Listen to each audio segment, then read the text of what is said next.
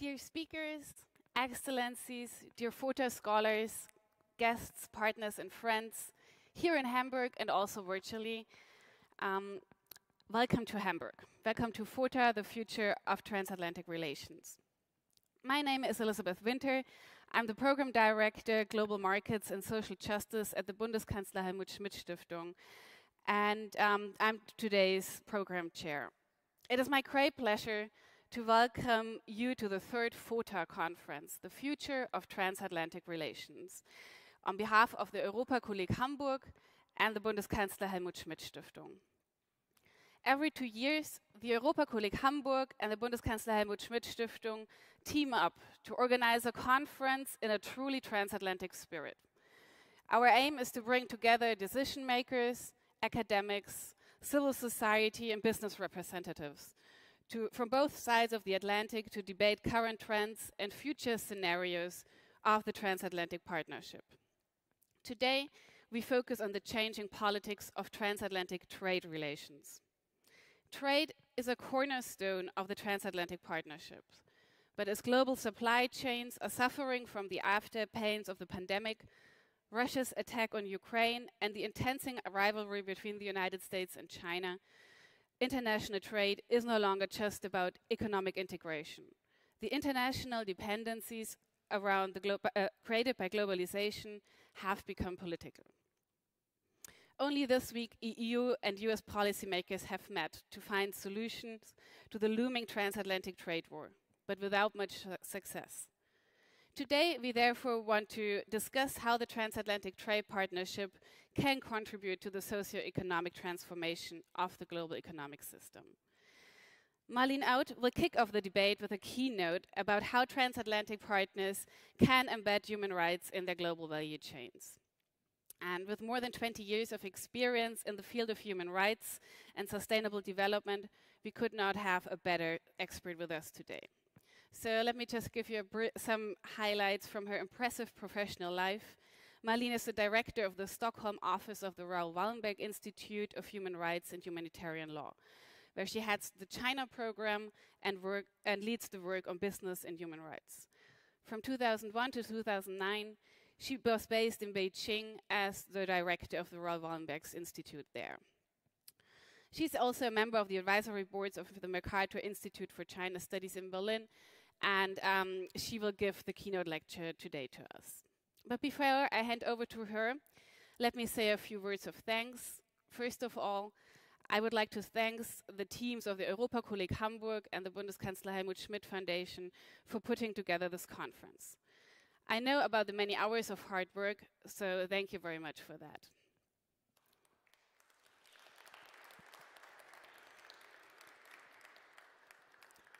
And second, I would like to thank Hamburg's Ministry for Finance, Research, Equality and Districts for its generous funding, which makes this conference possible in the first place.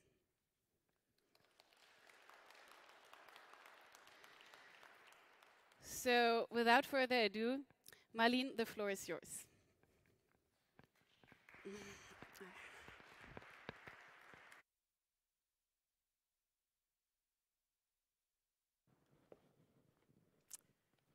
Thank you so much, Elisabeth.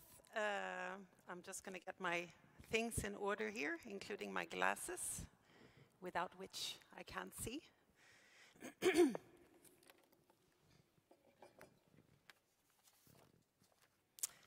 Thank you so much, Elisabeth, and thank you to the Bundeskanzler-Helmut-Schmidt-Stiftung and the Europa-Kolleg Hamburg. Sorry, my German is not very good. For the invitation to this wonderful conference. It's the first time I attend. It's my second time in Hamburg. It's lovely to be here. And it's a great honor to speak with you today in the form of this brief keynote, and I really look forward to our discussions throughout the day. So my task is to set the tone and lay out some of the topics for today's discussion. The overall theme, as Elisabeth also described of our discussion today, is changing politics of transatlantic trade relations. there is renewed attention to the politics of international trade. Already more than 20 years ago, the former UN Secretary General Kofi Annan cautioned at the World Economic Forum in Davos that without business respect for human rights, for decent labor and environmental standards, the global economy will be fragile and vulnerable.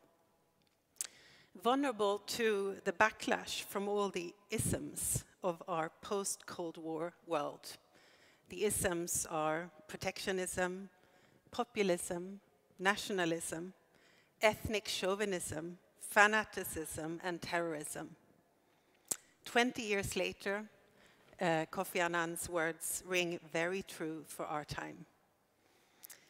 In these times of great power competition, US-China competition, of securitization and weaponization of trade, it's really good to have this opportunity today to go beyond simple binaries and try to tackle these issues in an integrated manner from different perspectives in all their complexity.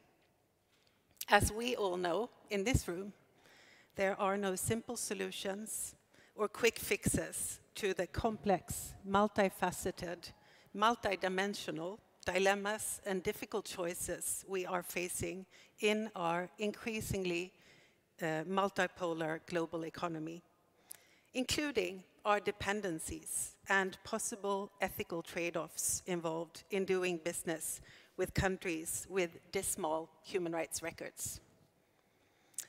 Our relationships with Russia and China is at the center of this debate. But if Russia was the storm, China is climate change in terms of how integrated and dependent we are on China in the global economy. Asia represents 60% of global GDP. The world is connected, interdependent, globalized, for good and for bad. So, the topic I have been asked to talk about today is a human face for trade, human rights and global trade. How can transatlantic partners in the public and private sectors embed human rights in their global supply chains? Some historical perspective is useful. While globalization is only a few decades old, trade and human rights have had a turbulent interaction for centuries. Throughout the 17th and 18th centuries, the East India Company relied on slave labor and exploitative labor practices. But global trade and business can and has also created job opportunities and lifted millions out of poverty. At the same time, forced labor, dispossession, and modern-day slavery practices continue to persist today. There's been some important progress in the past 2 decades. The UN Guiding Principles on Human Rights, adopted in 2011, have provided a common framework for all stakeholders in managing business-related human rights risks and impacts. Corporate respect for human rights has gained momentum, and important supply chain and due diligence legislation is in the pipeline to ensure a level playing field and harmonization across international standards. At the same time, the 2022 Corporate Human Rights Benchmark, published just a couple of weeks ago, showed that less than 5% of business involve affected stakeholders when doing their human rights due diligence and impact assessments. So, while progress has been made, considerable challenges remain. These include making human rights a core element of green transitions and sustainable development strategies, the just transitions that we've been hearing about a lot lately, including at the recent COP, and enhancing collective action to tackle systemic challenges. One way of doing that is, of course, by doing human rights impact assessments of trade agreements. The three panels we have ahead of us today address three of these systemic and complex challenges, namely social inequality, technology, and digital transformations, and the need for climate action. In all these areas, we need an integrated approach to people and planet, addressing both human rights and the environment. And we need alliances between a multitude of actors across the Atlantic, but also, and importantly, beyond the transatlantic, involving the Global South.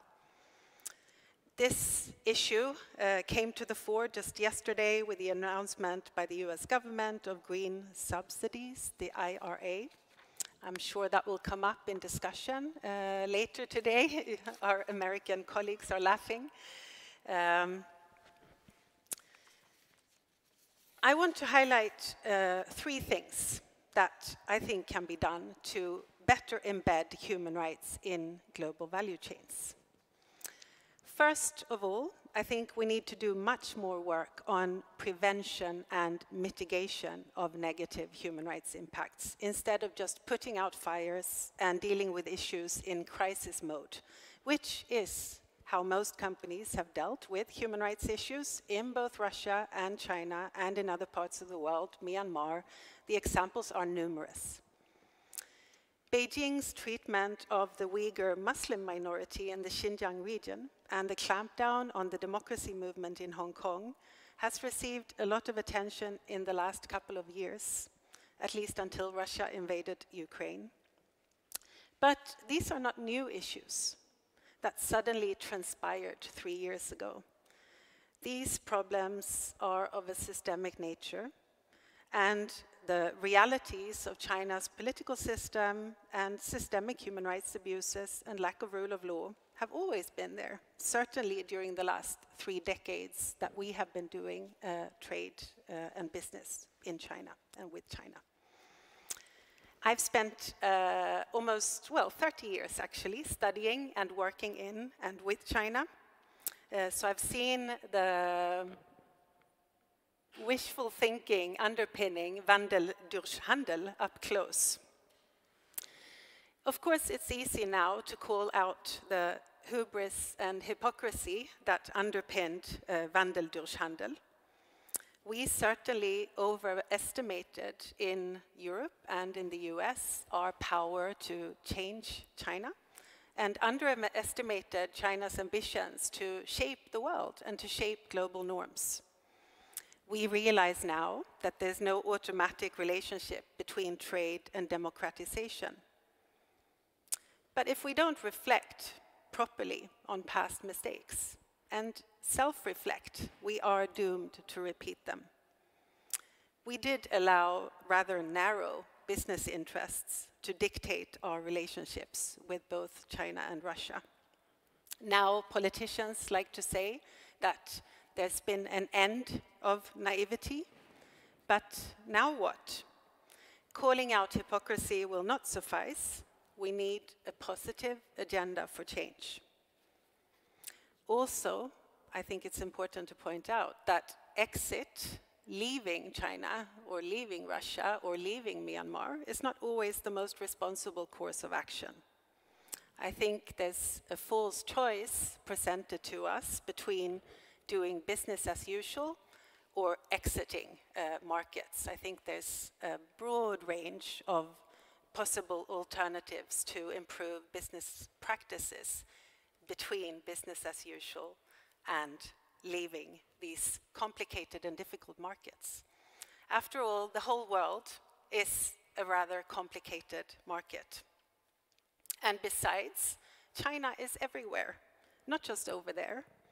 So business and governments need to have a global China strategy, or even better, a global business and human rights strategy. Secondly, I believe that it is of central importance that we rescue the international human rights law system that we have built up since the Second World War. The past 20 years have seen not just China's rise as a global power, but also a gradual global democratic decline and erosion of the established international human rights system and norms. As we all know now, 1989 was not the end of history for all of the world. In Beijing, the year 1989 had completely different connotations and historical significance.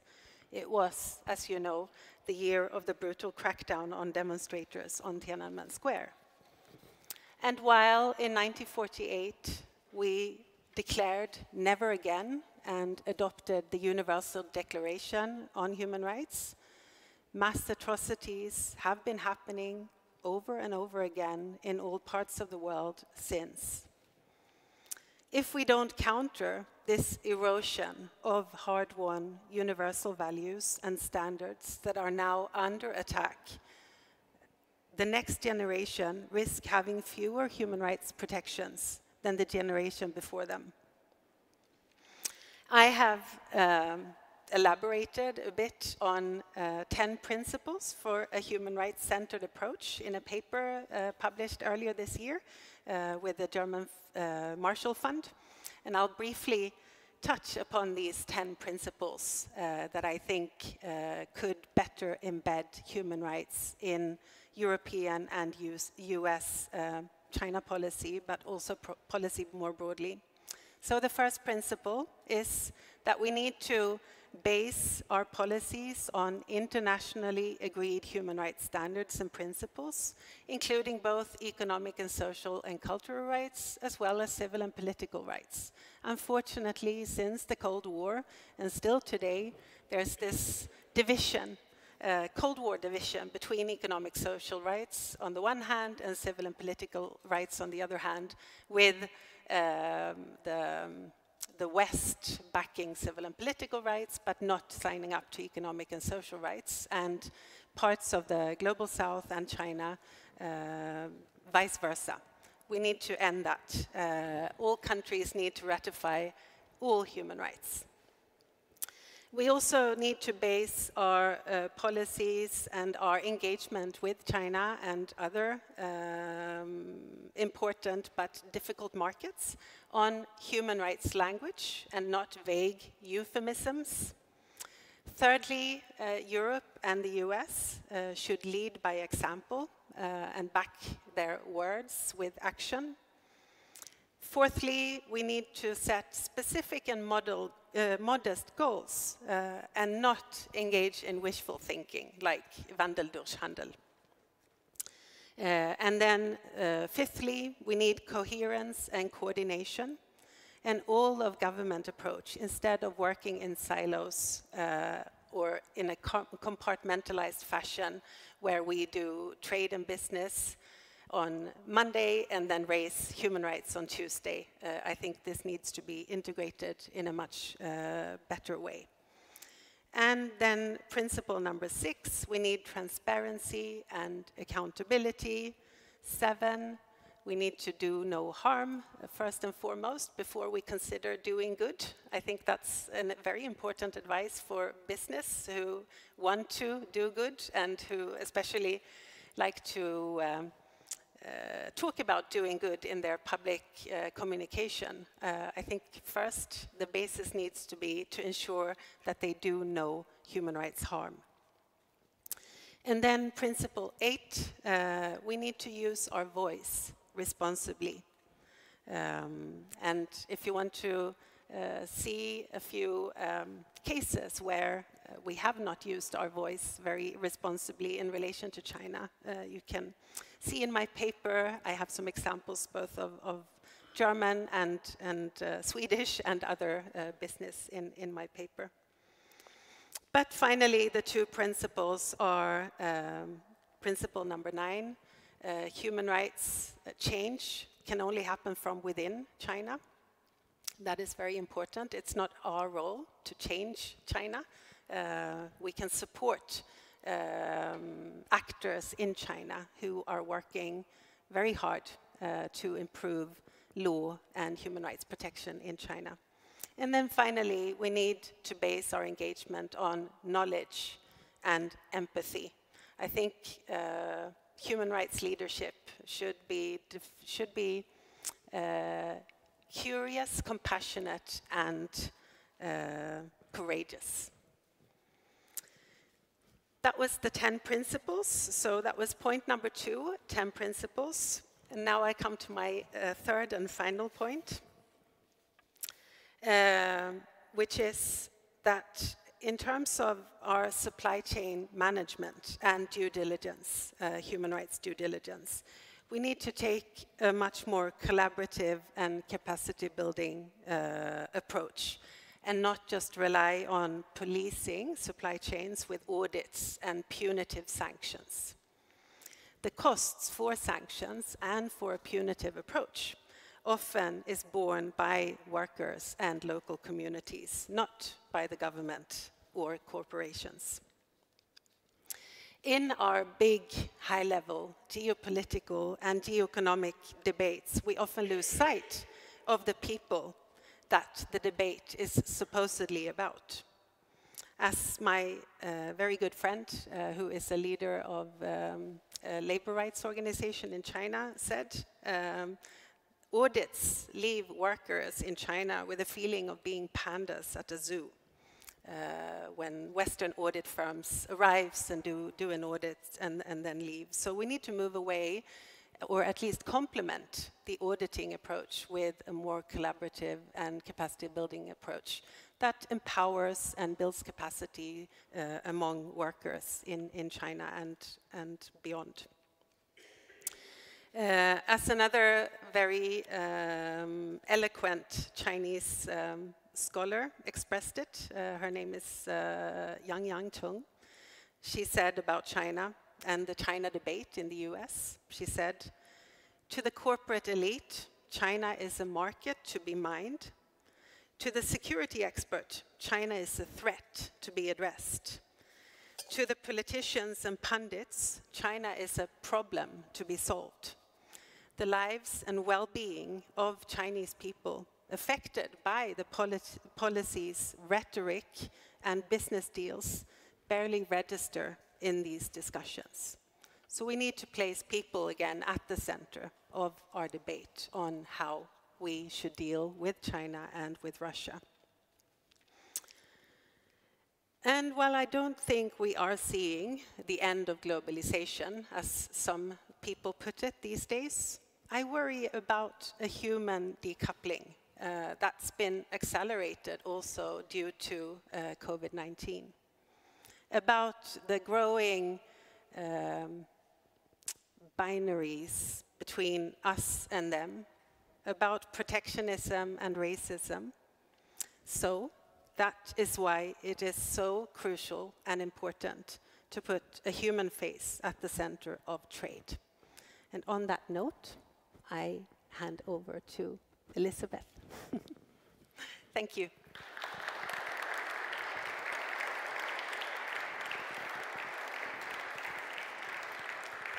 So thank you very much, Marlene. Maybe we could just have both a seat here. Over here.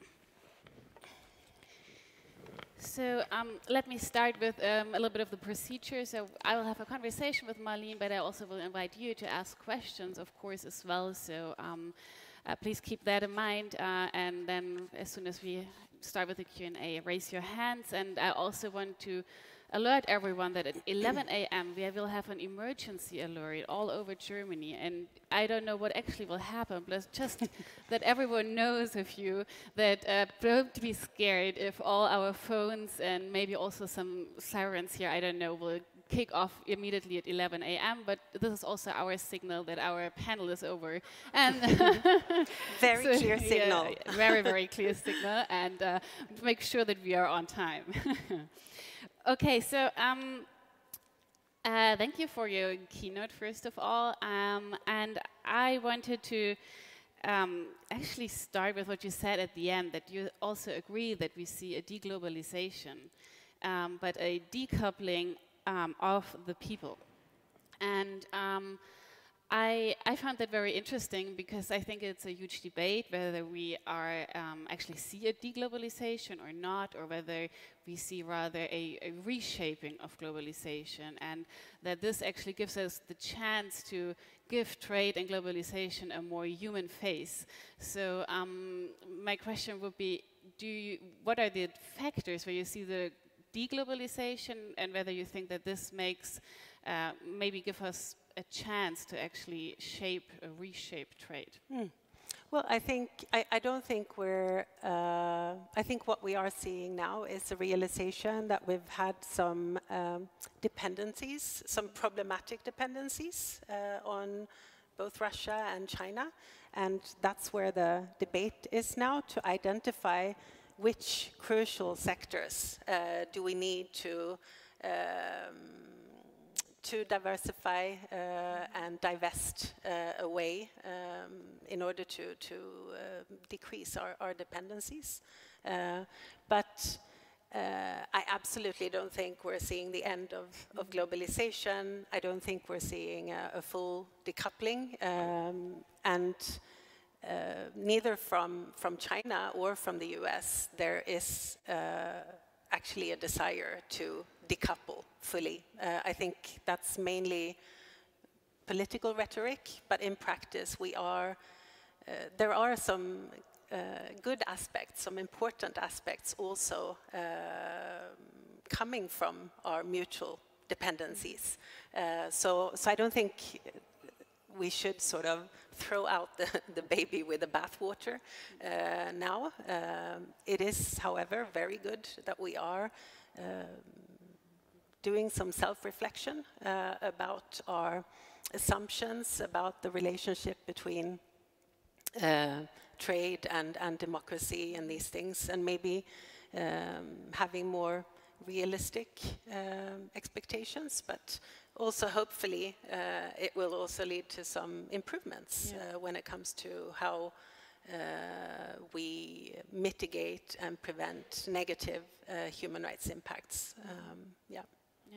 So, I mean, you already mentioned it, that you would not advise to decouple, actually, and that you also don't see it being the real strategy, even not in the United States. But of course, there's also the discussion about friendshoring, for instance, that global supply chains should rather shift to more to other democracies, and this also touches upon, I think, the other point you mentioned about this confrontation and the discussion about how the West, or democracies, and autocracies on the other side. So my interest would be, my question, how can we then still trade with countries where we see human rights violations, even though we no longer accept the idea of Wandel durch Handel? That's a lot of questions in one question. Yes, some businesses are divesting. Apple is a recent example. They are moving some of their production to other countries than China. But I don't think it's possible to decouple from China in that sense, because China is a global actor. China is global, so even if you decide to move some production out of China, you will encounter China also in other parts of the world. So as a business, you encounter China in Cambodia, human rights due diligence, proper human rights impacts, and it is also important to recognize that there is a difference between state obligations to protect human rights and to provide proper legislation to regulate companies, and then the corporate responsibility to respect human rights within your value chains. So having this compartmentalized approach that we've seen, where businesses have always said that, that's human rights, that's not, we don't engage in politics, and that I think that era has ended, definitely, because I think these days no business can or should be able to say that human rights is not their business, although they still try. Some major companies still try to take that approach. Yeah. So, I mean, after Russia invaded Ukraine, we've seen a lot of American firms, a lot of European firms very actively pulling out of Russia and being very political. So, do you see that this is also something that might have further consequences when it comes to human rights issues? Yeah, but I think we need to differentiate also a bit between different issues. Everything isn't human rights. I mean, the reason why some companies left Russia wasn't because they were directly involved in, it was because there were sanctions.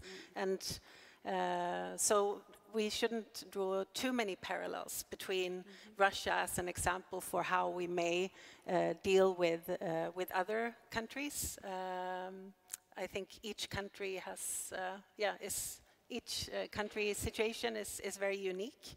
And I think businesses and governments who try to adopt this approach of exiting markets to find somewhere else, to find a democratic country, will find that actually the world is very complex.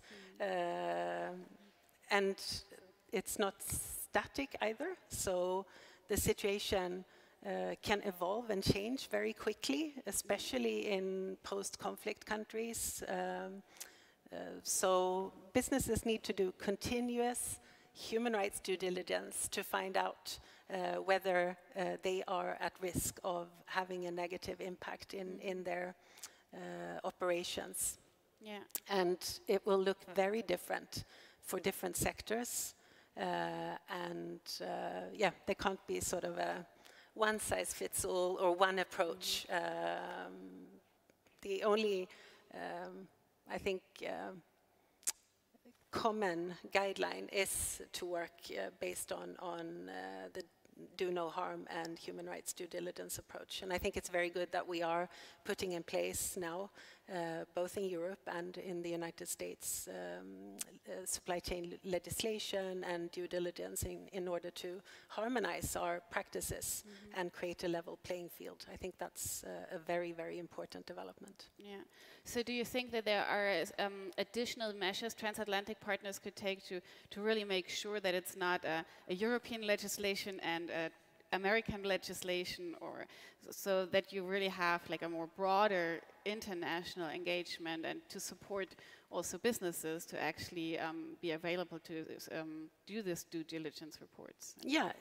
They can definitely, and that's exactly what the debate is about now when it comes to recent legislation being developed within the EU, that it needs to align to the international standards. And that's also why I emphasized the international human rights framework before, because we can't have a situation where countries, like the same problem we've had with the whole audit industry, where, you know, factories in whether it's in China or Bangladesh or India have had to deal with different standards and codes of conducts and auditing schemes from multiple businesses. Yeah. So the same applies to legislation. We need to have an alignment with the international standard. And the international standard now is the UN Guiding Principles on Business and Human Rights and the OECD guidelines. So European and American legislation need to align with those standards. So would this also be an example for leading by practice or leading by example? Or can you give us, because you mentioned it in your 10 guidelines or your 10 principles, so can you give us a concrete example how transatlantic partners could lead by example?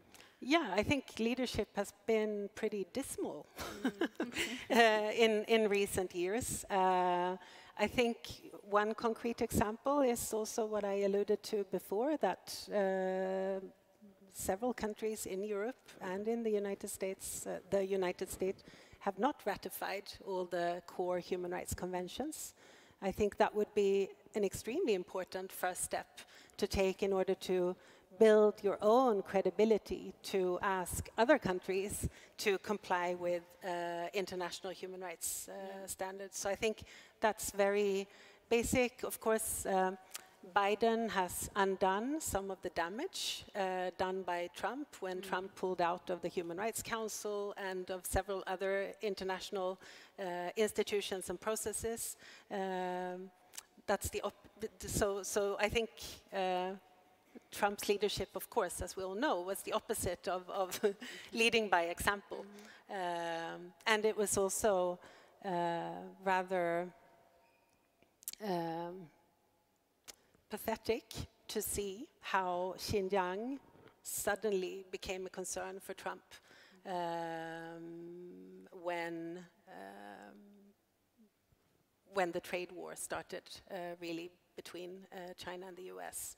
So all of a sudden then, the time was ripe to impose sanctions.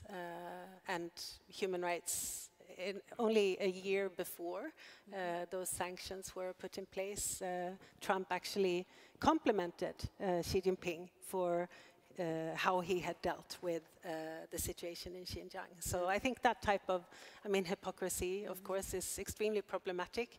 But someone also said that international relations in general is a form of organized hypocrisy. So of course, we have rules, and of course the reality is complex, and there will be a level of hypocrisy in our international relations, but at least we can try and minimize that hypocrisy and try and minimize the application of double standards.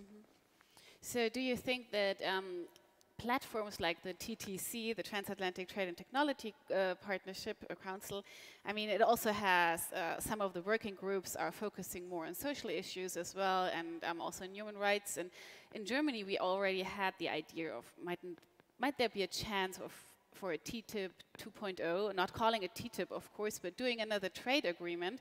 That if this is really focusing more on sustainability issues, equity, that this might also be a chance of leading by example? Do you see there any chances? Or do you think also that such a trade agreement might be leading by example, or wouldn't it be rather for third parties, countries in the global south, more like, okay, now you're again doing a transatlantic approach instead of a multilateral approach?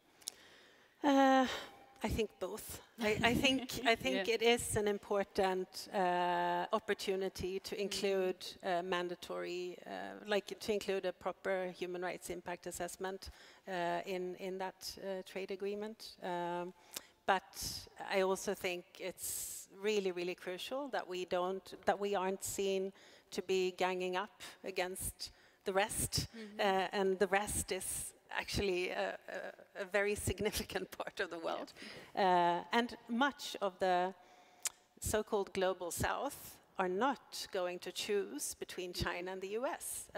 They base their international relations and their trade relations just like we on their own interests. And it's not in their interest to choose between China and the US. They have complex relationships, and some countries really benefit from Chinese investments. China as a development partner in the Asian region. So I don't think the rhetoric or the approach that forcing the rest of the world to sort of team up on our side against China or against even against Russia is going to work that well. So I'm going to ask my last question, and then I will open up the floor to you. But of course, you know about the discussion in Germany about the China strategy. It's the first China strategy Germany is discussing right now. And you already mentioned that we actually need not a China strategy, but a global human rights and business strategy. And I wonder what your comments or your remarks on the German discussion would be, because when we think about many discussions on the investments by Costco, the Chinese company here in Hamburg, for instance, not even the German government had one approach. within with the European Union, we had not this one approach where many European partners were very surprised about the German decision, and our transatlantic partners were very surprised about the decision as well. So that makes me wonder, where are we actually with such a strategy, and is it even possible to have such a global strategy? I don't think it's possible to have I think it is possible and useful to have a German-China strategy. I think it's more difficult to have a European-China strategy. I think it's quite impossible to have a transatlantic China strategy because we, as I said before, all countries are in a very different position and relationship in relation to China. So between the US and China, there is a great power competition, and that really sets the tone for the US, for good reasons, for the US approach to China. But the US approach to China is very different to almost all other countries in the world, including the EU. So I think we need to be realistic about that we all depart from our own interests, and it is difficult to have a coordinated approach. I understand that the German-China strategy is sort of phased to first this development of a security strategy and then a China strategy. So maybe an even better way of doing it would be to a security strategy and a business and human rights strategy, and then a China strategy, and yeah, for that matter, also other country strategies. Yeah. But yeah, no, it's been there's been a debate for well over 5 years in Europe about our approach to China. I think it's been a really useful and important debate. I think we have. The debate has at least improved. It's much more realistic now, and I think we're also, after a couple of years, I think it was 3 years ago, the European-China strategy defined China as an important cooperation partner, competitor, and systemic rival. I think next we need to not sort of work with China in that kind of siloed approach where we believe that, on climate we should cooperate, and then on technology we should compete, and on human rights we're systemic rivals. But I think these relationships actually go across all different sectors. So but I think it's good that the debate has become much more nuanced, and has definitely improved. I mean, if I compare my frustration, because I've been following the China discussion for many, many years, and to me it was always frustrating sitting in Sweden, where there was a lot of awareness about the challenge and potential threat that Russia posed, but China was only seen as a golden economic opportunity and an economic miracle. And so I think we have become more nuanced and realistic.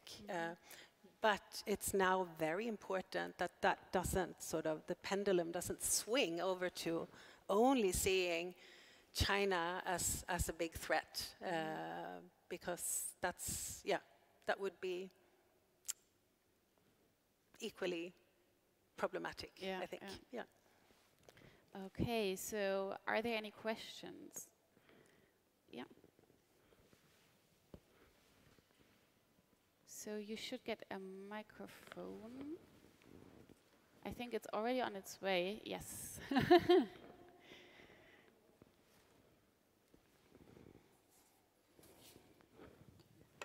Thank you very much for that excellent keynote, and I would like to address two points and to raise two questions. I think you outlined quite convincingly that the Handel durch Wandel hypocrisy is way too simplistic and also very naive, because the relationship between trade and democracy is not a relationship that trade automatically will lead to democracy. I think also if we historically look at authoritarian countries, it might be to some extent the other way around. You know, if trade helps to stabilize the economy and the well-being of the people and prosperity, you are, you know, rather face historically societies that people are willing to accept authoritarian regimes if they can, you know, live well, if they have job opportunities, if they have business opportunities. If you look, you know, in the history of the 20th century, also the 21st, that's quite clear.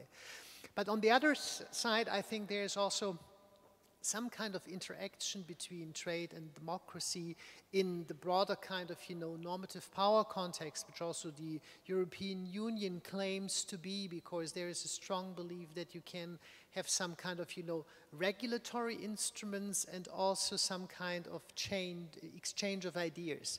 But of course you need to institutionalize that and make that work, and I think we were way too naive to believe it would automatically happen and use that Handel durch Wandel thing as a kind of window dressing. And therefore I'd be interested if, you know, you could make Handel durch Wandel to some extent work. If you have kind of, you know, standards, parameters, goals you want to enforce also via trade policies. And that brings me to the second question you raised, which I also find so interesting in your different points. You said that capacity building in the very countries is a very important issue. Capacity building for the workforce, that they can claim their human rights standards and everything. And that capacity building thing, I think, is sometimes extremely problematic, because you need quite a lot of money for that, and you need trained people to really do that. And from a global north perspective, sometimes it might be very naive to believe, okay, we give you some money and then there is a chance for capacity building and you do it there.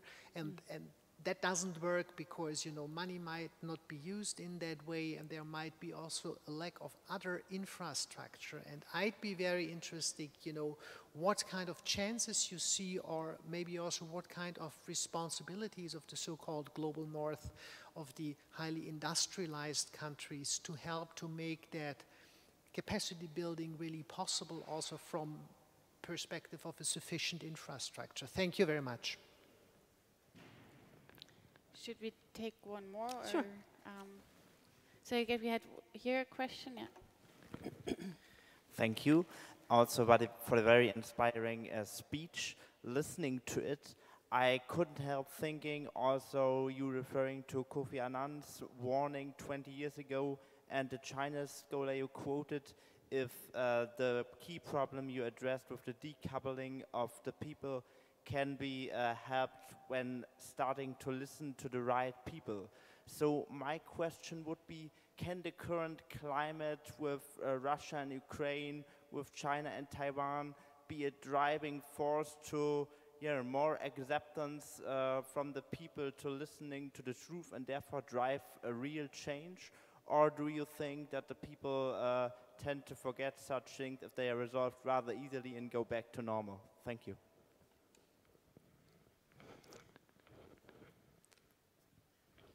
Should we take one more and then you answer the question? Yes, or? yeah, let's do that. Okay. Yeah, let's take one more question and then we answer it, yeah. And then the signal will blast. Yes, thank you. My name is Henry Ries, and I'm currently Secretary General of the French NGO Énergie Franco-Allemande. But many decades ago, when I was studying here, I was on the board of the Amerika-Gesellschaft, which was over there in a building called the America House, with a separate American consul. And the Amerika-Gesellschaft doesn't exist anymore. So my question is, do we do enough?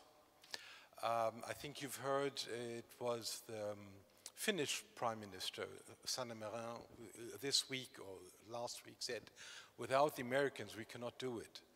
And I think when I studied here, there was a lot of anti-Americanism, and I think the young politicians have also forgotten that it is difficult. Sanna Marin is very young, she has understood. So do we do enough? I mean, Trump, forget it. Biden, fortunately, is so old in politics that he knows this. But from our side, do we know how important America is? Probably here, yes. But do our politicians know that?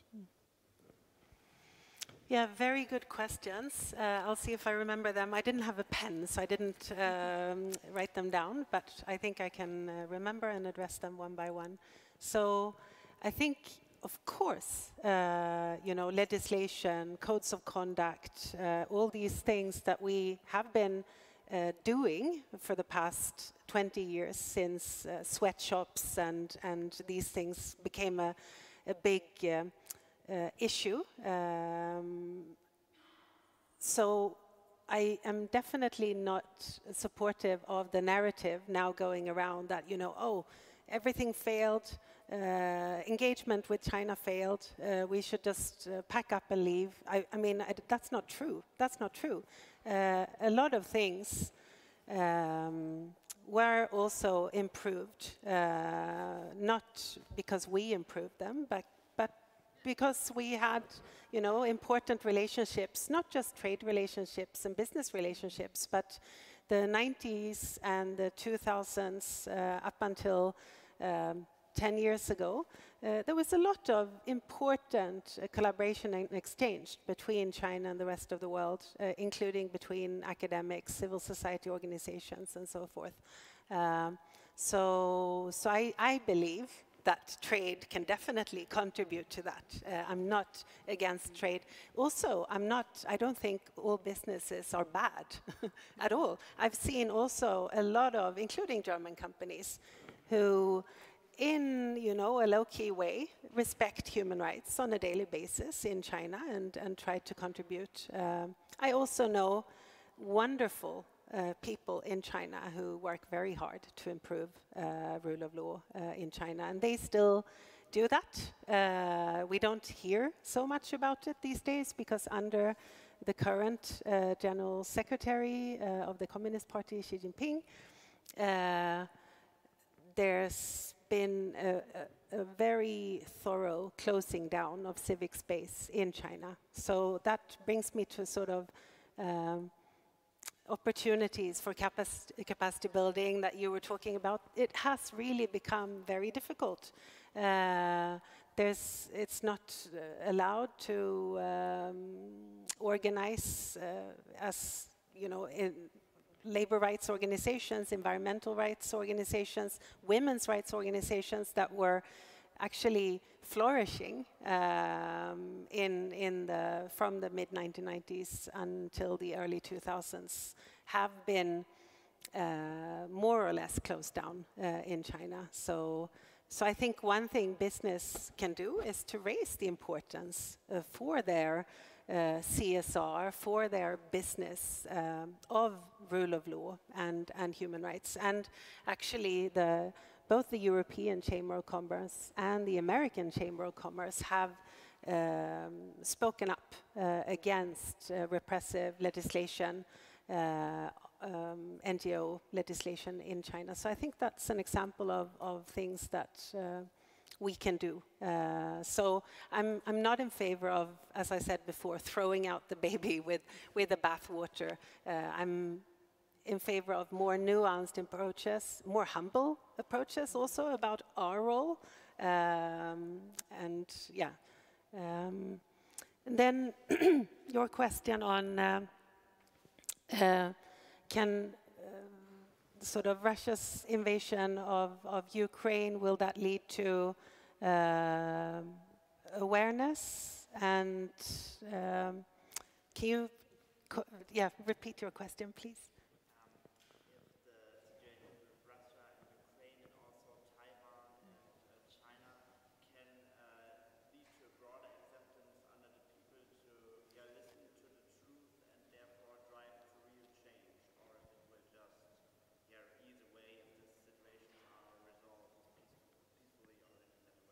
Do you mean people here in Europe or in China or more generally? Yeah. No, I think in general, if I speak just for Sweden, and maybe a little bit for China as well, because I work there so much. Oh, here we go. Okay, here we go. Yeah. Okay. It wasn't I that don't know bad. how long. Yeah, yeah. It's okay. So let's see how long it goes. Okay, interesting. Oh yeah, your phone is also ringing. Yeah. Yeah, wow. Yeah. Wow. That's Okay, and when will it stop? pretty impressive. Yeah. Oh, it stops if you... Yeah, Oh yeah. here we go. Yeah. Chimney arrives in the 21st century. Yeah.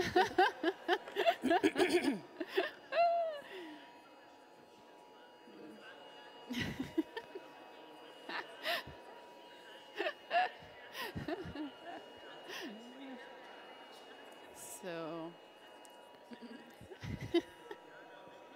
but do you think it's also the building, or is it only the phones we can hear? It's hard to tell, isn't it? Yeah, it's very hard to tell. But I think it's calming down. Yeah.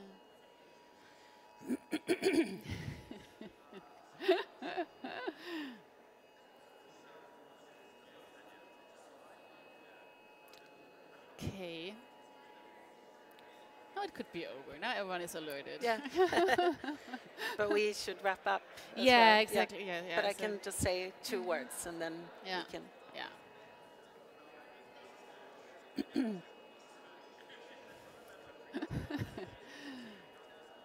Yeah.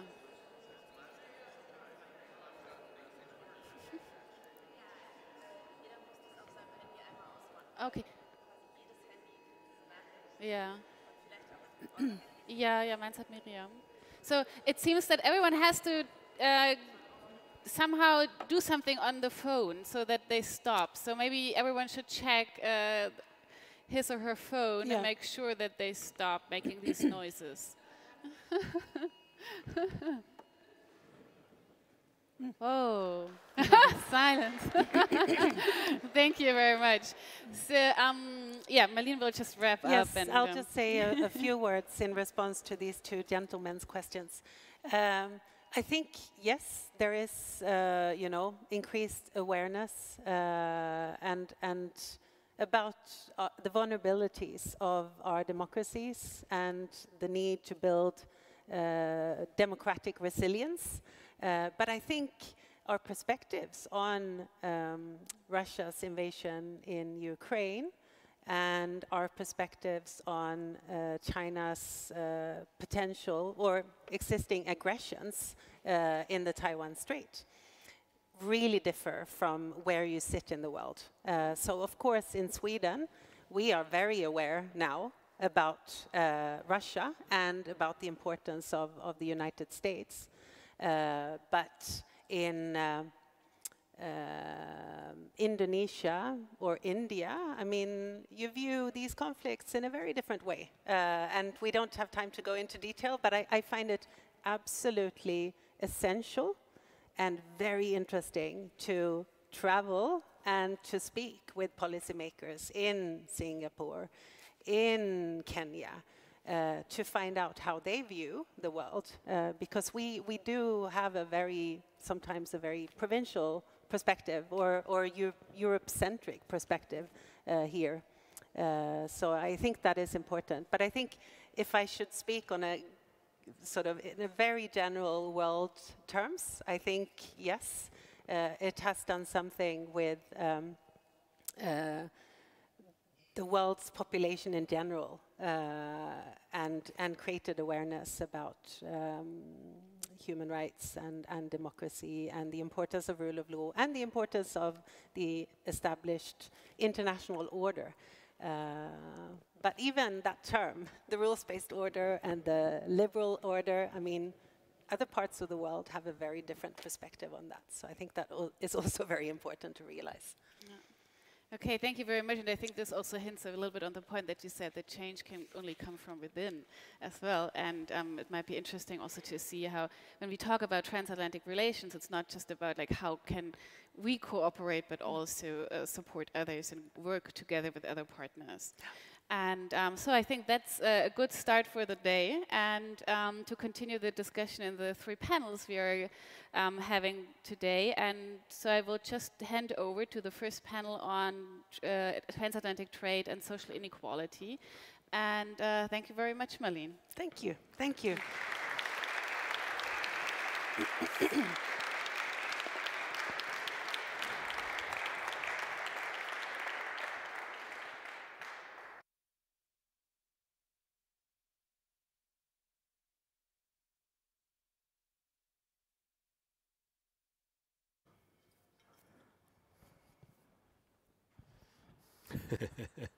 Free choice of chairs. Okay.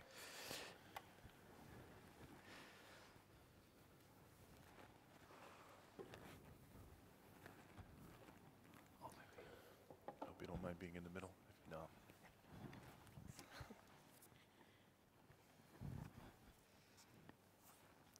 Können wir vielleicht noch ein Glas bekommen?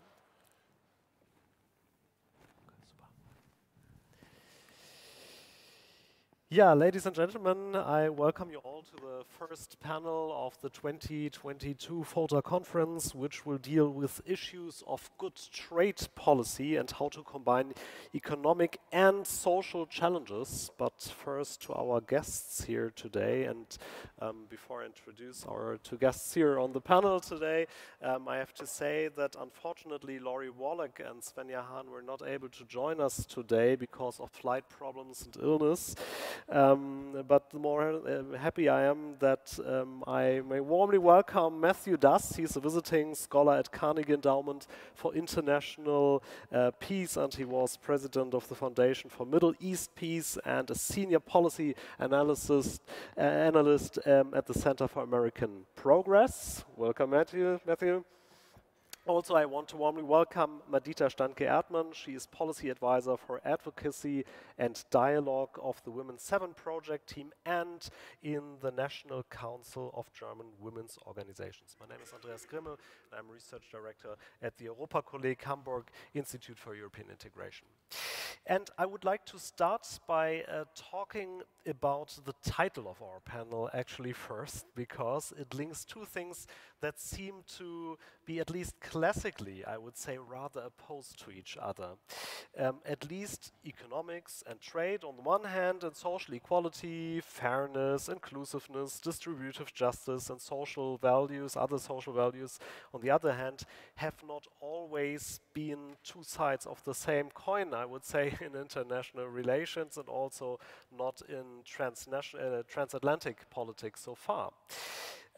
So my question, and I would like to address this question in a brief opening round, so to speak, to both our panelists here, because I'm curious to hear about your different perspectives on the topic. My question is, if both economics, trade on one side, social values on the other side, can be reconciled with each other, how could this be achieved? And which actors, structures will play a major role here? Matt, maybe you want to start? Sure, thank you. First, let me just say thank you for inviting me to be part of this panel. It's a great privilege. I also want to just thank Marlene for the great remarks just now. I thought there was so much in there, and some of which I would very much like to respond to. But to address your question first, I think, yes, in some ways, those two things, trade versus values, trade versus social equality, have been at odds, but that's in large part because I think we have accepted that premise, which is a kind of international trade and system of economics and institutions that were built effectively to insulate global trade from democracy, from populism, from social needs.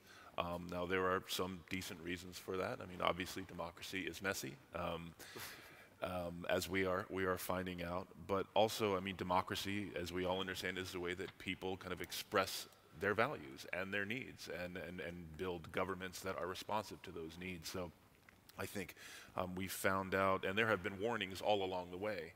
I think that this understanding of keeping trade and economics isolated or insulated from the popular will was not working out. I think we have failed to acknowledge those warnings.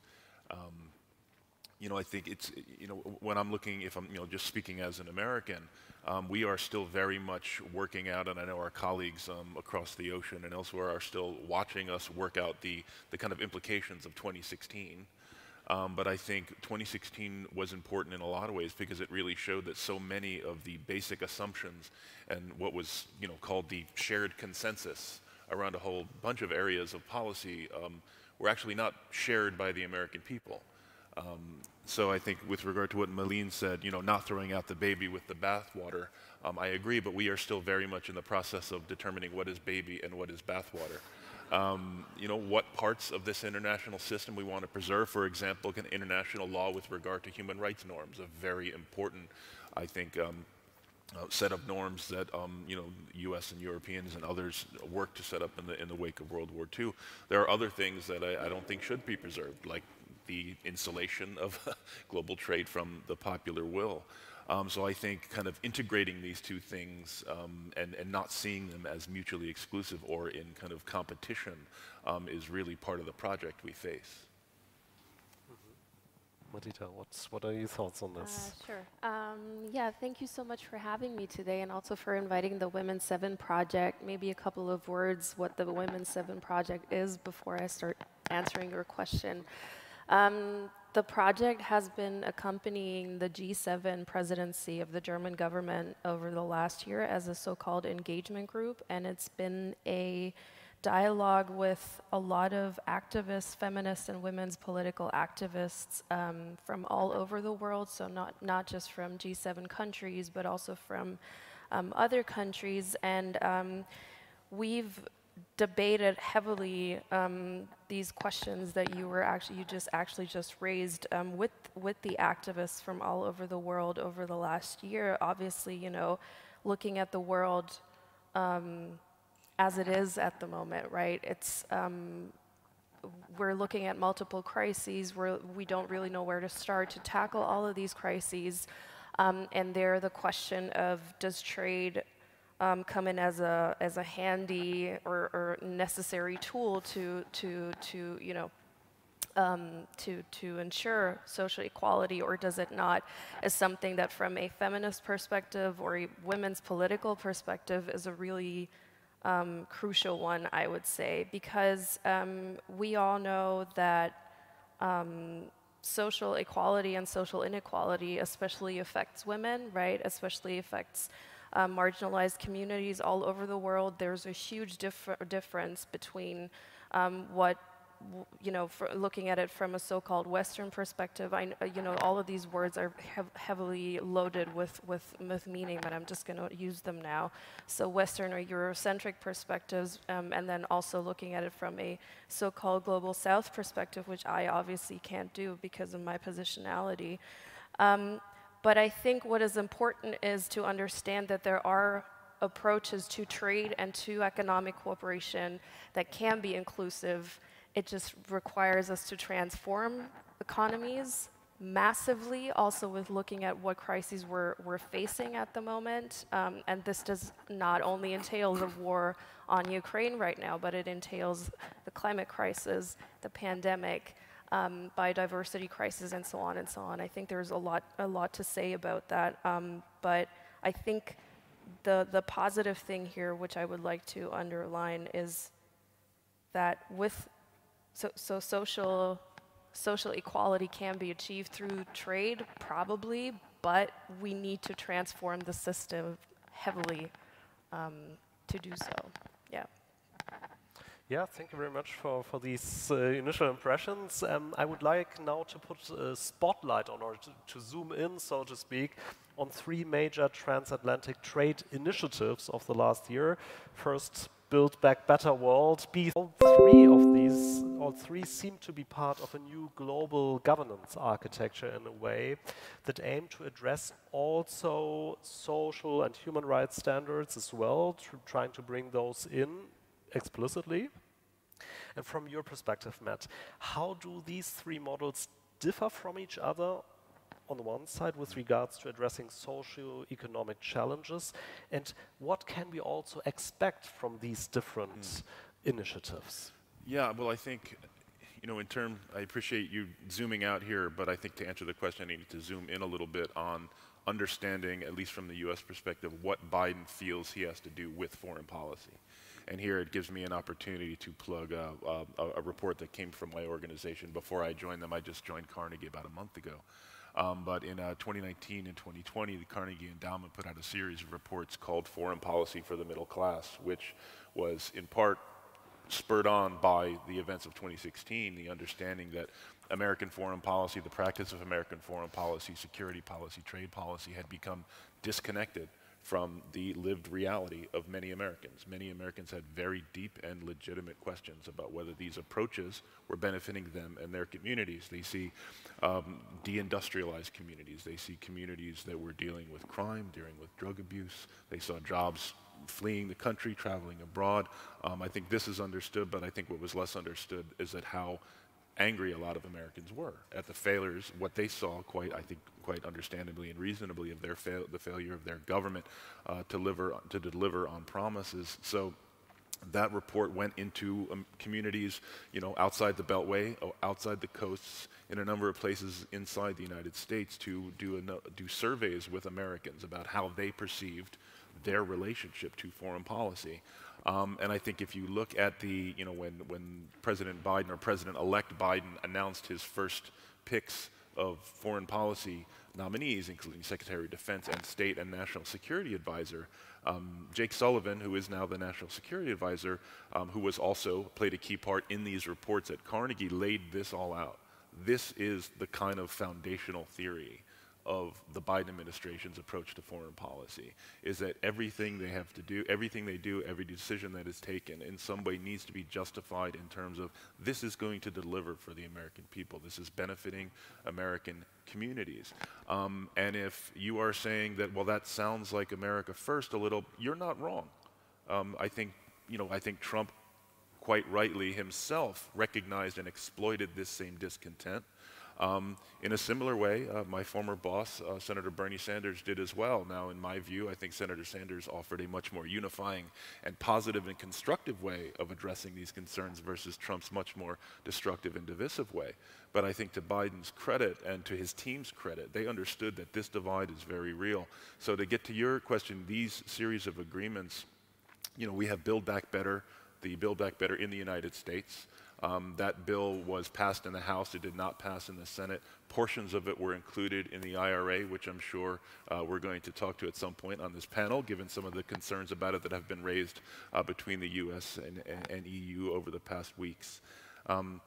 But I think the way to understand each of these different initiatives, at least from the US perspective, is you have an administration that is very clearly deeply committed to America's continuing global role, and particularly to the transatlantic relationship. They continue to understand that it is foundational to kind of our shared global security concept, while at the same time looking for opportunities to bring in the global south to a much more prominent role, not just around the table, but in the kitchen. And I do want to make that distinction too. It's one thing to kind of allow people to partake of the food that you have cooked, but I think that is not even enough. I mean, what we're hearing from colleagues in some of these other countries, particularly in the global south, is that they're no longer satisfied in simply participating within a set of rules that have been determined by the victors of World War II. And they have put it very explicitly in those terms, that they very much want to be engaged in writing, reforming those rules for the future. And so I think in some ways, the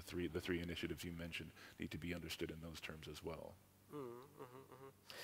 So now, interestingly, with the three models, Build Back Better, Global Gateway, Trade and Technology Council, different perspectives have been formulated, while at the same time, I would say the question arises how they can coexist and maybe also how they can be interlinked with each other. And of course, also China's Belt and Road Initiative is also in the room, and we heard a lot about that as well. And some of these initiatives are reactions on China's Belt and Road Initiatives, which is already in the field since 2013.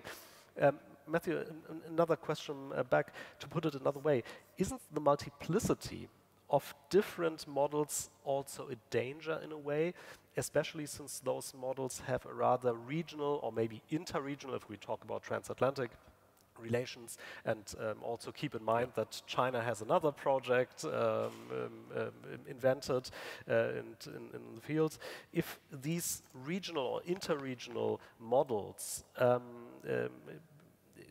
couldn't this be a problem because this also means less multilateral action and problem solving in a way? I mean, aren't we in an era where we're going back to interregionalism or regionalism and a very regional thinking, and that this substitutes in a way the more multilateral agenda that we had a couple of years ago, 1 or 2 decades ago? Right. No, it's a very good question. And I think the answer is probably yes, but I think this is not new. I think we've had a number of kind of overlapping multilateral organizations, whether it's the WTO, the World Bank, IMF, the UN, that, whose actual functions and decisions in some ways were at odds with each other. I think, the administration is committed to UN reform. Clearly, they've re-engaged in a whole, bunch of committees, the UN Human Rights Committee among them. But I think they also recognize that there's a role for these smaller regional arrangements. The road is going to be bumpy, as we all found out during AUKUS, for example.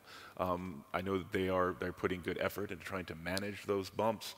But they also, their theory of the case is that, strengthening at every possible level the U.S.'s, multilateral and regional kind of interactions is beneficial. Okay. Madita, Commission President Ursula von der Leyen has recently said that the EU's global gateway strategy, and I want to put a focus on that now, is a way to redesign, I quote here, to redesign how we connect the world to build forward better. This is also, I think, a word play with Build Back Better World, maybe in a way, maybe the European version of it. Madita, what chances do you currently see to implement such a program, the Global Gateway Strategy? And where do you see the most significant problems in implementing this Global Gateway Strategy? Well, as civil society, it's always the role of civil society is always to ask and question what do these initiatives, what do these ideas, what do they entail, right? Looking at the, if we look at initiatives like those or the 3 ones that you mentioned before, in this G7 context, I think it's important to understand that we look at those things on the one hand from a national perspective, from a multilateral perspective, but also from a people's perspective, right? And I think what was important for the organization that I represent here today is to understand what are they trying to, what will come out of it in terms of bettering the situation of people, as I said before, that have come out of crises or are still entangled with crises and are really have to work hard and have to and are kind of hitting the limits of what they can actually to sustain a living, right? And then if we look at the publications that have been put out by the G7, where it says that the G7 are gonna focus their trade policies, their development policies, their foreign policies in a feminist spirit, then obviously we look at this and sit there and so how are you gonna fill that with content, right? What does that mean? We've been talking about women's economic empowerment for a really, really long time, and now all of a sudden it's about feminist policies. What does that mean, right? If we look at you were mentioning the so-called Silk Road Initiative, right? That's put forward by the Belt and Road one by China. Look at what the G7 have done now. They're investing $600 billion into an infrastructure initiative, which is obviously a counter project to that, right? And for civil society, for women's civil society, it's important, where does that money go to, right? We've been advocating for a 2% of a country's GDP to go into social infrastructure, but there's nothing about that, right? So what I'm trying to say is that as long as these initiatives, the ones that you've mentioned before, the European Union one and so on, as long as they don't keep the people's needs in mind, right? As long as they're not needs-based, and as long as they don't understand that trade policies have intersectional impact and affect people intersectionally in terms of differently, right? And that they reproduce social inequalities on a, as of now, how the world is structured right now, in global supply chains, but also through these initiatives themselves, I don't see a lot of chance for these initiatives to make significant change in terms of how that affects people on the ground, right? Because we have to understand that these policies, they affect people on the ground. It's not just something that, and then on the other hand, these treaties, or some of the initiatives, they're not binding, right? That's one of the other issues. A lot of these agreements, either they're not implemented, like the ILO C190 against violence in the workplace, or the CEDAW initiative, for example, against, all discrimination against women. They're out there. We have the tools, right? But they're not being implemented in a way that we can hold countries, and we're just talking about government actors right now, that we can hold them accountable. We haven't really touched upon private or corporate actors yet, right? Which we might do in a bit, but yeah. Yeah, okay, thank you very much. And that's very interesting. And I understand that you're quite skeptical about these initiatives. And let me quote one word, one term that shows up over and over again, especially also in what the European Union representatives are saying, is the term or the concept of a level playing field. Level playing field should be established, right? And which means basically to ensure equal and fair conditions of competition for all participants of a global market or local market embedded in a global trade architecture. Madita, what do you think would be important then to ensure such a level and fair playing field for all market participants and to establish something like more social equality? I mean, if we, what would be important from your point of view to improve these initiatives in a way? And in your opinion, what concrete measures would have to be taken by the European Union, by the G7, by transatlantic partnerships to do so, to improve this? Yeah, sure. Thanks for the question. A network of civil society organizations in Germany has recently published a paper on how to approach a feminist foreign policy, under which trade policies also run. And they've kind of defined 5 points on how policies could be transformed in order for them to be less harmful or, doing good. I think, first of all, that entails putting human security at the center of these policies, right? That the humans who are responsible for either products or whatever is being produced, the things that are traded, basically, that they are in the center. Then we need fair wages, we need minimum wages, and we need wages that are where people, which also allows people to join unions, for example, right? Unions are, I think, a really important part of this.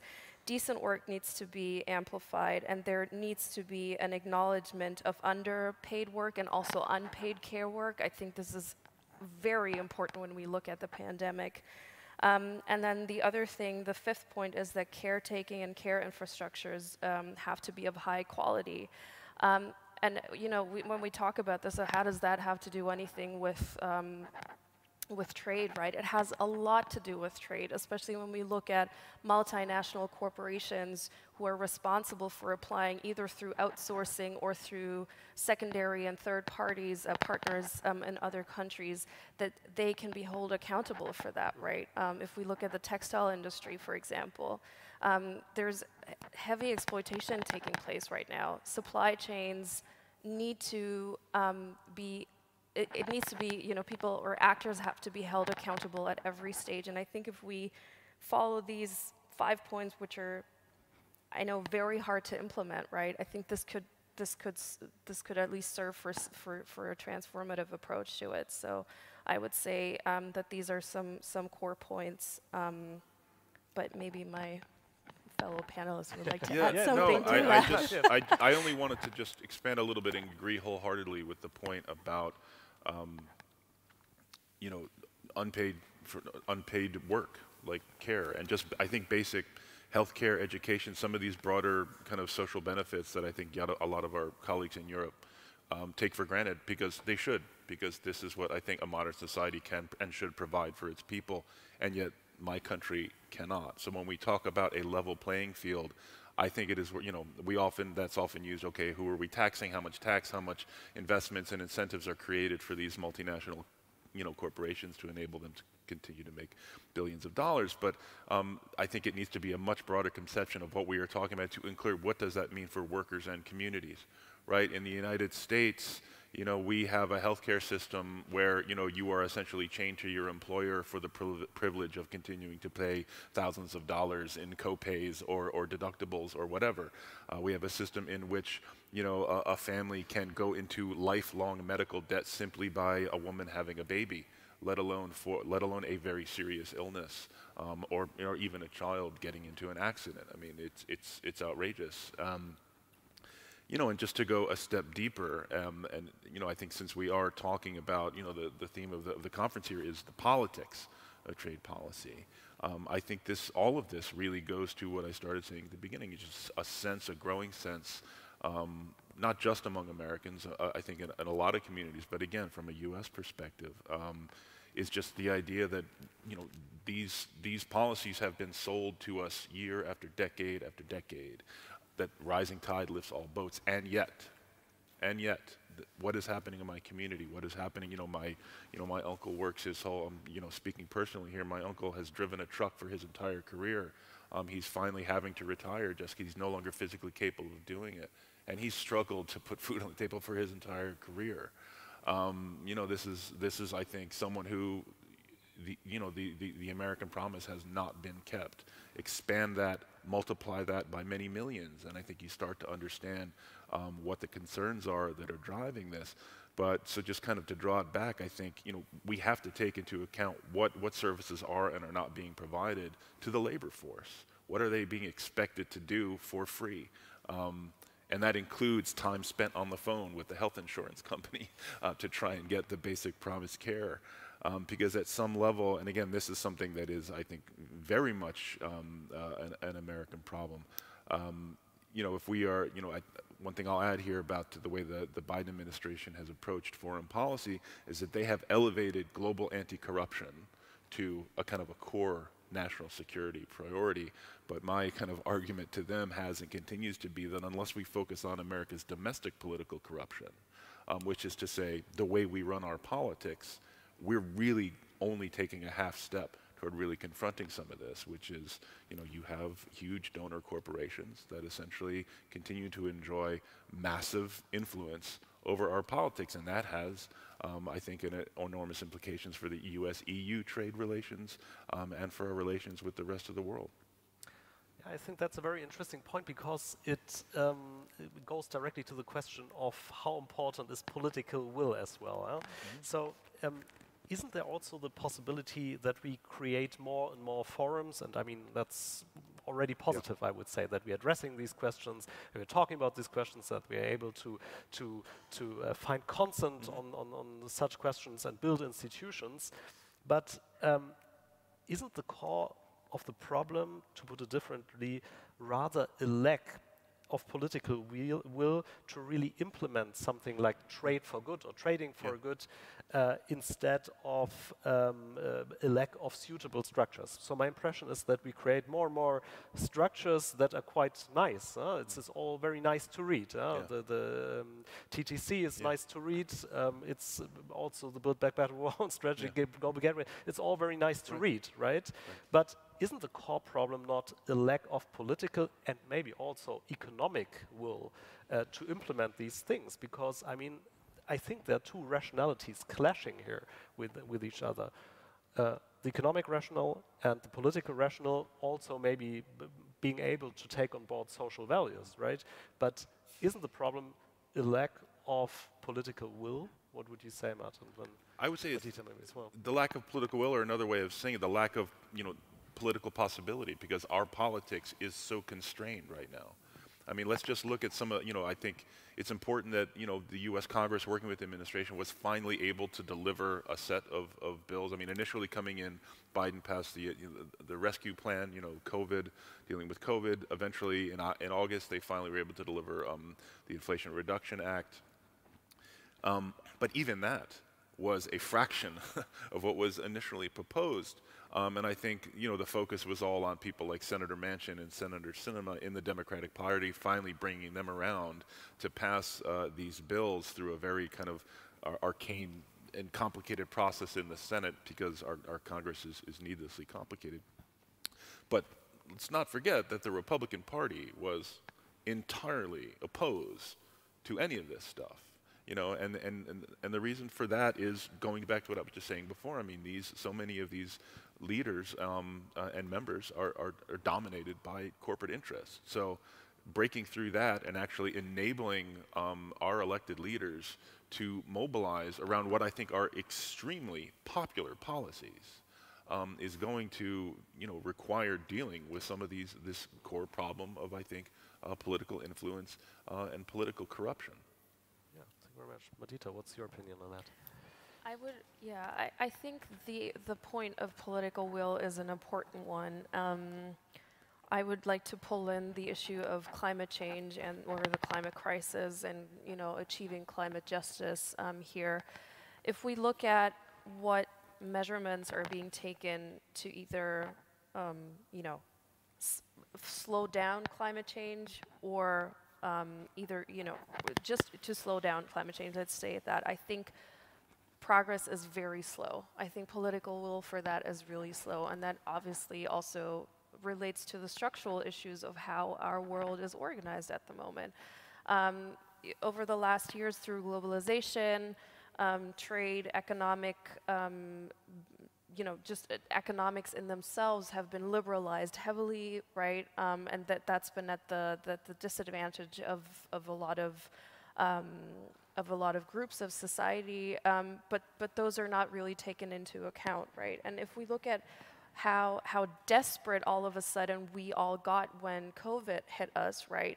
There was a lot of political pressure there. There was a lot of economic and fiscal pressure as well to actually put certain measures into place, which were not perfect. You know, we can spend hours and hours talking about how those measures actually affected people.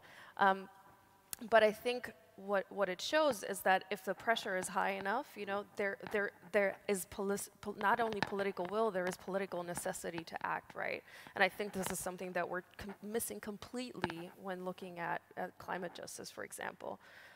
So I think, yes, political will, but also let's not forget what Matt was just saying. What kind of structures are we in, right? If we look at the European Union and certain policy fields that also relate to trade and production, we're kind of in a deadlock in some fields, right? So if we only look at that political system in itself, then we look at the national ones and so on, and I think there's what we need is a democratization of trade policies, basically, you know, making them, I don't know, approachable or at least participatory in their nature. And then that might actually get us somewhere where political pressure is higher than it is right now. Because these are, I think Matt was saying this before, that there's the tendency to dislocate or to dislodge economics from politics, right? Kind of this neoliberal idea that those two things do not relate to one another. But I think if we shift that back into making it more political or politicize it again, the pressure might get higher, and actually change might or transformation might actually come around. But I always think of, you know, if we debate, is there political will or not?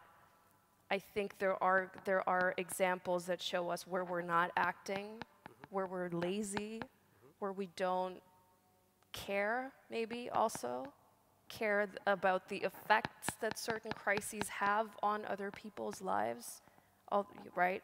From a Eurocentric or a Western perspective. And I think it's a complex issue, but I always wanna highlight the structures that we're in. From our organization's perspective, that's patriarchy, that's capitalism, and it's also colonial structures or neo-colonial structures that we're facing. So I think this is just something that we need to keep in mind. Yeah.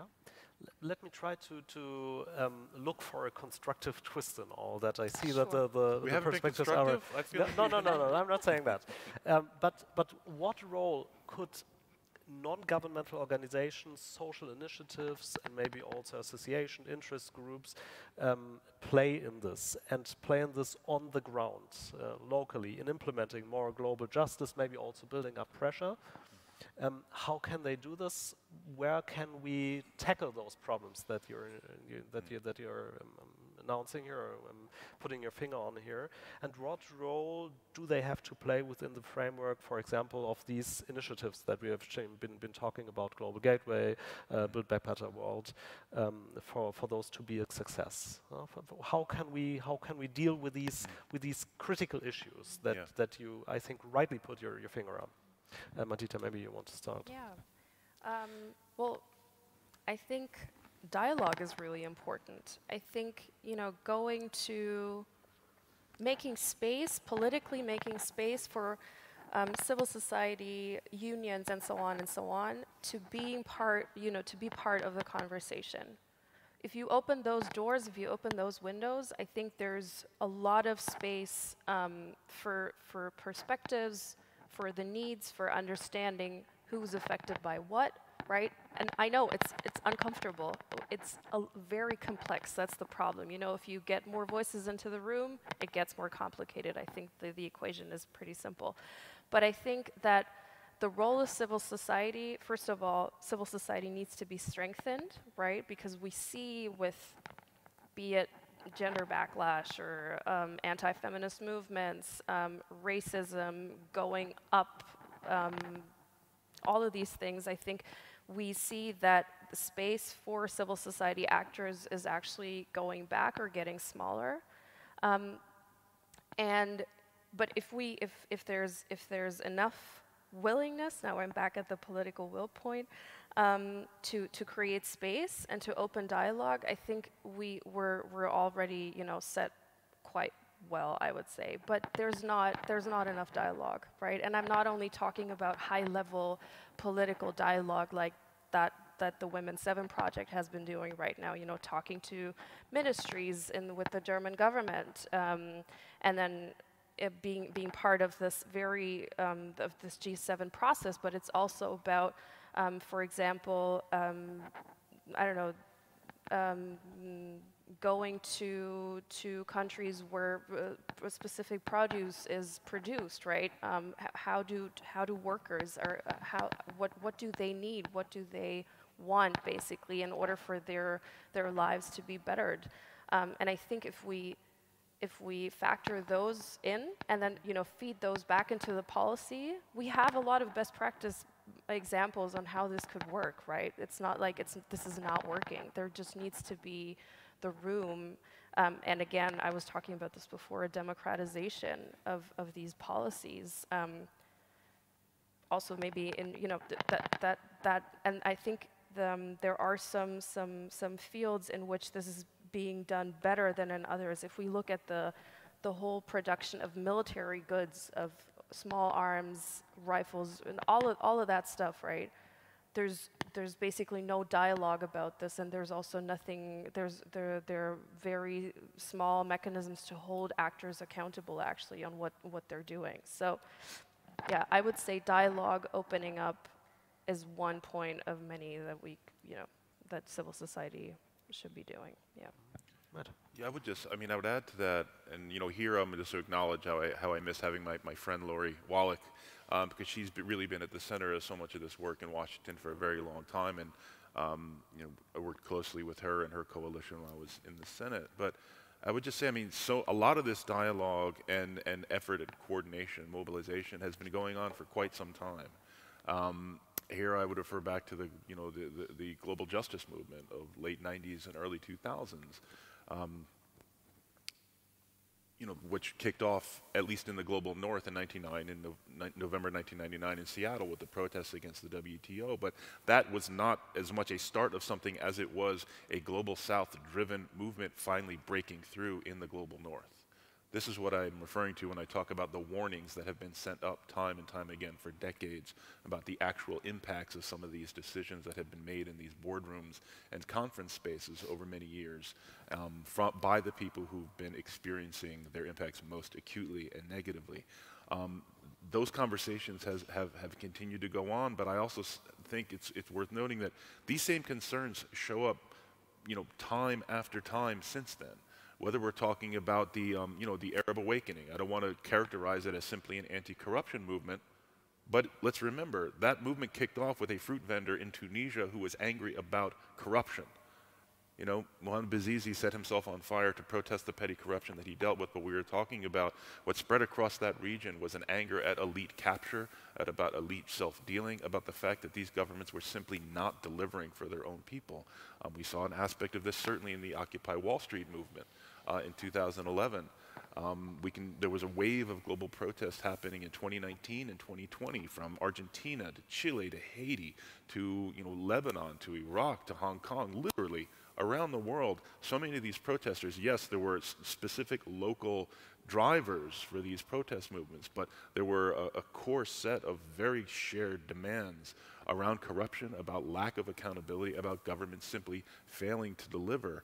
I think we participated in some of this, and again, this is something I worked with Lori on, which was, the global South-driven movement for the TRIPS waiver at the WTO, about vaccines, on, temporary lifting patents to enable the production of generic vaccines, mainly in the global south. We finally were able to, and again, something Senator Sanders took the lead on from the Senate, finally got the Biden administration to endorse it, at least in theory.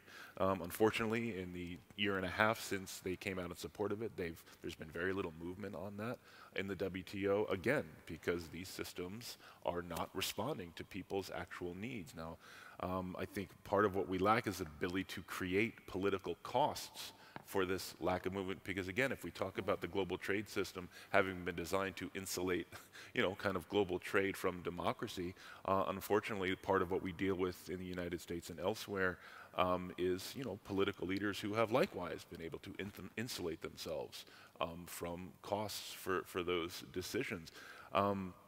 But I think the answer to this is yes, continued dialogue, but continuing to push these voices into the actual decision-making spaces. I think we've seen some good effort from that, from the Biden administration. But again, they've been, for so long, it's been such a fight to actually get a hearing that there's so much more to do. I just wanted to add one more point. I think it's let's say, government actors' responsibility to also protect those who are standing up against inequalities, right? I think if we look at, if we want civil society to play a role, there has to be some sort of protection and, I think guarantee that those actors are being protected. There's a really great organization which is based in DC, I think in Washington DC, Crude Accountability, and they've been looking at what is happening to activists who are fighting climate justice, and how, and their reports, they put out reports every year talking about how many climate activists are being killed, how many climate activists are actually being prosecuted or need to leave their homes, basically. And I think this is a really good example where, if actors stand up for things that are not right, that they need to be protected. And I think this is a huge point as well, because if there's not space for civil society actors or for activists to act on certain things, then this will just in turn reinforce the structural and social inequality. So I think protection and prevention is a really important point. And the same thing goes for activists, for example, who consider, who see themselves as part of the LGBTIQ community, for example, right? This is also really, really important. So, yeah, just protect those activists. I think this is necessary. Yeah, I do want to come back to a specific issue that I think you raised a couple of minutes ago, namely supply chains. Yeah. And in Germany, the Supply Chain Act, the Lieferkettengesetz in German, has recently attracted attention. And in short, it's about binding companies to certain kinds of human rights standards, environmental standards, making them accountable for their action locally on the ground. And that's true for the entire supply chain of a product, right?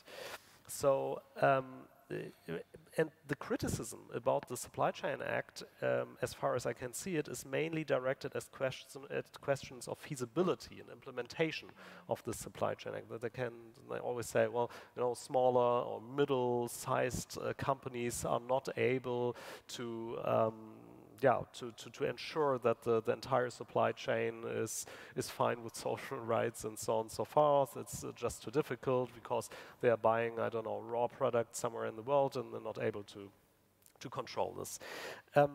Madita, how do you assess the feasibility of the Supply Chain Act or the control of supply chains, since this is directly going to the local level? And could it maybe also serve as a model, maybe the Supply Chain Act, which of course is only the starting point in addressing these issues for other, let's say it's states or international organizations? What do you think? I think the German case is really interesting because the government has, I think, if I'm not mistaken, that Lieferkettengesetz was put in place before the new government took over, right? Or at least it was advertised. And the idea behind it was that companies that are from the start of 3,000 employees, you have to abide by those rules, right? But that was below the standard that the EU had actually put up. So I think from the 1st of January, this Lieferkettengesetz will now come into force. And there's been a lot of going back and forth between the EU level and the national level on how to hold companies accountable. I think there's a chance in that, in these kinds of laws or provisions, I think, but the key to it is, or to those are, holding every single actor accountable for what they're doing along the line. And I've mentioned this before, corporate actors or actors that are involved in where we do not have a lot of provisions internationally or multilaterally to control what they're actually doing, right? It's a highly complex issue, I would argue. And this probably touches upon the question of feasibility, right? Can we do this or not? Yes, but if we don't, then I don't think we have any other chance than to go down that road. I think as long as we have accountability mechanisms internationally but also nationally, and that we also have sanctions that are put upon actors who do not abide by those rules, right? This could be a step forward, but as long as we don't have them, we will have to see how these are implemented at the end of the day.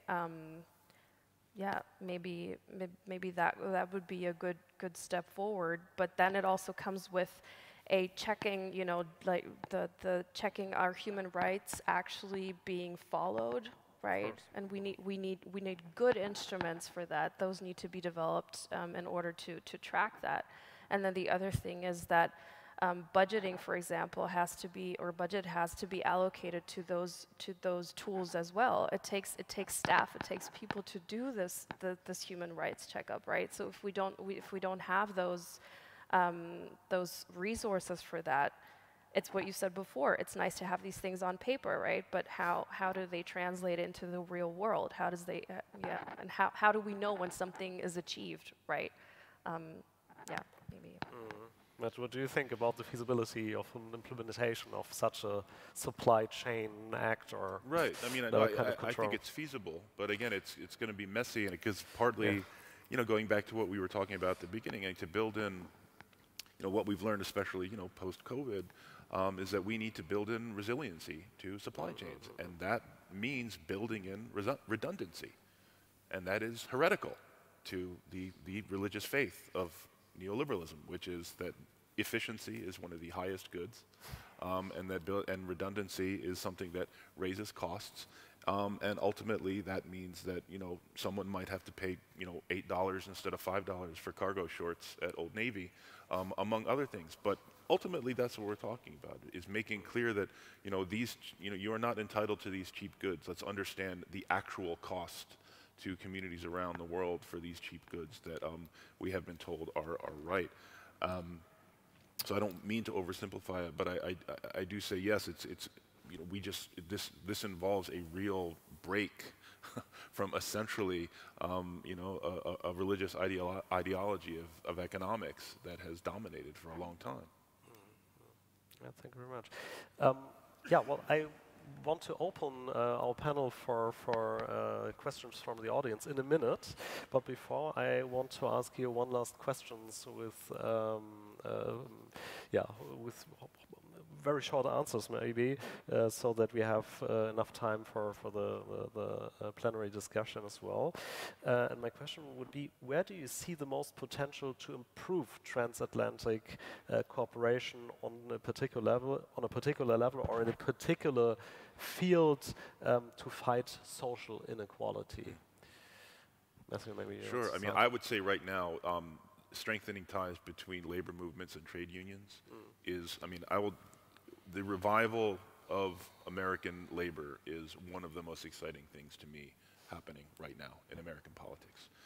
I would say the same for what's happening in UK. I mean, you know, I think a lot of our European colleagues, you know, there are very much stronger labor movements in these societies. But I got the chance to travel to, I know it's not part of the EU anymore, but to London with Senator Sanders back in August, and he was able to speak at a rally for the transportation workers who were striking, and the excitement of that, and I think the kind of increased conversation that has been going on between US and UK movements and elsewhere, I think is hugely important. And again, understanding that we absolutely need to build in, and Medina talked about protections, labor protections, not just in developed countries, but especially in developing countries, because protecting the rights of workers is absolutely essential to building social equality. Madita, where do you see room for improvement for transatlantic cooperation to cope with social inequality? Yeah, I would like to second what Matt was just saying and add maybe the issue of responsibility, that taking responsibility for economically, you know, important and powerful and maybe also dominating countries such as the one that we're sitting in right now, or the US, for example. I think responsibility for workers' rights, for human rights, for gender equality, and for everything that comes along these lines, right, is absolutely necessary when implementing trade policies. And I think the approach should not be gender equal. It has to be gender transformative, basically, with all the points that I mentioned before, the 5 ones, right, to look out for those. I think responsibility and acknowledging that also globally, what the so-called global north has towards the global south in terms of how production is being done these days, or has been done over the last decades, if not centuries, right? That there has to be a historical responsibility and a current responsibility for the ways that economic I'll call it economic cooperation. We could obviously also label it differently, and trade has been pursued. And I think this is part of a feminist approach to trade policies, and especially foreign policies. Yeah, thank you very much. Well, the panel is open for questions from the audience. Please feel free to raise your hand, and I do my very best to keep track of the right order. I see a hand over here in the front, and then Florian Kommer over there, yes. Thank you so much. My name is Shaukat Alam. I'm actually Professor of Law at Macquarie University, Australia.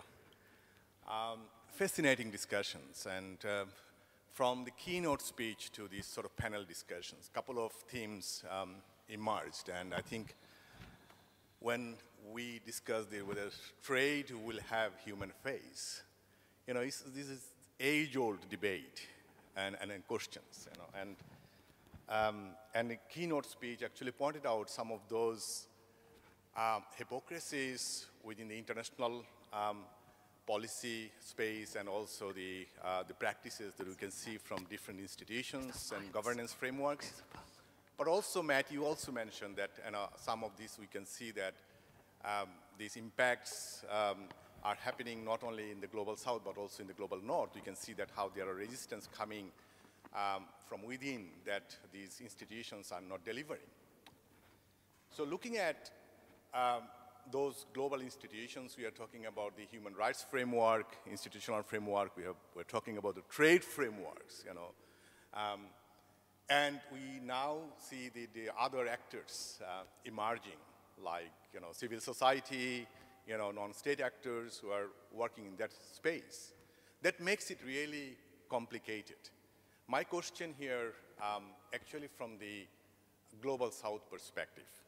One is we talked about that we also need to now implement, you know, corporate due diligence, you know, through the Supply Chain Act. How can we actually monitor that? And how can we implement it? Because traditionally we have seen that the trade is being used, you know, for protectionist purposes. What actually gives us the guarantee that these new initiatives will not be again, you know, taken away and used for as a protectionist tool? And to what extent we can actually expect it, the global supply chains, particularly in the global south, within their current regulatory institutional constraints and problems with their capacity constraints, how they can comply and how we can make a real difference. So this is the one question. And second question is, do you think that we can make any difference without actually changing those sort of regimes, you know, fundamental the premises or values or objectives like WTO? You know, when you mentioned that there is a disconnect, you know, they are not working in vacuum. They are working in the social context, and they must integrate human rights and sustainability in their, you know, agreements and frameworks. But there is no, at the moment, we don't see anything that there is human rights impact assessment in the trade agreements. And particularly when we see so many bilateral and regional treaties happening outside the WTO. So what is the solution? Thank you so much. Thank you very much. Should we directly, I think we have some more time left, so I think we can directly take one at a time at the moment. Who wants to start? If you want to take the first one, I can take the second one first. Okay. If that's all right. I think your question is about, you know, the WTO in particular, but not just the WTO, about the entire trade regime of which the WTO is one part. Because, you know, again, as I said at the beginning, I think these institutions were created with a very clear set of assumptions.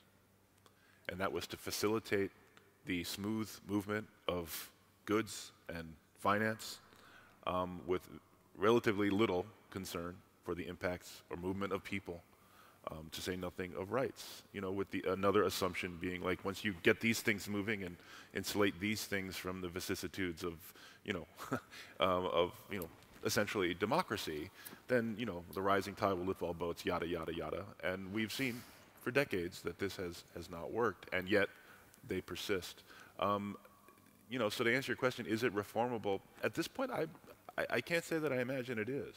The challenge is building an actual international consensus toward, you know, new institutions that do work to do this. And I think we have all the evidence we need of how absolutely vital this is.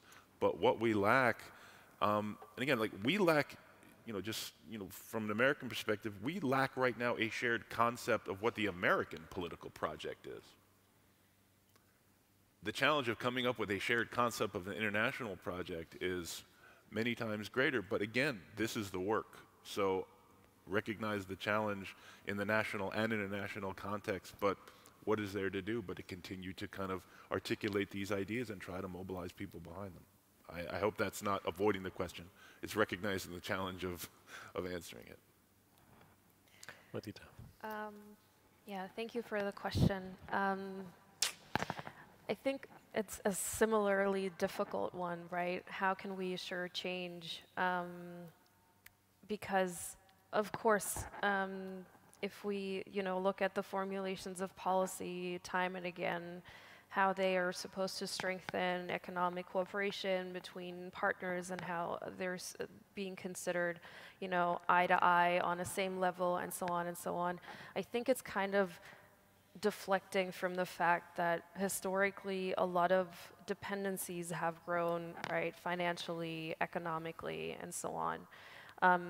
Especially, as I was pointing out before, between countries who have held monopolies over certain industries, or who have been able, through historically grown dependencies, to exploit certain industries a lot in the global south, right? I'm obviously, you know, as a European white woman, I'm not in the position to say how this would, you know, bring about change in the global south, right, or what is basically needed. But I think if we take seriously the dependencies, I always think of the currency. The currency that is still used in a lot of Francophone African countries, the CFR, I think it's called, then we look at how, you know, exchange rates and so on actually impact the economic situation of those Francophone countries. And if we just very precisely, if we break up those dependencies that have historically grown in post-colonial times, right, then that would be a chance on a, let's say, on a more macro level. On a micro level, as I said before, there's a need for responsibility to be taken, right? And then there's also the need for certain actors to being taken seriously. And again, I can only underscore that from the exchange I've had with activists from countries like Senegal, in our project, or South Sudan, that it really is necessary to talk to the people and take their, you know, take their perspectives seriously, because otherwise change won't come into place, right? And this is unfortunately not something we can influence that, but we can obviously, as civil society, cannot enforce that, right? Yeah. Yeah, thank you very much. Florian Kommer, I think, is next, then Eric Maldonado, and we had a hand over here as well. Thank you very much. My name is Florian Kommer. I'm a FOTAR scholarship holder, mostly working on European politics for a German MP. I would like to pick up on your last question on the transatlantic relationship and the current status and ask Matt Das, because I think what is really one big topic, you already mentioned it, for transatlantic relations is the Inflation Reduction Act, which is actually a great success. It's really something like a small Green New Deal. It brings quite a lot of investment in green technology. At the same time, with the local content clause, it caused quite some anger in Europe, and I was wondering what you would recommend. How should the European Union react to the Inflation Reduction Act, and what would you seem appropriate from an American perspective? Yeah, no, thank you for that question. And for lack of a better answer, my first answer would be just cut it out. You know, I mean, yes, I understand you have concerns with them, but, you know, as, you know, someone on the left who, you know, strongly supports, you know, the US-EU relationship, the EU project and so many of its aspects, I think colleagues on the left especially to see this kind of reaction, first of all, which, you know, the IRA represents a tiny step, a significant yet relatively small step toward the United States finally meeting its international commitments on climate and and taking its commitment seriously toward moving toward renewable energy. And to see, you know, these kinds of complaints, this kinds of response from, you know, Macron when he came to meet with the president is surprising, disappointing. You know, again, we understand the concerns from kind of the subsidies standpoint and stuff like that, but there really has to be a way to manage this, because this is going to keep going. I mean, this problem is not going to go away. You know, as I said at the beginning, Biden's #1 priority, probably 1 through 5, is showing that the decisions this administration is making with regard to foreign policy and trade policy is actually producing goods in American communities. And if the reaction that we've gotten on these subsidies is an indicator of what's coming, this is going to be a real problem. And it's going to create serious political problems amongst Americans for their view of the US-Europe relationship. So what I would just encourage us all to try and find some more constructive ways to deal with this. Eric Madananas, next, I think. My question was just answered. Thank you. Okay. I think we had a hand over here, and our colleague from here as well. Thank you very much. Let me pour some water into the wine, because I'm lacking a bit of voice by so heavily criticized institutions and governments. And I'm a representative of a government. I'm working with the German Ministry of Economic Affairs, and I'm the head of directorate for North America, so we are in charge of IRA as well as TTC. And this is why I'm not going to ask a question, but this is why I'm a bit criticizing that there is no voice by institutions here, because of course I'm a bit diverging from what has been said so far. First of all, the due diligence supply chains laws, they have some heavy design flaws. And there's something we should bear in mind. And one fundamental design flaw is that, take the example of Bangladesh, there's a lot of laws about labor rights and everything, but there's a very weak government. So the fundamental question is if we should replace the job of domestic governments to enforce certain laws by private companies from outside. This is the basic approach of these due diligence laws, and this answer, there has been no answer thus far. And the second point is also that, and there was a very interesting discussion about that, that in principle, these kind of laws will hinder us from diversifying, because it's easy for big companies to follow on these laws. It's much more difficult for small and medium-sized companies.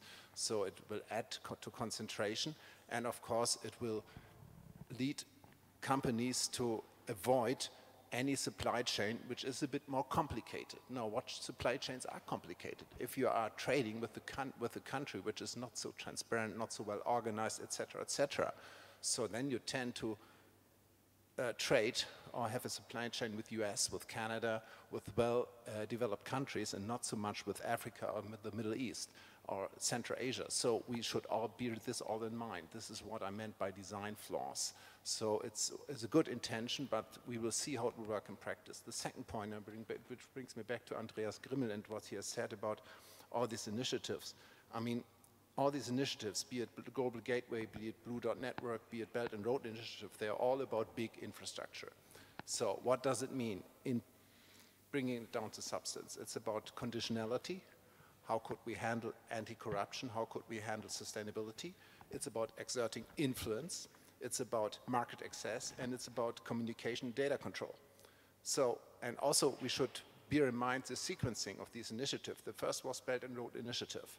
led by China. And we all know what happened in Sri Lanka, to give you an example. Then, of course, there was a reaction by the US, Blue Dot Network, which is now renamed Build Back Better, but it's US-led, which, of course, is not very comfortable for us if it's only US-led. So the European answer was the Global Gateway. And then, of course, we have the TTC with the US and Europe together. The interesting thing with the TTC is that's also about data communication initiatives. So we have started an initiative in Kenya and Jamaica for a good reason, because it's also about a competition about global data control. And this is where there's a high potential for transatlantic cooperation. And this is also where we see a future. And when you talk about all these initiatives, you have to bear in mind that when you talk about conditionality, China is following a completely different approach from what is followed by the US and by the EU. And EU and US also diverge in many points regarding how to cope with China. And this all has to do with how institutions, how governments are acting, also the WTO. So I'm a bit hesitating when I have listened to you, how much you're criticizing institutions. And I had really missed a voice by institutions in your discussion. Thank you. Thanks. Do you want to react, or? No, thank you for bringing that up. Okay. I hear your criticism. If I could just respond to that, and I also just want to add a little bit more to my response to your question, and again, I didn't mean to be flip. You know, I think from the US, you know, again, speaking humbly, the United States has certainly never been shy about making its own prerogatives and preferences clear on a whole range of issues. I want to recognize that. I want to say that the approach this administration is taking is understanding that a new approach needs to be, that more attention needs to be paid to actual impacts to America's working communities to prevent a replay of what we saw for the previous 4 years. And I do think that is a very, very clear preference for probably most of the people in this room. And so even though I think this adjustment is going to be rocky, even if it's handled as well as possible, I think you know, there is a very strong shared desire to, you know, provide an alternative to, I think, some of the right-wing nationalist populism that we certainly saw under Trump and that we're seeing across a lot of developed democracies. And I think the Biden administration's theory of the case on how to prevent that is sound. I guess I'll just stop there. Maybe I could add just one or two sentences. I think I would like to reiterate that critique obviously should not only be directed at the institutions, but the way that they're drafted, right, of those policies or those provisions. And I think we haven't really touched upon this on this panel, what the role of corporate actors or transnational capital really plays in here, and how that can be controlled, or not controlled, but how that can be held accountable for its effects. So I think this would be something we would have to discuss more, and which has to be taken into account more in these in these policies. Also looking at the ways in which, for example, Germany is reorganizing its economic cooperation and development policy right now under the label feminist, right? A feminist development policy. The money that comes in for a lot of the money that comes in for these initiatives is actually from third parties, and how do we, or how are they going to be held accountable for what they're doing? So I think this is a really important point that you've raised. Thank you. Yeah, thanks. We had a hand over there, and then also over there.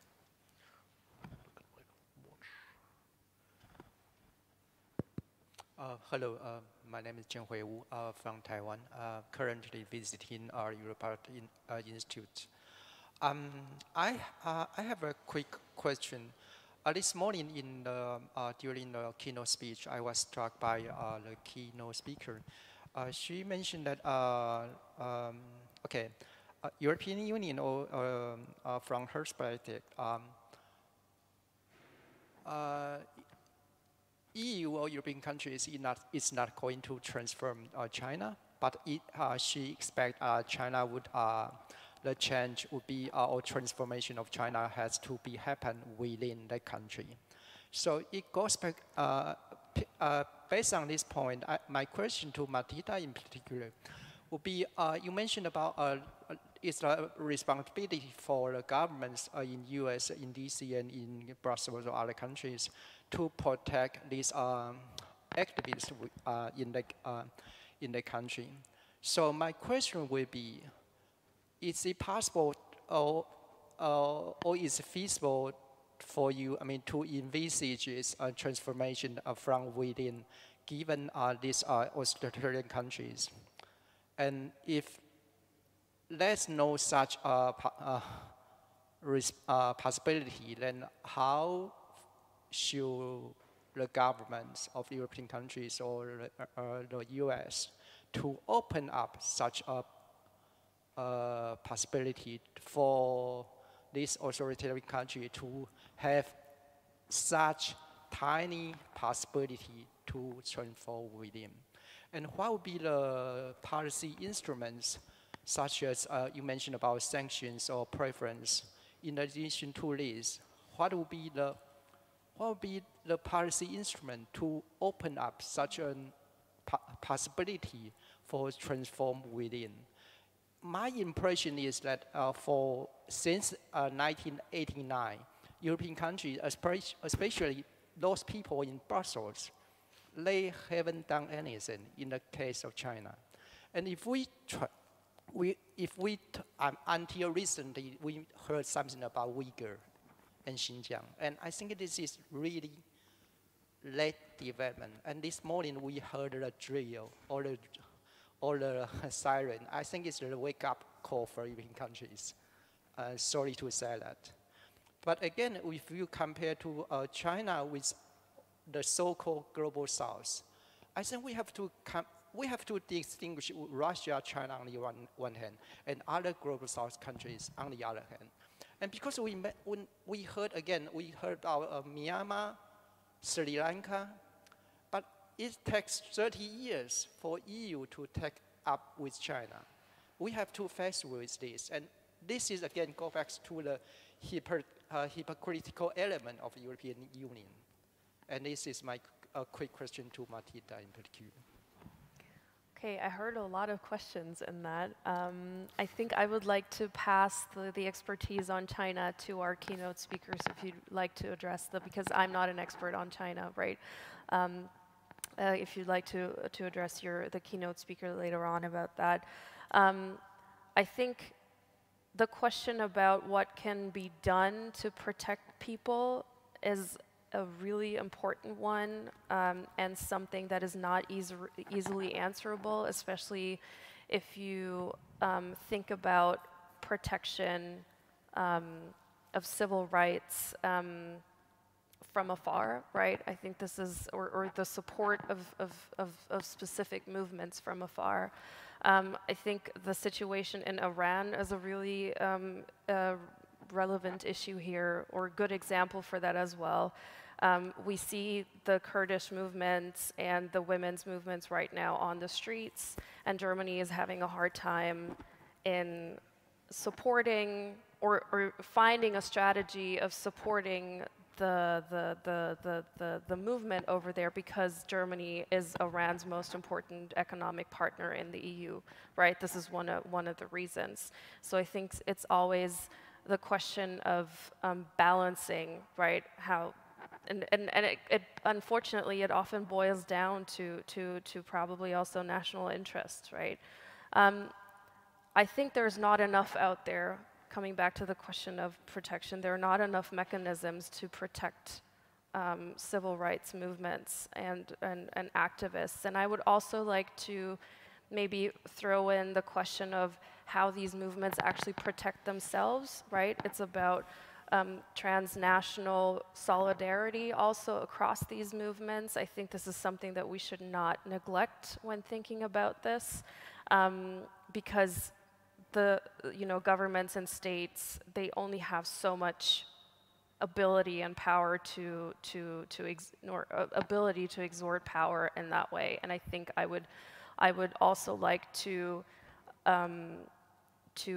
shift the focus of how much power lies within these movements as well, on how they're protecting themselves. But then again, there are actors who are threatening those movements which are not easily controlled. And again, I'm coming back to transnational capital and corporate actors, because money obviously is here the key issue that fuels certain movements that hinder civil society actors and activists to raise their voices, basically. So I think we need more mechanisms that protect them, but we should also strengthen and understand and acknowledge that there's a lot of power and ability to protect themselves within these movements, and then think about ways how to support them, maybe. Yeah. Yeah, thank you very much. I think we have time for one more question. I already saw a hand over there. Maybe we can hand a microphone over here, yeah?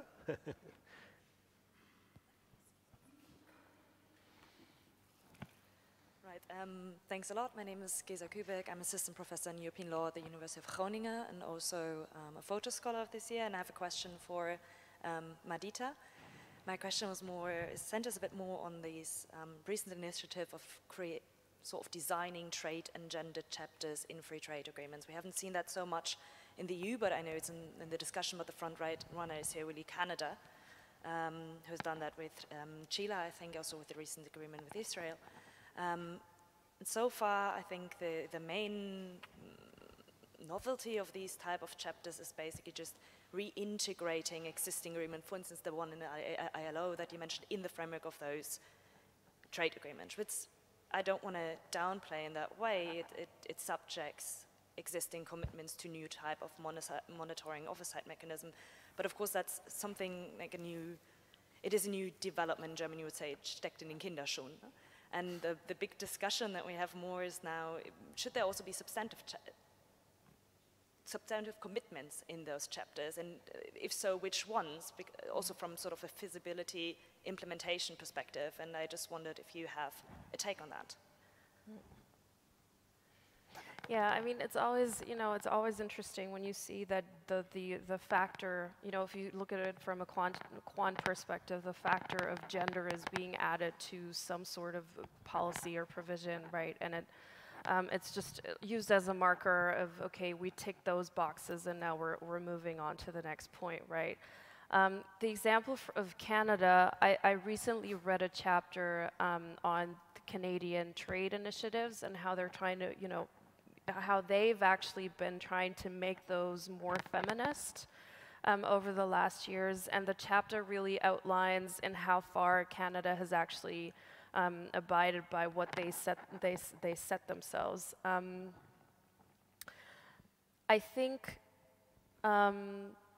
it comes, the adding of those factors or markers of gender is limited in themselves, but it might also give us a chance actually to push forward to to look at, or to have the language basically for thinking about what does it mean to putting gender equality onto the table, because it's obviously something that is new, right? Also in other policy fields, also in the fields of peace negotiations or cooperation in general, I think it has been. We have seen that adding women to the table, no matter in what fora, is not enough, right? We need the acknowledgement of the structures that oppress certain groups in society in the first place, and then talking about whether certain markers are being achieved or not in trade policies might be a good step forward. But again, I said this before, I think we need mechanisms that hold actors accountable, and where we can actually see an input. And gender budgeting, for example, is a very good way, or first initial step to achieve that. But I probably share your skepticism of the impact, or the impact that adding gender to these provisions can really have. But I think watching Canada here is a good thing to do, because there's a lot of scholarship that is, there's being scholarship has been looking in that for a long time, and they have a little bit more experience than some actors here in Europe, for example, and on pushing for that. So I would probably look at Canada for more answers in this. Yeah. Since we started a little bit later, I think we have time for one more question, and I saw that our keynote speaker, Amelie Nuth, has raised her hand, so please, Marlene. Thank you. Yeah, I wanted to maybe rephrase or reframe the question posed by about China so that you can answer it. And it relates both to, I mean, how can we in Europe, in the United States, support change within China? But it also relates to Madita's points about the need for transnational solidarity and the question about solidarity between labor movements in Europe and the United States. So what I want to ask is, how do you see that we in Europe and in the United States can make sure we don't pit different groups against each other, like what we've seen in the United States, where there's maybe a growing labor movement, but it's always it's not very solidaric then with workers in China, for example, or in Bangladesh. So how do we address that? And then the other question, maybe to you, Madita, how can we strengthen solidarity between the feminist movement and the labor rights movement or the trade union movement, which hasn't, to be very frank, in Sweden, it's not been terribly strong. So yeah, that's what I'm interested in. Thank you very much. Matt, you may first, and I have to ask you for short answers, of course, because of time constraints, but yeah. Glad to address this, and thank you for the question, and thank you for framing it. I mean, I think, as you said in your remarks, like, restoring and building and strengthening, the kind of international human rights, set of international human rights norms is really important. And I will note that over the past 20 years ago, from leaked documents from the Chinese government, they specifically referenced justifications that the Bush administration gave around terrorism for what they were trying to do in Xinjiang. That's not a justification of it at all. It's only to recognize that, the United States and its partners played a role in setting up these institutions and kind of promulgating these norms. We need to recognize the role that we have played in undermining them. And if we are going to ask other countries to, let's getting away from this, that we have this strange deal where I got to go work with this corrupt petrostate dictator over here to help fight this corrupt petrostate dictator over here. I think breaking that, breaking out of that tension is going to be a challenge too. But I think to try to wrap this up quickly, there's the question of what governments can do, and I think your point about sanctions was really important, because broad-based sectoral sanctions tend to just hurt working people, while the government actors they're supposedly supposed to influence are completely insulated from them. And in fact, it helps entrench and consolidate the power of these actors. If we're talking about specific sanctions, I think focused on officials implicated in human rights abuses, cutting off their ability to travel, their ability to access money. I think there's some evidence that those have a better impact, even though it is mild, but on the other hand, it does not hurt the mass population. But I think another role the government also has is to help lift up, create space for the civil society work that is ongoing. There's a great group that we do work with in the United States called Justice is Global. They are focused on building these relationships between Chinese workers and workers in the West. And I think, creating and protecting space for that kind of solidarity work going on, it's not something that is going to require a UN resolution. It's something that's a bit more complex from a government perspective.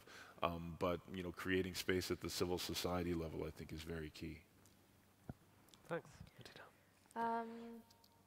Concerning your question, how can can we establish connection or more solidarity between the feminist movement and the labor movement, right? I think we might be running the risk of thinking in silos a lot, right? That what does and when we say that, we haven't really talked about what does the feminist movement mean, right?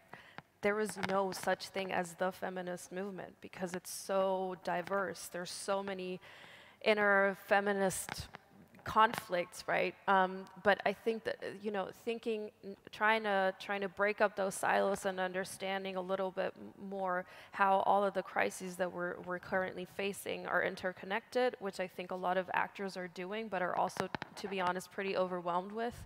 And a lot of labor, a lot of the labor that is done in labor movements and also in feminist movements is unpaid voluntary work, right? This is something that we need to be aware of. A lot of political power is being lost because people have day jobs, and then after that they go home and maybe have care jobs, but also try to change the world, right? So I think building connections is a matter of both movements, if we want to hold it very simplistic, to understand that where we've been there once, I think, where there was more dialogue between these two movements, but that we have to open the room again and talk to one another. And I think since the civil society has been diversified a lot over the last years, also with Fridays for Future, for example, I think more dialogue should be sought and also should be fostered among these actors. How exactly that is being done? One of the, I said before, one of the issue is unpaid work here, but the other thing I think is also funding, and I haven't mentioned this at all today, but funding is a very key issue in making civil society sustainable and letting the work come into place or have an impact, really. So I would say that, and then it comes down to the actors whether they want to talk to each other or not. If there are more materialistic analyses that we need between feminist actors and the labor movement, again, and understanding what the common fights are, the common challenges, but also the differences in there. But politics is a very messy business, right? So. Yeah, it's a difficult question, but I think funding and thinking outside of silos might be a first step. Yep. Thank you very much. Many thanks to our panelists, Matthew Dass and Madita Standke-Erdmann.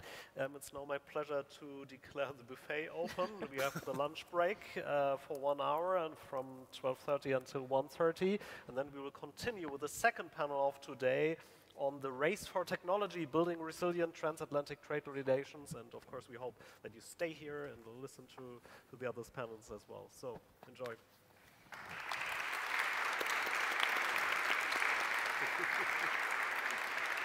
Thank you. Thanks. Thanks.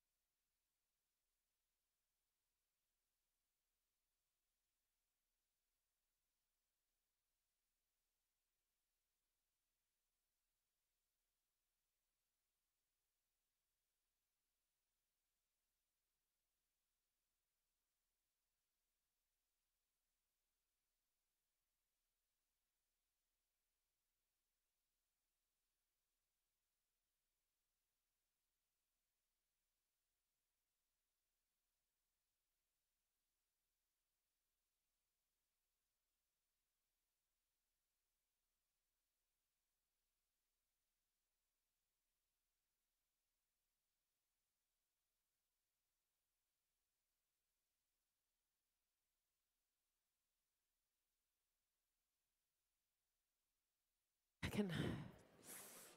No, noch nicht. Ich freue mich, Frau Friedländer. Freut mich.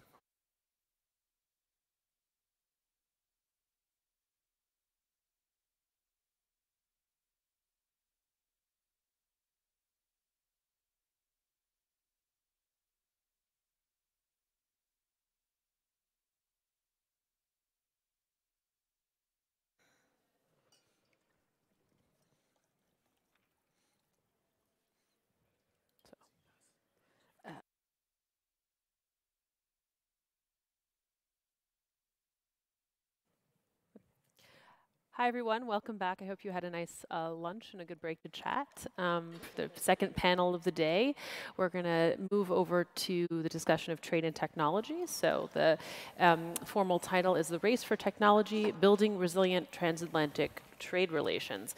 We have an excellent panel here, a good transatlantic panel, some colleagues who have come from Washington, names I've recognized from my, my former haunts. So I'm just going to just introduce them very briefly. We have Adam Hirsch, who's senior economist at the Economic Policy Institute in Washington. Bernd Diekmann, who is the head of division of USA, Canada, Mexico at BMWK, the Federal Ministry of Economic Affairs and Energy, right to my right. James Lewis, Senior Vice President and Program Director at the Center for Strategic and International Studies. I just say CSIS, so I can't even say the long word. Natalie Schnelle from SAP, who's the Director for Global Government Affairs and Business Development. Last but not least, to my far right, we have Tim Ruhling, who is Research Fellow in the Technology and Foreign Affairs Program at the German Council on Foreign Relations in Berlin. I myself am Julia Friedlander. I am the CEO of the Atlantikbrücke in Berlin as well. But I also spent 15 years prior to this in Washington working on some of these issues. So I'm very happy to be here, very grateful for the invitation and look forward to the conversation. I think just to open up, this is a question I sometimes ask because I am actually a former intelligence analyst. I worked at the CIA for 5 years, and the first question we always asked when we thought about how do countries think about specific issues is to say, what is the source of the problem, what's the reading of the problem, how do we scale the risk? So I'd like to go from my left to right here and ask each of my colleagues, if you're looking at the growing international tensions in the fields of trade and technology, what is your reading of the problem, setting the base sort of intelligence assessment, so to speak, of what we're dealing with? Adam, I'll start with you. Let me start by thanking the organizers of this. I'm really happy to be here to have and share in this important conversation today. Thank you. It's my first time to be able to be in Hamburg. Maybe it was an earlier version of the description of this panel, but that I received. It started off with something like, how do we win the race for technology? And I think if we start from that framing right away, we're already losing. There's a lot of ways that, many ways that we can lose this situation, and very few ways that we can win it. And to win it means recognizing that we're all in this together. Europe, the United States, China, everybody. How do we make, by making technology rivalrous, we create the divisions that are driving us apart. And from an economics perspective, knowledge is supposed to be non-rivalrous, meaning that everyone can benefit from it. It doesn't take anything away from you. If I use the knowledge, it doesn't cost anything to share that knowledge between us. And so we need to find a way to reduce the rivalry by figuring out how to better share knowledge and technology amongst us. And I'm not so idealistic that I don't recognize there are things that are going to be rivalrous where we don't want to share those technologies. We're going to want to control them, their dissemination. But as a first principle, I think the way that we get out of this tension that we're having is figure out ways where we can turn rivalries into non-rivalrous relationships. But how would you describe the initial problem setting? What are the fundamental questions that we are asking ourselves right now? Well, I think the fundamental questions we're asking is how, I mean, we have multiple crises coming at us all at once. These crises, you know, there's the public health crisis of the pandemic, there's the climate crisis, both existential crises. We have crises of structural inequality and discrimination. These crises, these problems, I see them all coming from the system of international economic order that we've built up in the post-war era. This has been built from narrow perspectives, representing the interests of narrow, powerful elite groups. And it hasn't been created in a way to spread the benefits or to enable the participation of everyone in governance of this system. And we're having these problems because we have undemocratic, non-participatory rulemaking for the international order. So I think to get from where we'd like to go from here, we have to think about how are we going to reform, revise the international system that we've inherited. Thank you. And first of all, I'd also like to say how excited I am to be here. Some of you already know this conference is kind of closing a loop for me, as I used to work at the American consulate here in Hamburg during the TTIP negotiations. Now I'm at SAP, Europe's largest technology company. Not everyone may have heard of it because it's not producing end consumer solutions, but it's a company developing software for business. So we're basically digitizing day-to-day business activities within and between companies. We are present in 160 countries. We're a global company, so naturally geopolitical developments have an impact on how we can do business. And I think for multinational corporations at large, monitoring geopolitical trends and risks has become a growingly important risk mitigation strategy. Also within business associations, we see this being a growing topic in working groups. But yeah, we are not only looking at it from our corporate perspective, but serving over 400,000 companies in the world. They are also expecting us to help them with our technology to mitigate some of those risks, especially if we look at how they impact supply chains, you know, increasingly volatile supply chains. And we do that by providing digital platforms that connect suppliers and buyers, for example, that include due diligence analysis on a range of human rights and environmental risks. So not only are sort of political risk management activities increasing, but we also see these developments impacting our products and the solutions that provide to other companies. And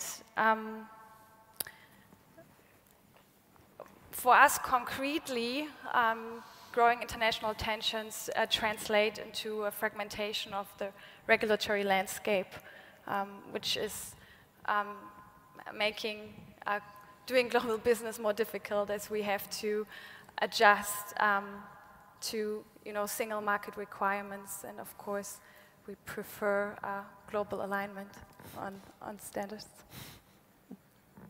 Thank you. And from industry to government. Yes, thank you very much. As I'm in charge of both TTC and IRA for the German government, I would like to directly refer to the TTC and what it's all about.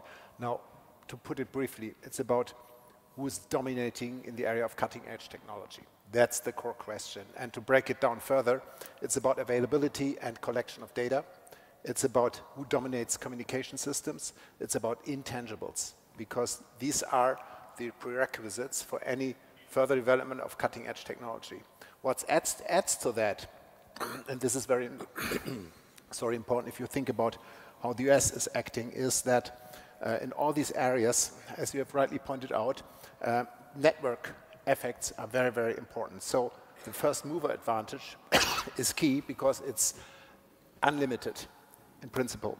So there's a high incentive to exclude competitors in these areas. The main competitor being China. This is where European Union and the United States agree. But there are also considerable divergences in views between the European Union and Germany and the US. And this goes to the often quoted role of China as a partner, rival, and competitor.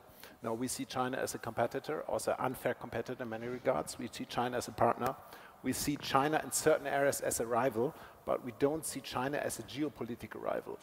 Not because we neglect this factor, but because the European Union and Germany are not competing in a geopolitical sense with China. This is only the US who is doing that. And so when it comes down to the topics we are discussing in the TTC, and I will be very concrete on that, it's standards and norms, it's about artificial intelligence, it's about quantum computing, so a lot of technical, and it's about data. And there's also a very important difference between the US and the European Union when it comes to data. The US see data foremost as another, say, good that can be traded. So they took an economic perspective, and only if there's misuse, of course, the government comes in and there's a lot of penalties and all that. Whereas the European Union first see data as something private, which can be protected, which should be protected, and from there, if it is within this protective environment, we are ready to trade it. I mean, to put it very simple, and we see it as an economic good. From there follows a lot of divergent views. Think about the privacy shield, which is not a topic in TTC, but it's always around.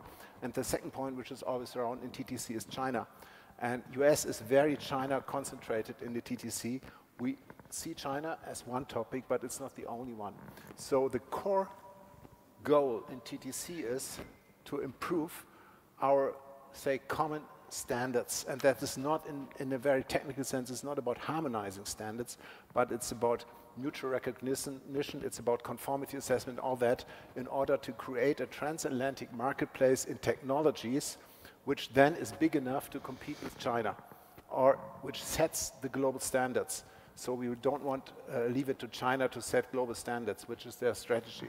So this is a bit, and I leave it with that, what is all about the TTC, and also a lot of other talks we are having with the United States government. Jim? Great, thank you. It's nice, my family's from Bavaria, so it's nice to be here in the sunny north. And I thank the organizers for inviting me. A couple quick points. We had some of us had a discussion before lunch about the audiences after lunch tend to be sleepy, so we thought we'd be a little provocative. I hope we can live up to that.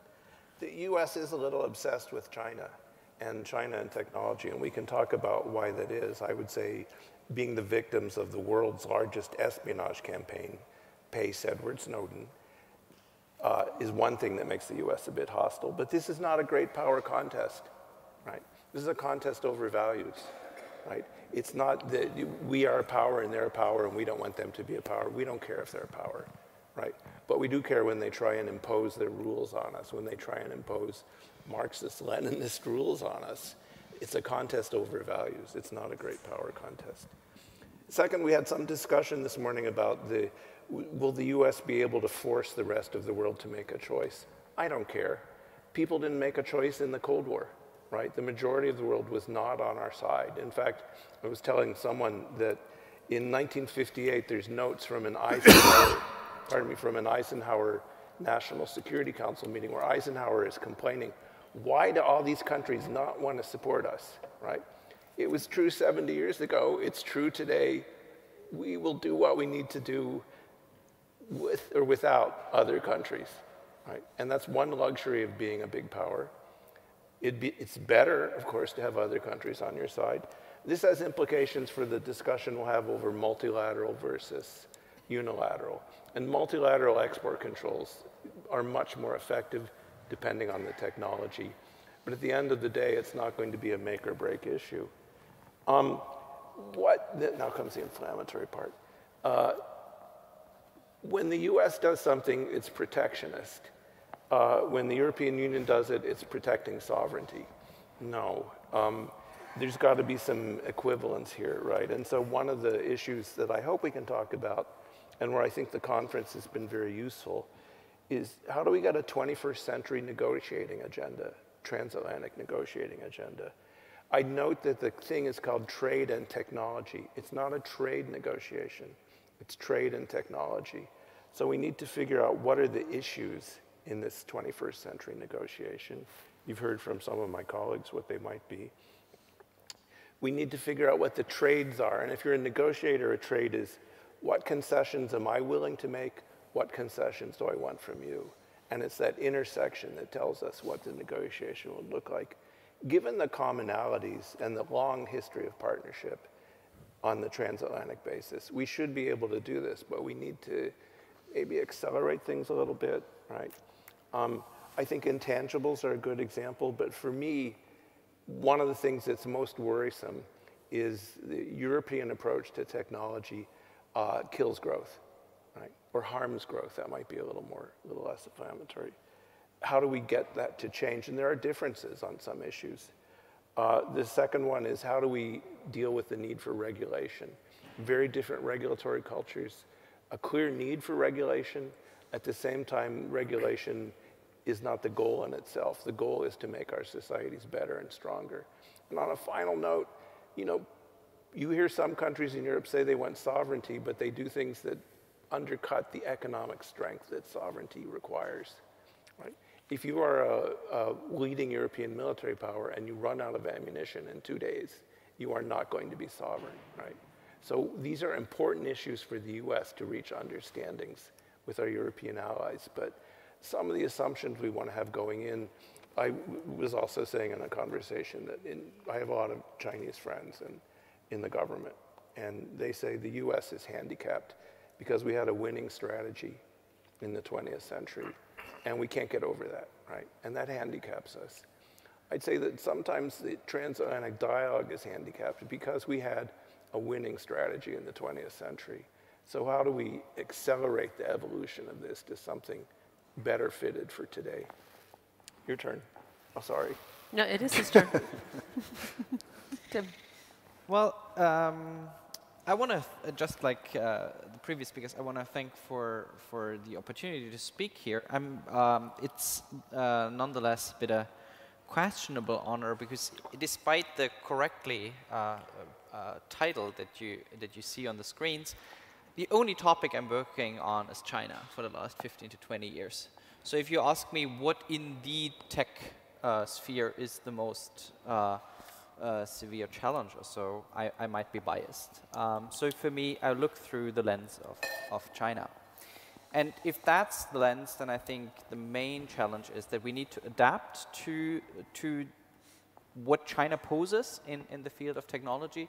And I'll say, of course, a few words about this, but we shouldn't adopt too much Chinese policies, Chinese approaches to that.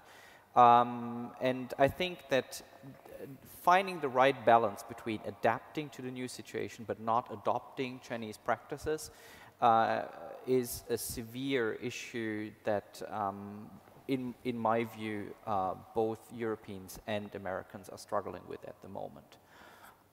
So what is China? In a nutshell, and of course we need to unpack all these dimensions further, but I think China in the tech sphere is, as a challenge, I think, a challenge in 4 different ways. First, it is an economic challenge because, yes, just like in so many other economic fields, we do face an uneven playing field. Chinese tech companies simply operate under very different conditions. Some of those are favorable, others are less favorable, or to some extent, of course, also our ecosystems have their advantages.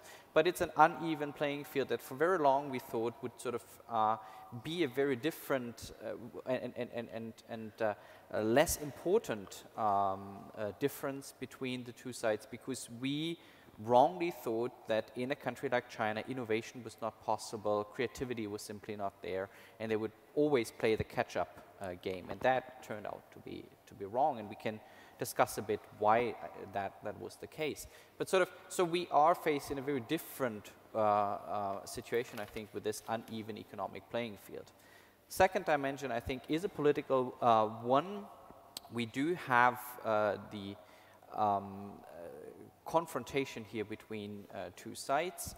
I do think it is a power competition between great powers. I don't necessarily, but it has a values dimension that is driving at least large parts of it. But to me, sort of the political dimension here is one over a competition over influence, I think. The third, in China, poses, again, sort of a much more apparent threat or apparent force in this, politically speaking. The third dimension is the security angle. I think the more we get into hybrid warfare, etc., the more apparent it becomes that it is extremely difficult in almost all emerging and foundational technologies to clearly distinguish purely civilian and dual-use applications. So once we introduce this criterion that, for example, we will be ready and we will remain ready to cooperate with China for whatever that is not with zero chance going to get any use for military application, then be essentially on a race to the bottom and will essentially rule out almost any cooperation in the technology field. And fourth and finally, I think it's the value question, and I'm sure we are going to talk about this a lot. So what do I mean by adapting? So we need to adapt to this new situation that China is a very apparent challenger here, a very forceful one that we shouldn't underestimate, that frankly we should also not always overestimate. Sometimes we also conflate ambition with actual achievements by the Chinese side. We also need to be careful on that. But even if we get China properly, I think it's clear that China is a force to stay and that we need to deal with it somehow.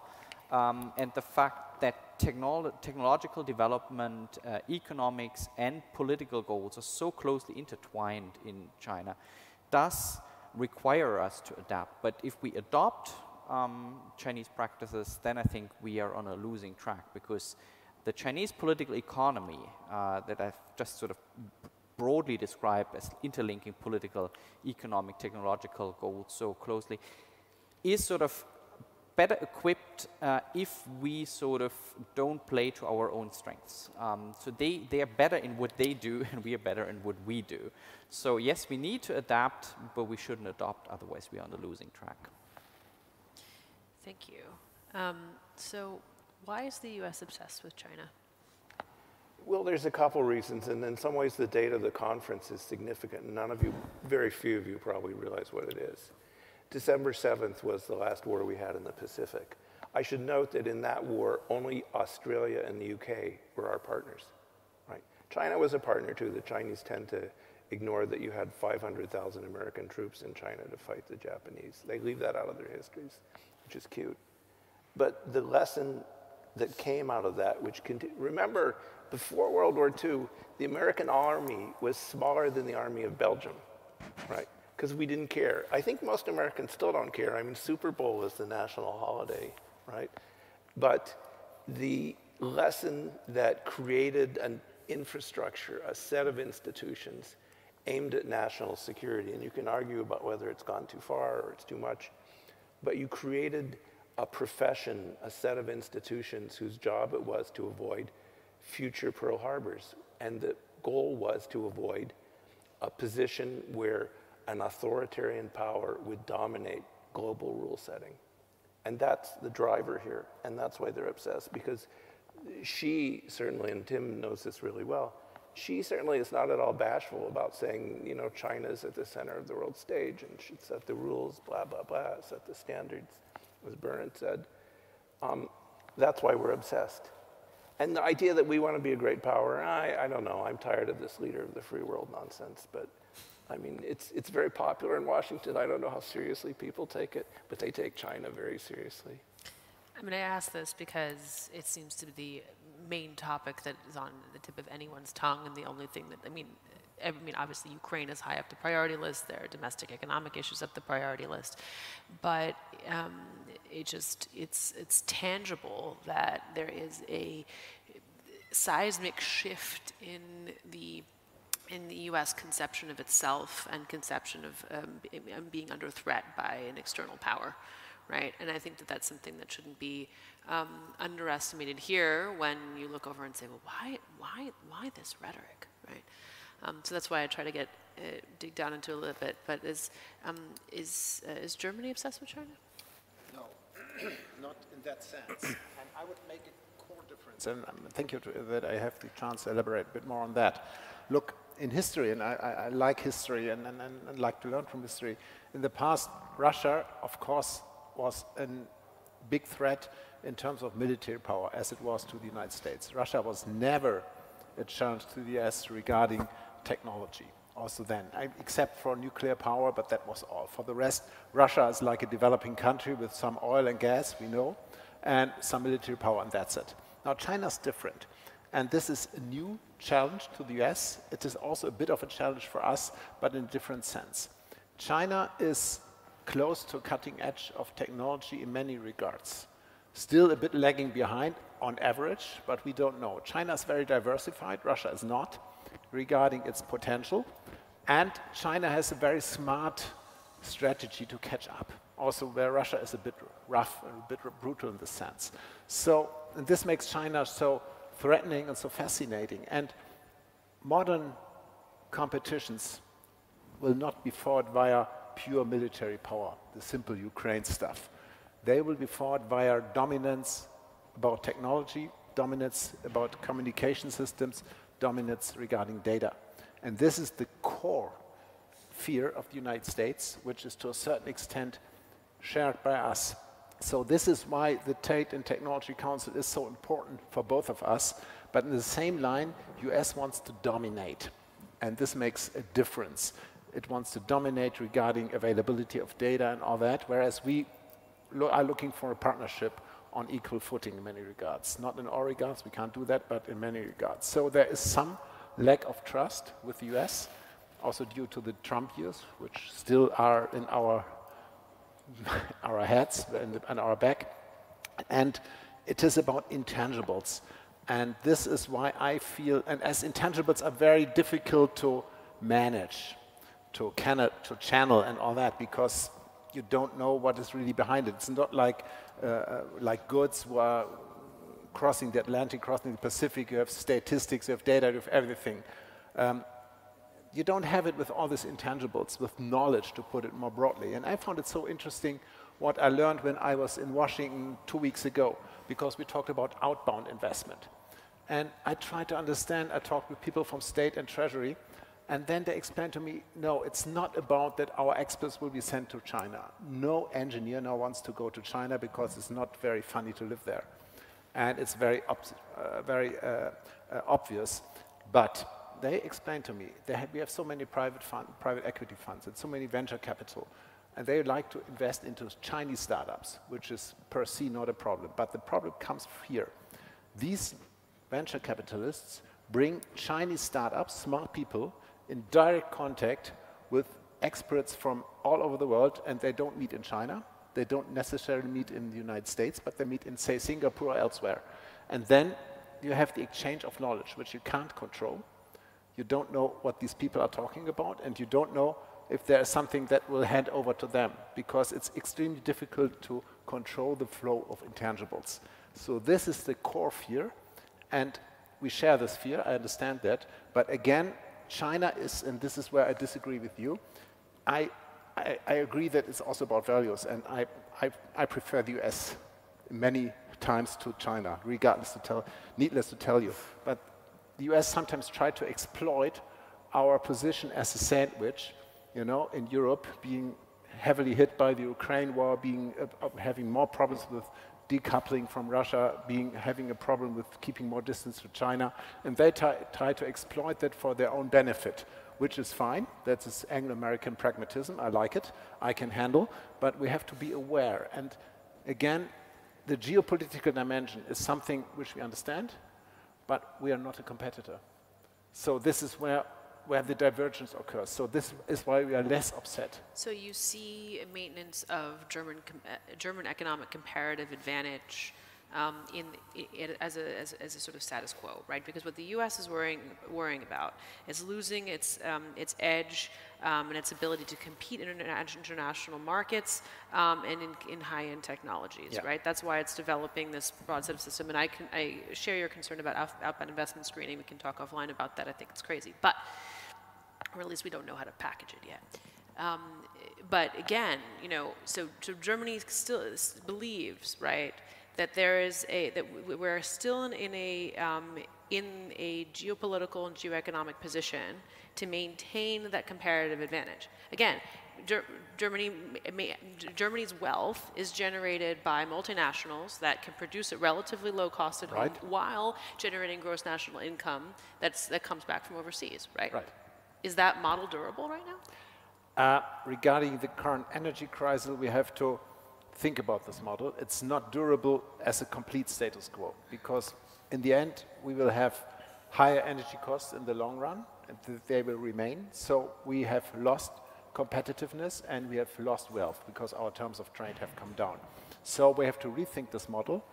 And this is why we think the TTC is extremely important for us, because we have look more into our competitiveness in intangibles.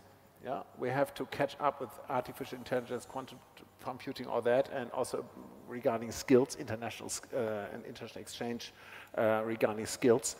And so, but our core goal with the TTC is really to create what we call a transatlantic marketplace for cutting-edge technologies and, say, green transformation. So, and this is why we think regulatory cooperation is key.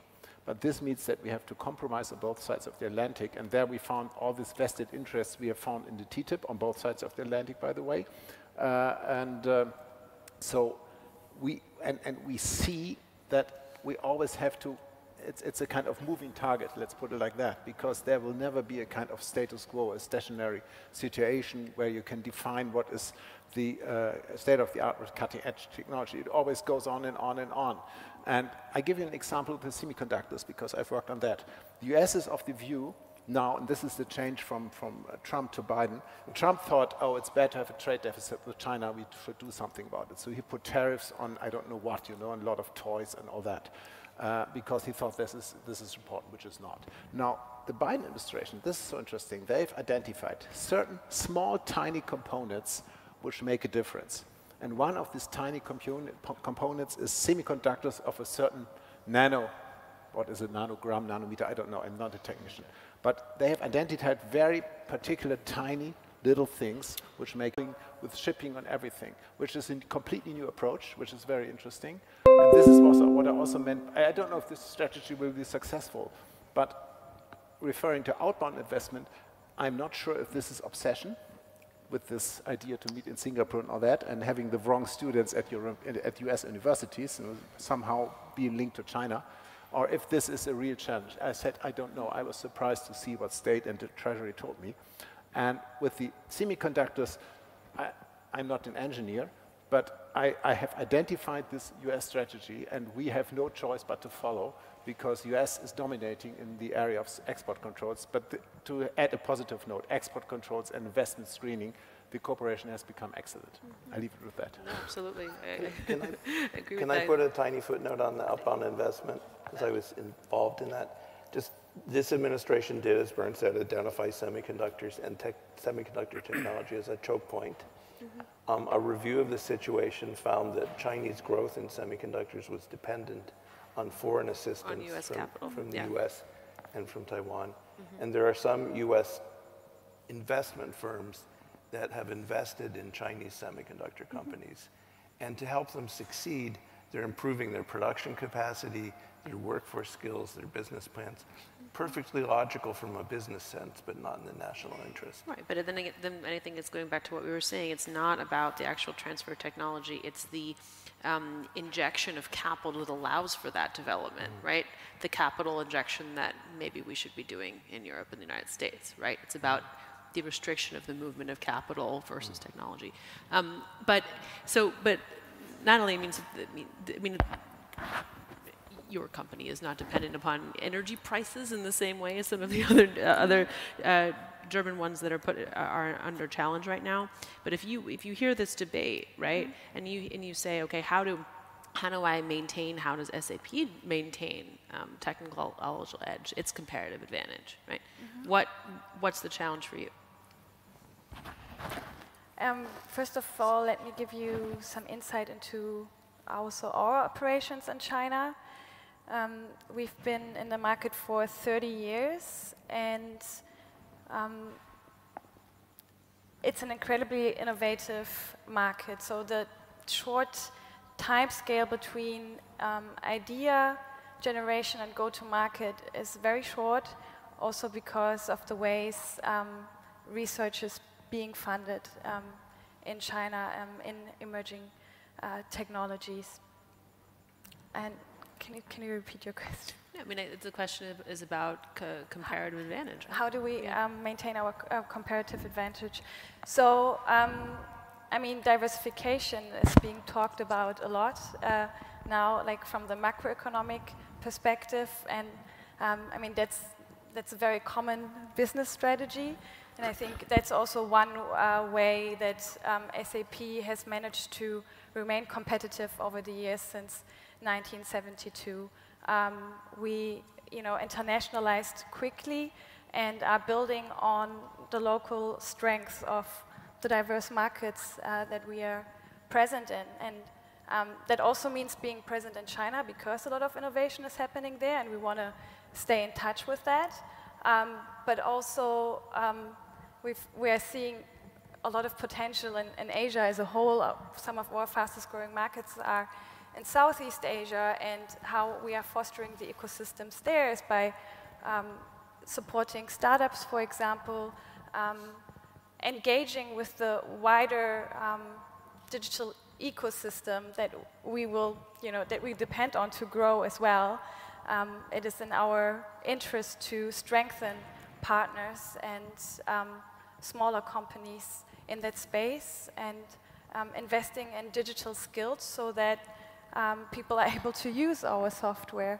So these are a few of the strategies that we pursue to maintain a competitive edge. And then, of course, public-private cooperation is also essential, providing our technological expertise to policymakers to help, not help with regulation, but inform them and in the process of regulating emerging technologies, which is important, of course. And here in Europe, we've seen increased public-private cooperation on emerging technologies, for example, by the Gaia-X initiative, which is a project to foster digital infrastructure for safe and secure data exchange across organizational boundaries, across national boundaries. And it's a very nice example of how government and companies have cooperated to create a technological basis that is in line with European values, and where companies can provide a direct benefit. But when you hear our colleagues talking about regulatory convergence, right? The regulatory convergence between the U.S. and the EU, does that potentially put some of your Asia engagement in question? Yeah, I mean, we've observed the trade urgence between Europe and the US with concern. And I'd like to second. No, but if they converge, right? Yeah. That actual consensus. I mean, we've seen the tensions, right? But we're hoping through the TTC that that goes away. Yeah, we hope. Yeah, right? we hope that, and that. I mean, that's in our interest. We are a European company, but our largest market is the US. So, and it is in our interest that you know, the global economy is based on transatlantic standards and values, preferably. So we support the TTC. We would love for it to have a more systematic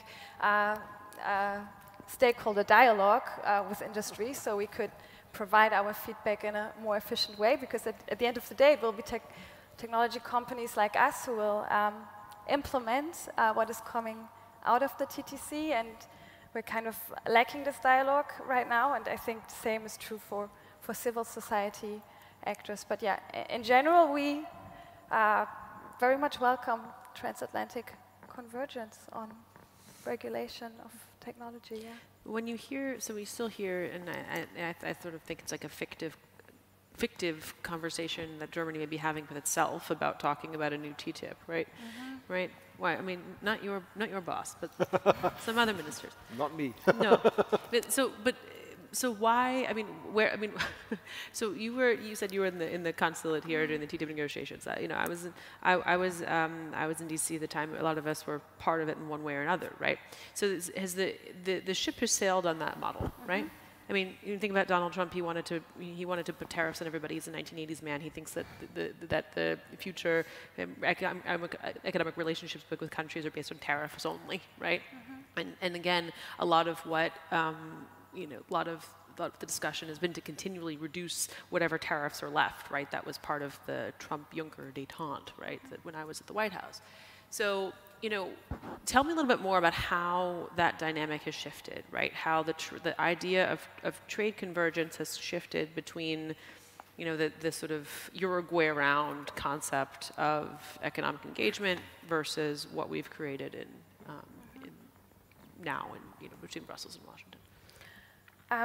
Yeah, so TTIP basically tried to, they looked at existing regulatory conformity across sectors, and they tried to align existing regulations on, in lots of different industries, which is much more difficult when than the TTC, which looks at sort of, you know, the future economy, the digital economy, where a lot of rules have not been set yet. And this is why we, as a business community, have greater hope in this project, and have optimism that maybe this time we get it right. But at the same time, we are concerned about the trade irritants that we've talked about several times today already, that have kind of overshadowed the meeting on Monday and are seemingly bringing us off the path. And yeah, our messaging is to refocus on our shared values, and maybe also integrate a mechanism in the TTC that can separately take care of such conflicts, because we will always have conflicts. Close partners will always have most of the conflicts, because they're trying to sort out a lot of details, but it should not hinder progress across the 10 working groups. And we have to be careful, I think, of, you know, by putting one protectionist layer over the other for tactical reasons, to put ourselves in our gridlock, in a gridlock that makes the strategic goal more difficult to attain. Yeah. And Adam, you know, Natalie just put her finger on the word protectionism. What is your assessment of U.S. measures from a macroeconomics perspective so far versus European ones? I think they're pretty minimal in terms of the overall economic impact. And we just talked about, or you just asked about, Julia, that are we continuing in the direction of the Uruguay round? The Uruguay round is is done, and we've achieved those goals largely. We're down to like less than 4% average tariff in the world. So I'm sure that's higher than the VAT here in Germany. It's higher than sales tax in most places in the United States. The tariff is not a big deal. So now we're going past that, and we are encountering all these behind-the-border trade issues, which raise so many more complicated social issues in terms of from the outside reaching in and trying to reorganize the social relations that underpin domestic economies. This is why it's so much more contentious than just the tariff reduction agenda. And then you added on some question at the end, and I forgot what you said. But again, like when you look at the economic measures, I mean, or economic or regulatory measures that both the U.S. and the Europe are sort of inching in towards or running into, or it's, as the case may be, right? What do you think we're setting up a sustainable model? So I tend to not get very animated about tariffs. A lot of people get very hysterical about the tariffs, but they really have, I think, a marginal impact on where economic activity is happening and the level of economic activity. Even with the huge tariffs that the Trump administration imposed across the board on China's technology products under the Section 301 findings, most of that tariff got offset almost immediately by a depreciation of the renminbi against the dollar. And what's left is just a very little margin wedge between the China price and the U.S. onshore price. The difference is not so big as to really change the distribution of trade patterns, and we see this in the U.S. trade data as well. It didn't have a big impact on where trade flows are coming from. Mm-hmm. Yeah, Tim, you said you were adherent to the great power competition camp, right? And maybe I'll ask you guys all at the end what you think of that. But when you see the development of broad-scale subsidization in certain areas, just a new era of industrial policy, do you think that's necessary? Do you think that's what we need to do? Yeah, we need a smart and clever industrial policy. That indicates already that I'm a bit skeptical that what we are doing is actually that smart.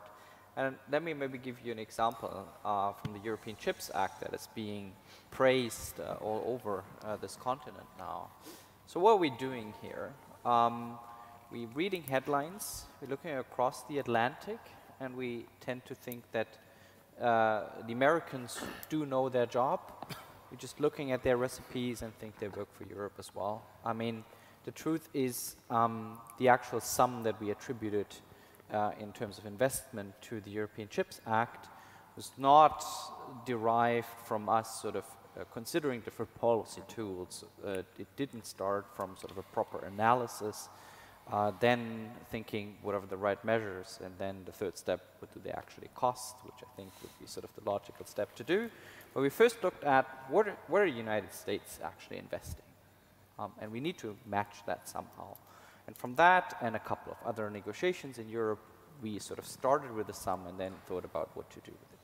Second, I think we are not focusing enough sort of on specific ecosystems. We need to understand that there won't be sort of one recipe for a number of emerging and foundational technologies that we can apply to each of them and then sort of make ourselves more resilient. The CHIPS Act has actually started, I think, from the observation of a chip shortage. That's the problem here is resilience in the supply chain. Jim has referred to sort of the value differences between both sides. This is, both of these may be absolutely valid concerns, but they're not the same concern. We can think about sort of national security concerns. To what extent is actually sourcing hardware or software from China turning into a national security issue. If for the CHIPS Act, by the way, if that had been the main concern, we would have properly thought about the back end, packaging and testing, actually. Because that is, I'm also not an engineer, what engineers tell me is where it's the easiest to build backdoors into chip in the process of chip manufacturing. This is hardly being mentioned in the CHIPS Act. It is mentioned in the beginning, it wasn't, then it came in a bit more, but it tells you this is also not really an appropriate means to address national security issues, and I think fourth, it's a technological competitiveness. So it seems to be that the fact that we are simply investing here a lot and focusing very much on what is cutting edge, indeed 7 nanometer chips and below. The question is, who are then the end consumers of those products? Do we have sort of the industrial ecosystem? What do we build in Europe, in Germany? If we have an Intel fab here in Magdeburg soon, this will produce chips that will surely contribute sort of a tiny bit to strategic autonomy of Europe, because we are less dependent than from sourcing from elsewhere. But I mean, the main industry around that would require chips is automotive, and automotive is not needing the most cutting edge chips. Actually, they would require a company like Elmos to be at the forefront, cutting edge, being sort of able to increase its capital and being sort of able to properly compete here. So yes, we do need to get the state involved somehow and very targetedly sort of see sort of understanding ecosystems, understand where can we sort of intervene for the sake of national interests or of European interests. If we rightly sort of identify sort of what precisely is the interest that we are having from sort of a public perspective that the market will not fix, and then think sort of what's the right instrument to address that. So in a very targeted manner, yes, but simply sort of investing somehow because there is something going on that is somehow related to strategic autonomy, I think is not the appropriate way. And then we get to the point, specifically when things get politicized, where we sell. I read on Twitter, I should mention Hamburg Port here, where we sell stakes in Hamburg Port, but where we forbid a really non-sensitive investment by a Swedish company that is owned by China into one fab of Elmos here. So, and actually, his ministry, many other institutions had got both decisions, I think, right. And then we have sort of politics intervening, seeing the headlines, playing sort of a political game, and then we end up with what we do. So if we sort of try to take out all the politics out, sort of think more properly, sort of what do we want to achieve, how, in what ways is the market not fixing that, and then sort of very targetedly intervening. That, I think, is the right strategy. So we do need the state, but not in the way we're doing it at the moment. Mm-hmm. Yeah, that's very interesting. I think the thing about markets not fixing the problem, right? This conception of, we now realize that markets do not provide ultimate economic efficiency in the way we conceive of it, right? Certainly not the way I read my trade textbooks when I was in graduate school. But I mean, so, but you say you've been doing this for 20 years, right? You're a China expert for 20 years. What, I mean, you probably saw this coming before governments did, and before. I mean, again, if I think about this, the debate about the questions that we're having today, it's about a 5-year debate, right? Mm-hmm. It's now the center. It's all we're talking about right now. But what was the trigger, and why did it take so long? Well, first of all, let me start with one sort of positive note, and again, reference to Hamburg Port here. I started to have the conversation about a potential Chinese investment into Hamburg Port with the German government, even though I was based still in Sweden, 4 years ago for the first time. It was not that this was a new issue that came on everyone's table. So it's not always that we're so ill prepared. It's sometimes the dynamics that sort of take shape of things. It's not that people in our ministries were so stupid and dumb and were only running into this last minute or something, as has been said by some of the politicians, but only because they don't care doesn't mean also the ministry officials don't care. So, but put that sort of aside, why has it become such sort of issue? I think at least for Europe, it has the 5G discussion and the question whether to allow Huawei in or not has, I think, been a fundamental game changer. And so it were concerns, I think, originating in Australia, but then sort of being brought to Europe, mostly through the US. I think that has been the trigger for us. And then I think people started to realize, well, this is not a one-off topic. This is not just 5G. This is not just mobile infrastructure. This is a broader issue. And again, I mean, there were plenty of people sort of understanding this, but if you ask sort of what was the trigger to make this sort of publicly visible, bringing it onto the agenda of politicians, I think it was the 5G discussion. It was 5G. Mm-hmm. Audience questions? We have about a half an hour left. Please.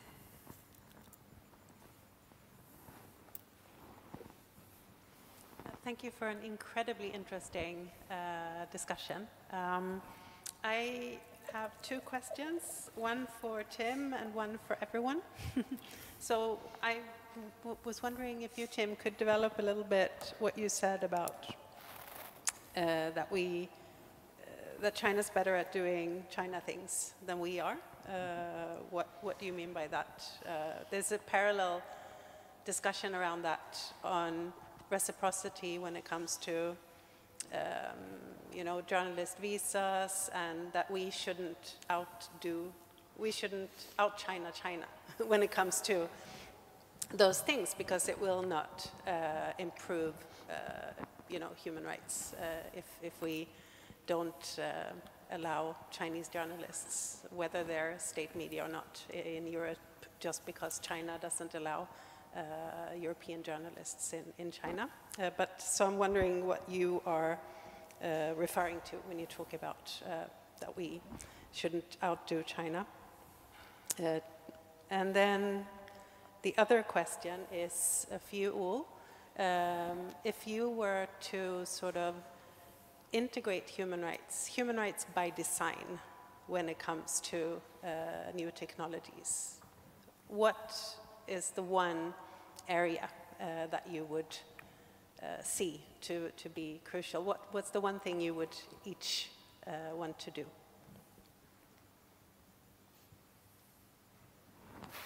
Tim, you want to take the first one, and then we'll move into the second? Sure. Why shouldn't we, or in what way is China doing better the China way? Well, I think for that it's useful to understand why China became innovative, despite us expecting that China is not creative and can never be creative in this authoritarian system. I think it's mainly three factors. The first is China had never sort of fully protected its market, but it always never fully opened its market. So it was, I think, a semi-protected market. I think always that the introduction of the Great Firewall and its role is a very illustrative example, because, I mean, we saw the Chinese internet being shielded through the Chinese firewall primarily through the lens of censorship, information control.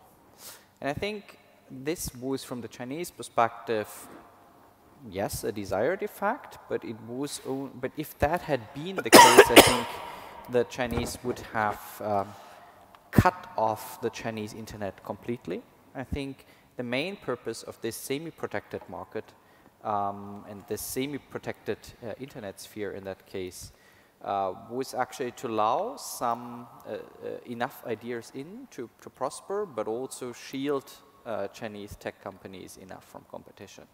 So I think it had more of an innovation and economic aspect to it than just sort of information control and censorship.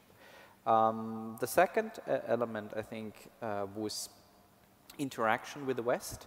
We've been focusing a lot on stealing. I think we've very often forgot about learning, that the Chinese learned a lot from us, reverse engineering, but also because Chinese who worked in the Silicon Valley, elsewhere, returned not just with specific technological knowledge, but also with knowledge about how innovation ecosystems work.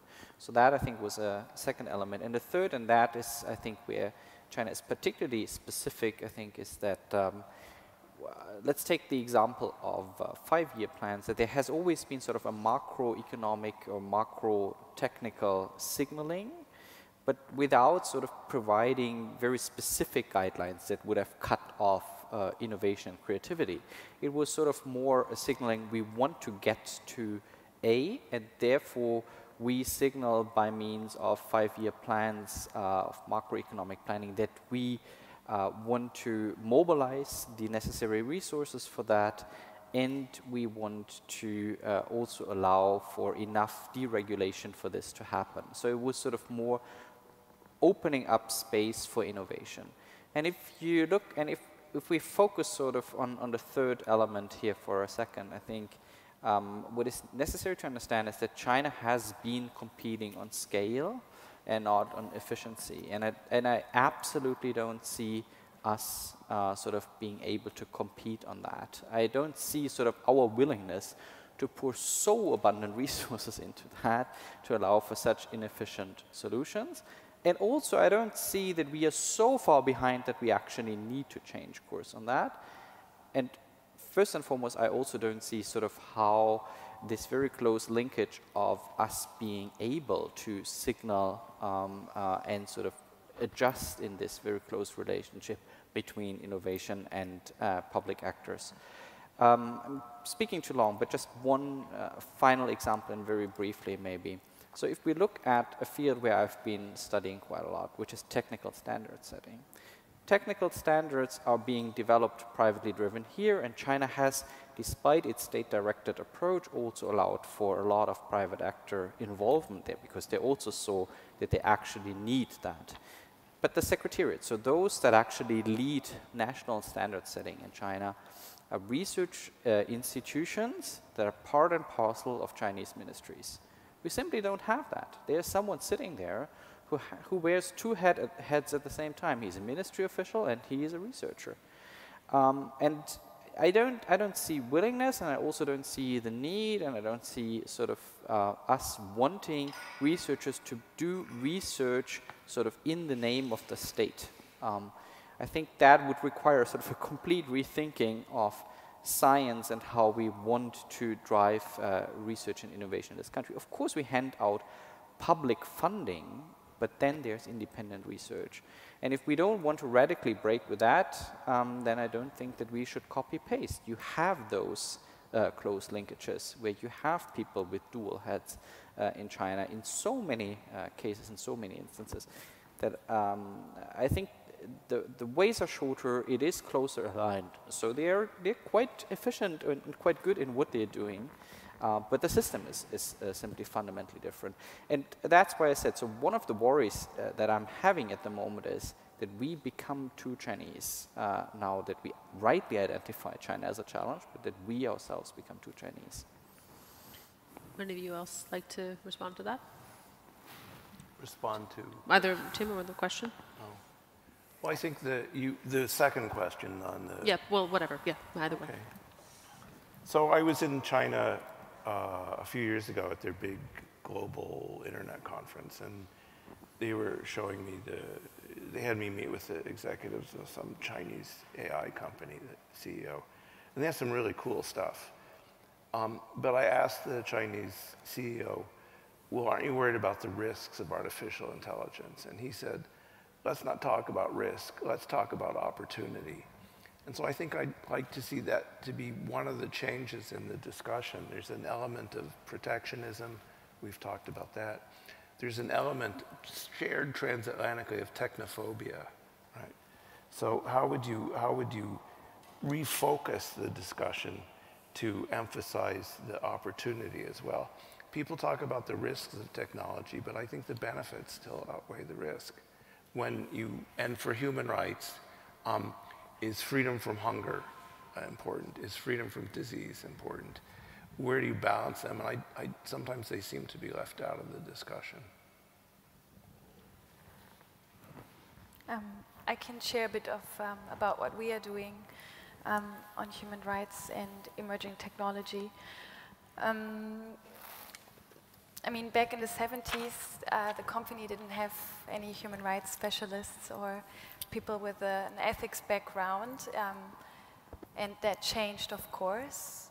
They developed guidelines for the ethical development of AI, but you can't only rely on internal specialists, since it is more difficult to say things that are unpopular to the business. So we have an external advisory council on AI ethics, consisting of representatives from industry, academia, civil society. And they look at new AI services, for example, that we want to integrate in our solutions. And they say no sometimes. So we had a case recently for a software solution in production. So it was for a customer handling dangerous goods, and the solution was meant to recognize people on the production floor to warn them if they enter the dangerous zone. But the council found that, you know, this facial recognition could be misused by unjust regimes, and therefore it was not implemented. And these are things that every business can do. We are not required to have such councils, but it is better for us to have this external view and to ensure this kind of sustainability in our products.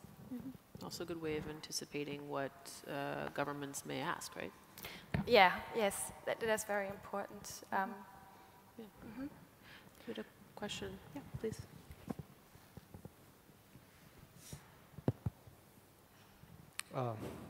Jianhui Wu from Taiwan. And this is the second time Taiwan was mentioned. Normally in the context, Ukraine and Russia.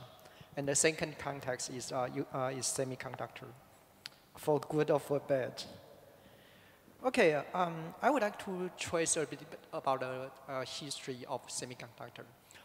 If we go back to get an irregular run, and especially in the context of EU or EEC, that's a case, US and Japan, they reach this voluntary export agreement, which US force or try to convince Japan to export the semiconductor to a minimum volume, which would not prevent or undermine the economic prosperity of US semiconductors. And in those days, the semiconductor came into Europe. So the EU filed a campaign against Japan in the GATT area. So this is the EEC minimum export price for semiconductor. And it's about 1980s, and say, when semiconductor is a not profitable enterprise. So that's why, and after that, that's why, and also semiconductor is highly polluted, and it demands a lot of electricity, energy, something. So that's why semiconductors start phasing out in Japan, then it come to Korea and Taiwan.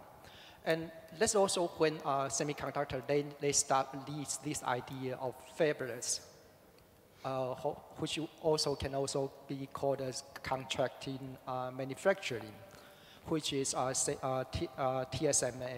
TSMC is very good at with.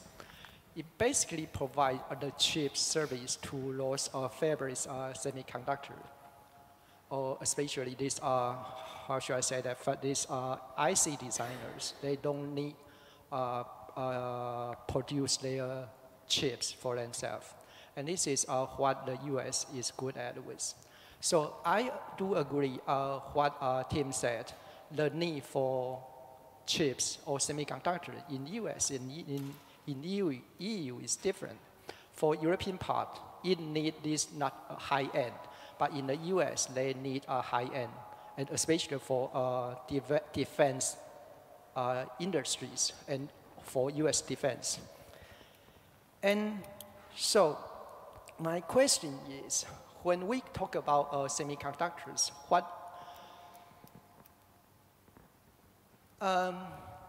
the EU has different needs, and they have, and we look into the European Chips Act. That's one key provision saying that those chips which receive subsidies in Europe, they cannot be subject to editorial application of foreign laws and foreign regulations. In this context, European Chips Act is aimed against US. So when it comes to technology sovereignty or technology economic security, in fact, Europe is aiming against US instead of aiming against China. So my question is, do you, with a view to preserve economic security or technology sovereignty, do we see any feasibility, really, for US and EU to work together? Because I think, if I understand correctly, even in the context Anti-Coercion Act, it is against US, but not against China. So, and the second question is, relating to the human rights issues, we tend to believe technology would be benefits and should have no difference to any countries. But I would say this is a fallacy. Technology is used, especially something like AI or surveillance technology. It is used in a way much different in authoritarian countries than in Europe. So the following question is how to design a policy instrument to prevent those emerging technologies being used as an instrument to suppress human rights or something. Thank you. Thank you. So I guess it's a two-part question, right? So how do the US and the EU actually work in parallel to not use economic coercion or anti-economic coercion instruments against each other when trying to build up domestic capacity, all right? And then again a little bit more about the development of fundamental industries and regulatory policy. So maybe we'll start with you. Yeah, I can briefly answer from a political point of view. I mean, I don't like the notion of European sovereignty too much because it can be misinterpreted. I understand sovereignty as the freedom to act. Many people in Europe will think European sovereignty means that we have to do everything on our own, that is having 100% of value added in certain value and supply chains, everything made in Europe, which is rubbish, to be clear. We cannot afford it. It's a perfect program into poverty because our wealth relies on interaction with our neighbors. Our wealth relies on international division of labor on a broad scale. So when we define sovereignty as the freedom to act and do our utmost to keep this freedom to act, it's fine. When we understand it as producing everything, say in Germany, in France or elsewhere, I would say it's the wrong path. And this very much goes along with what Tim has said, that is not follow the Chinese path, not step too much into a state-run economy, because then we will be on the losing path, because in the end, a state-run economy also means losing our freedom to decide, our private freedom to decide. Then it will be done by bureaucrats. And also, and this also refers to a question, there's a tendency to overstretch the notion of national security. And we see it now also with the US, we see it also here in Europe, because you can define everything as in the interest of national security. And this reminds me of the discussion in 2009 when we had the systemic relevance. And suddenly a German Autobauer named Opel was systemically relevant, which it never was. And now, of course, each and every company shows up and says what we do is important for our national security. And then, of course, we need exemptions from this or that, which also refers to the CHIPS Act. And the European CHIPS Act, there's, of course, tendencies to expand the European CHIPS Act to all kinds of industries, which is dangerous because we have a very well established state aid control in the European Union. And if we return to that each and every member state can do what it wants in order to subsidize its own national industry, forget about the European Union. So this is not a step forward. This is my general answer to your question.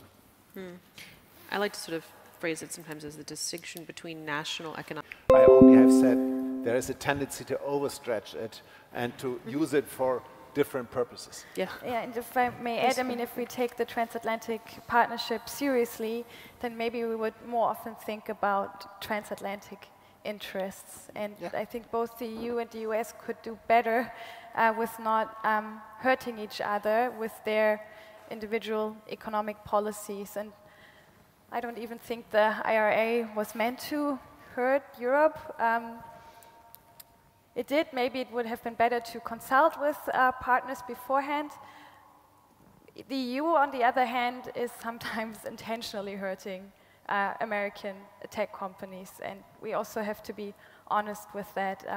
There's a new cybersecurity certification process being developed that foresees 30% ownership, European ownership. So a cybersecurity certificate is being made dependent on ownership when it's actually, it should be purely technical standards, right? So we in Europe also have to be honest with ourselves sometimes when we criticize our American partners, but overall, as I said, both sides could maybe use venues like the TTC better to consult with each other. Absolutely. So yeah, please go ahead. And then there's a two-finger by Tim, but you go first. No. Okay. Tim, go ahead. So the goal, I think, on both sides of the Atlantic is to reduce the risk of dependence on China and Russia because they have proven to be partners willing to exploit their economic strengths for political purposes in ways that pursue goals that we would not support. So when you think of what China attempted to do to Australia or Korea, they could do it to you. Right?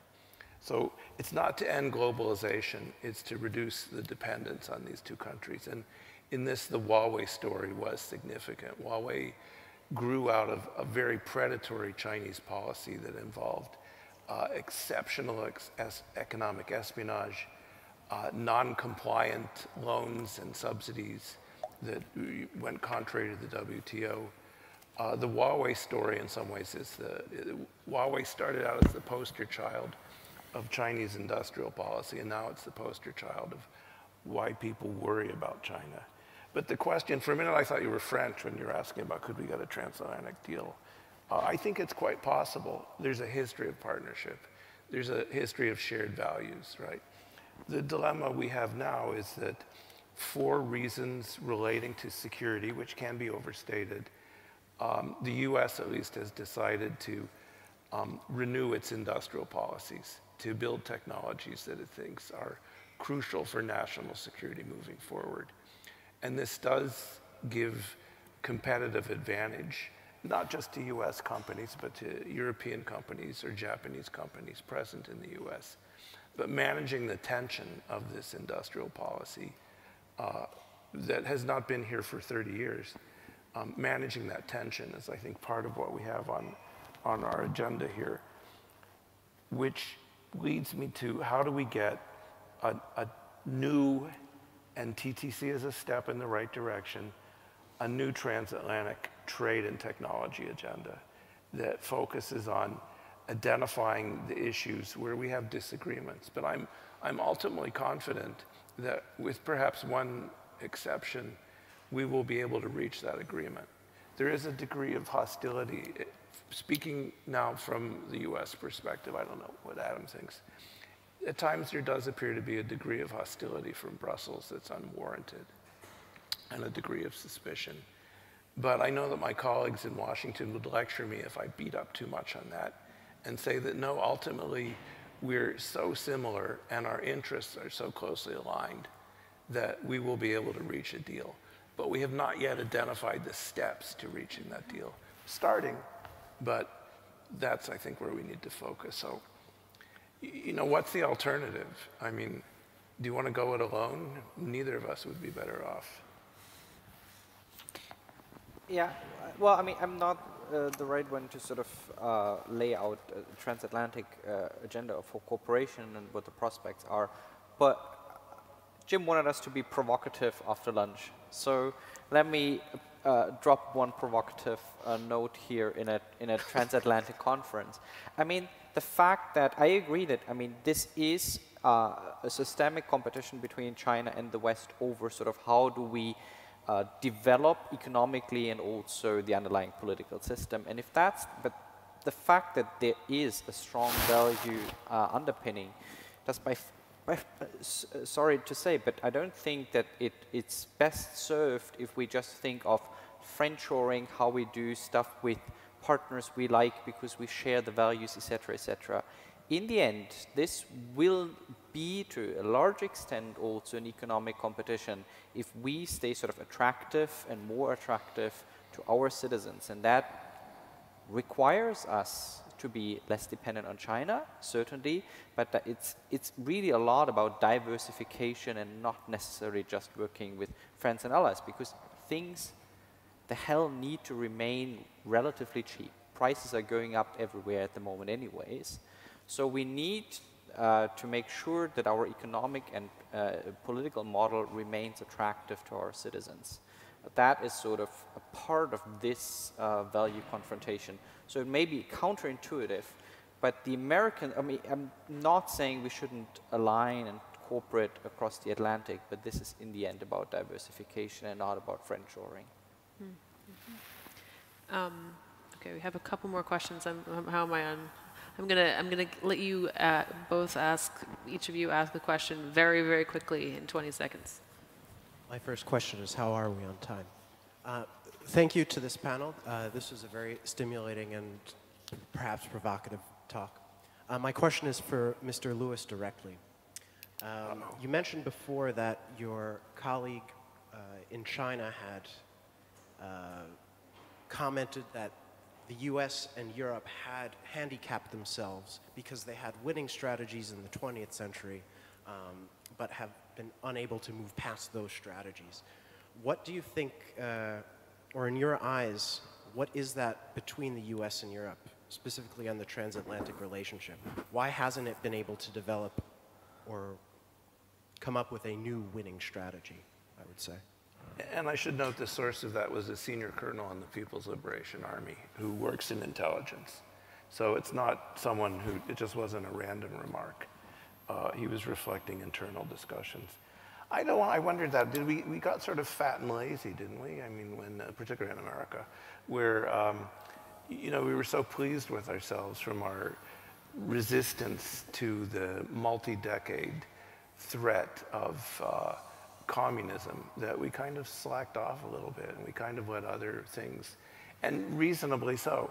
I mean, we cashed in the peace dividend in the early 1990s, cut R&D spending. Why bother? We didn't need to compete with anyone. So I wonder how much of it now is driven by the change in the international security environment, which I would not define as great power competition to beat this again. It's a competition between two different systems. It's a risk to our security, and we would be more comfortable with European partners than with others, not excluding Japan and Australia, of course. So I think we just got fat and lazy, and now we're kind of catching up. I would add to that, I mean, there's a certain hubris at the end of history that we assumed after the fall of the Soviet Union that our institutions, our way, were the only way and the right way, and that event confirmed that. And so why do we have to think about a different way to do things? Right, capital markets could handle it very quickly. Peter Behrens from the Europa-Kolleg Hamburg. Very briefly, I understand you to mean by China, mainland China. Now, I think, to my understanding, Taiwan does have the cutting edge in semiconductor and nanotechnology, not mainland China. Taiwan is said to be 1 year ahead of mainland China. So if I understood you, Mr. Lewis, to say that the Biden administration wants to prevent China, mainland China, to have access to Western technology, semiconductor technology. Now, how about the possibility of mainland China to get access to Taiwanese technology by using force, military force? No way? Is this something you don't factor in? It's impossible. Yeah, because it's very simple. I mean, can give a very simple answer. In case China invades Taiwan, I mean, achieve parity by the end of this decade, before the U.S. export controls went into place, and now they've had to extend their expectations out into the mid-2030s. So, the Taiwan issue for me is not so much that they'll invade, because, you know, that's exactly right. Invade for what end? The issue is more, how do you, if you look at the Chinese chip industry, it's largely built on Western inputs, not just of capital goods, not just of technology, but human capital. This was the point you were all making later. And if you look at SMIC, for example, or YMTC, Taiwanese executives, right? So I think that will be a political choice for Taiwan at some point. We're attempting to extraterritorially resist that. No, you don't think so? No, let me briefly add that don't overestimate the role of Taiwan, because again, there's a supply chain behind the ability of Taiwan to produce, and that is fed by, among other companies, by ASML in the Netherlands, by the German companies Trumpf and Zeiss. I mean, I'm right in this business, so even if you get the engineers from Taiwan and you keep them in Taiwan, there'll be no supply chain anymore. Forget about it. And China will never follow the strategy, because it's not there. No, they have a long time horizon. And I mean, this is a core difference between Russia and China. I mean, China is, in this regard, is quite smart. They rarely use open force. Make a joke.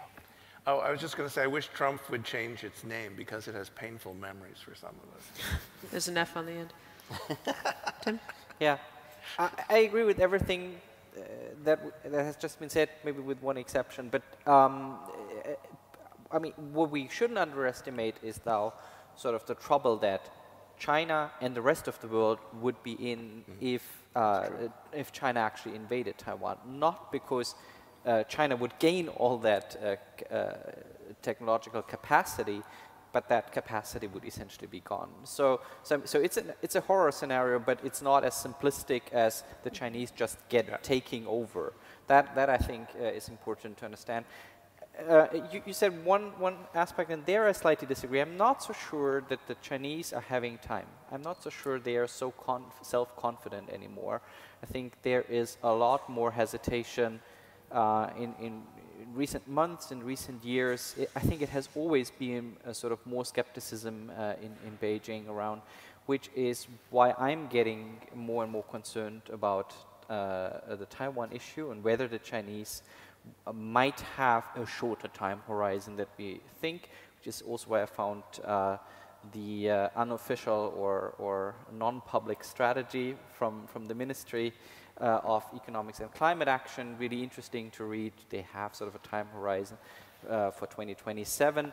I don't want to necessarily subscribe to that, but I do think that there is a significant risk that that time horizon is correct, but not because the Chinese think they can take over. That has sort of broader strategic, also symbolic, nationalist reasons. So there's a lot to gain, I think, for Xi Jinping if he wants to take Taiwan. But I don't think it's the semiconductor. I mean, on that front, I fully agree with what has been said. I think you're all on, you know, just in closing to note that like you're delineating what I think is often mixed up, which is military goals, right, and technological goals and economic goals. And as we get sort of wrapped up and spiral upwards, right, at least from my experience in Washington, these are conflated, right? So I think it's been very useful for in this panel to really, from all of your expertise about how we outline that strategy and keep level heads about this stuff and delineate our policies clearly and transatlantically. Anyway, we're over. Thank you all very much.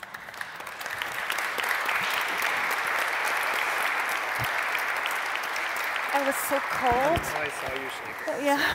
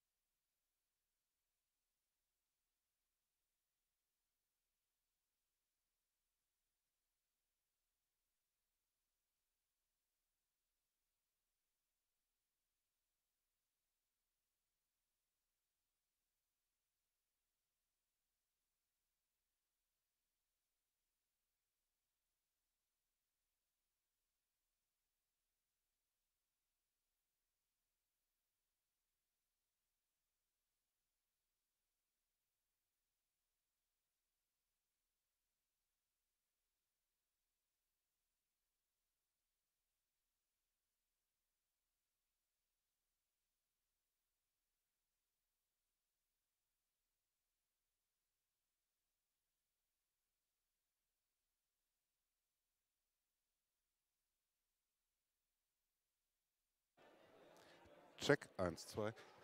Can you hear us here from the... Because for now I can't really hear you. I need to find my headphones first.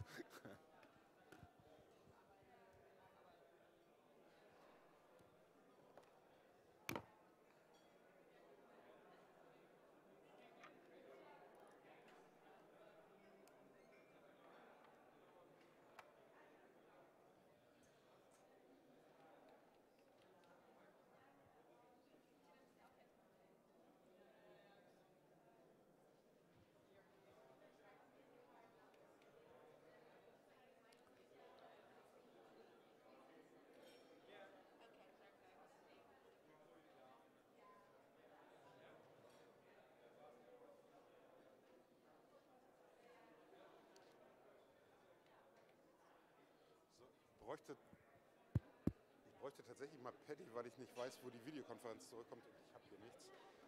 Und ich weiß im Moment noch nicht, warum.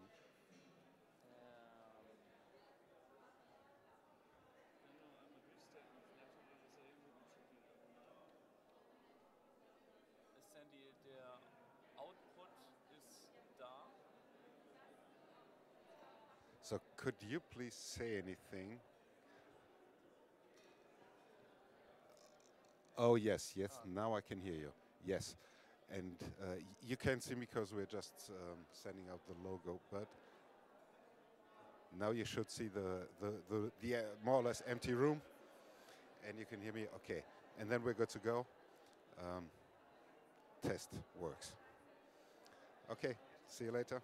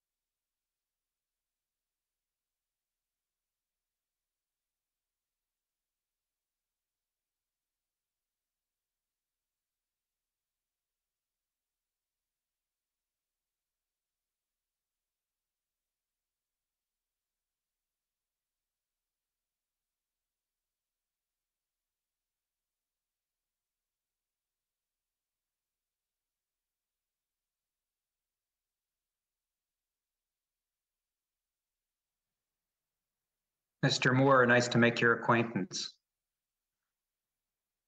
You're muted. Yeah, I know. We've been doing this for 3 years and we're still muted. How are you? I know. I'm good, thank you. How are you? I'm doing very well. Where are you joining from? I'm in Berlin. I broke my foot over the weekend, so I couldn't travel. Goodness. Sorry. Well, it happens, you know. And how about you? Where are you joining from? Washington. I'm in DC. Oh yeah, okay. Yeah. Not too early. Yeah. I was actually planning on coming in person, but I had immigration things to figure out. So hopefully next time. Sure. Yeah. Okay. Yeah. I know. Hopefully next time I won't break my foot. Yeah. What were you doing? Football? No, I was running. I had a beautiful run through the forest, 17 kilometers, and then 200 meters from the hotel, I tripped over a curb on the road. Yeah. So. How long did it take you to do 17 km? Well, it was the altitude. There were a lot of hills, so I did hour and 50 minutes altogether. So that is still impressive, even with hills. Thank you.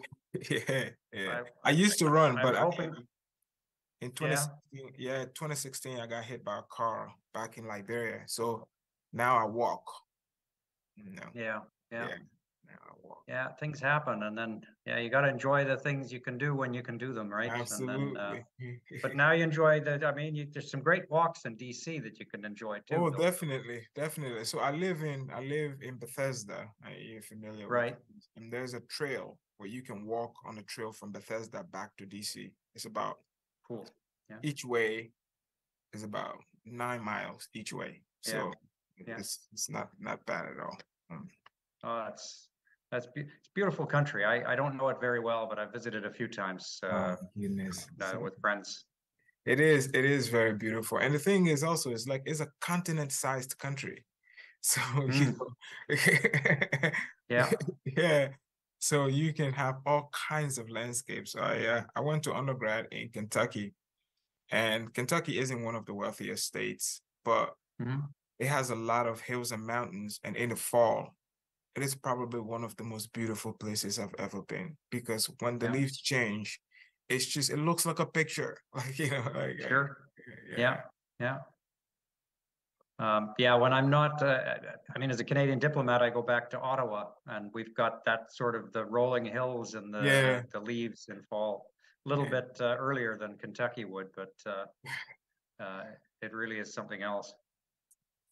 Now it's just cold and snowy, so that's my goodness, which is its own beauty. But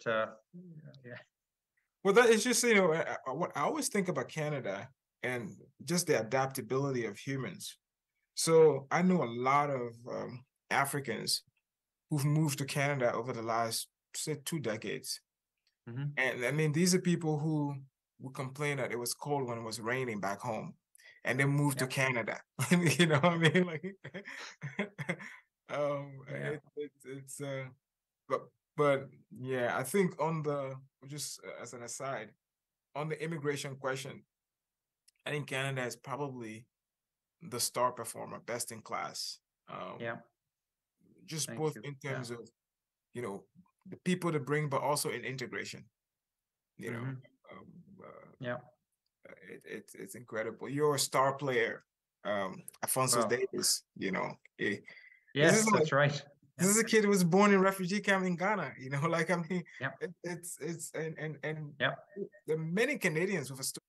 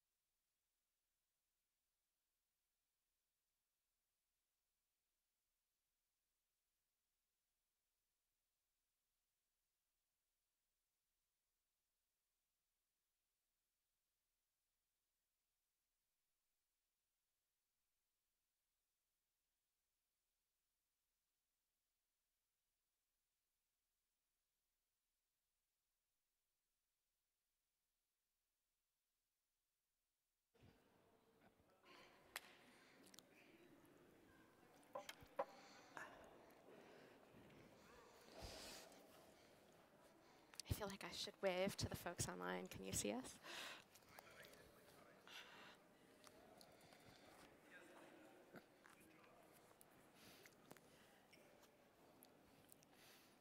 All the drinks are for me.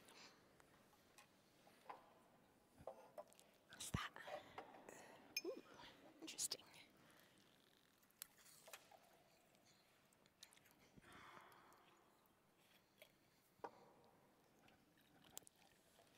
Ladies and gentlemen, welcome back after the coffee break for the last session of our conference, for the last panel, which I think will most likely combine many of the questions we've already been discussing.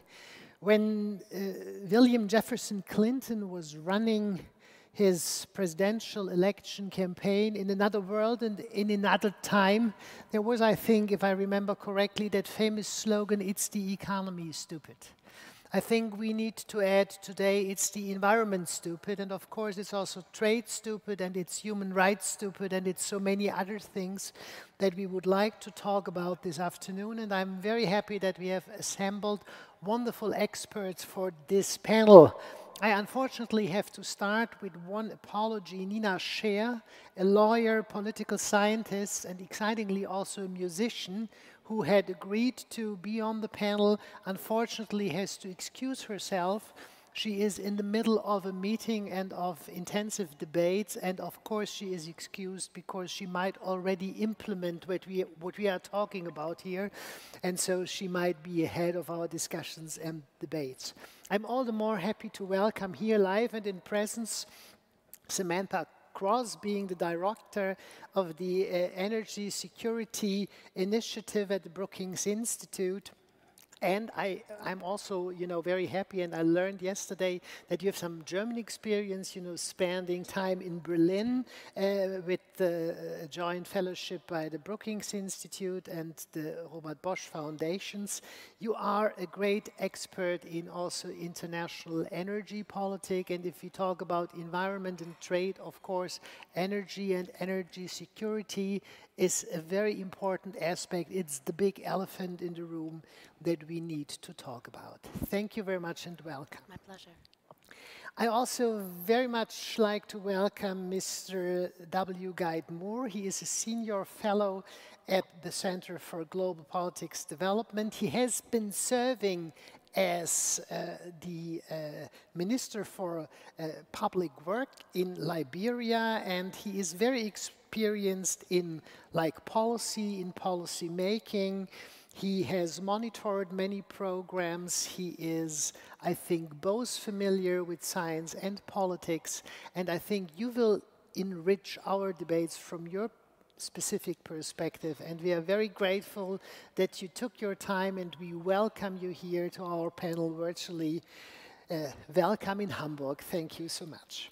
And last but not least, I welcome Andreas Weichert, serving as Minister Counselor for Commerce and Economy Issues at the German Embassy in Canada. So we have another kind of, international perspective in the transatlantic version, which reminds us that, of course, if we talk about transatlantic relationships, it's not only the United States of America, but it's also Canada. And of course, we had also to look at the Latin American world and the South American world, which is also, to some different extent, partner countries and sometimes also difficult partner countries on the other side of the Atlantic Oceans. We are very, very happy that we can enjoy and appreciate your diplomatic experience also in this afternoon's panel. Mrs. Cross, if I may start with the maybe most obvious question given that panel. We are talking about, trade policy instruments that can complement international economy and international environmental protection and climate mitigation. I think that's really the tough question, what kind of, real-world infrastructure, what do we need?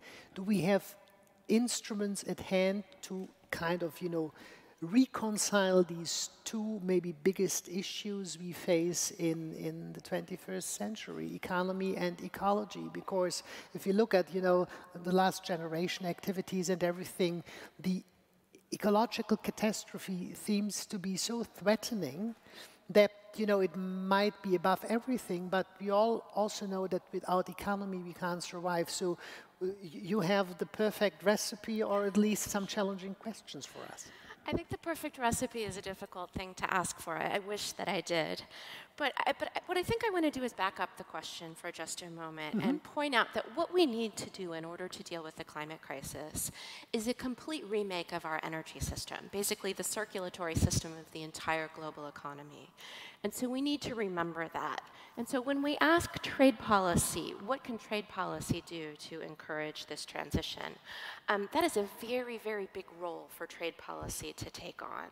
And so as I speak, let's keep that in mind, that we're trying to change the basis of the entire global economy, and that it's a lot to ask specific trade policies to do.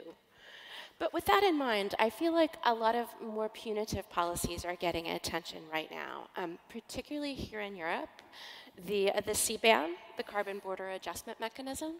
When I spent time in Berlin last year with the Bosch-Stiftung, I couldn't have a conversation without it coming on back to the CBAM. And I understand why Europe is so excited about that.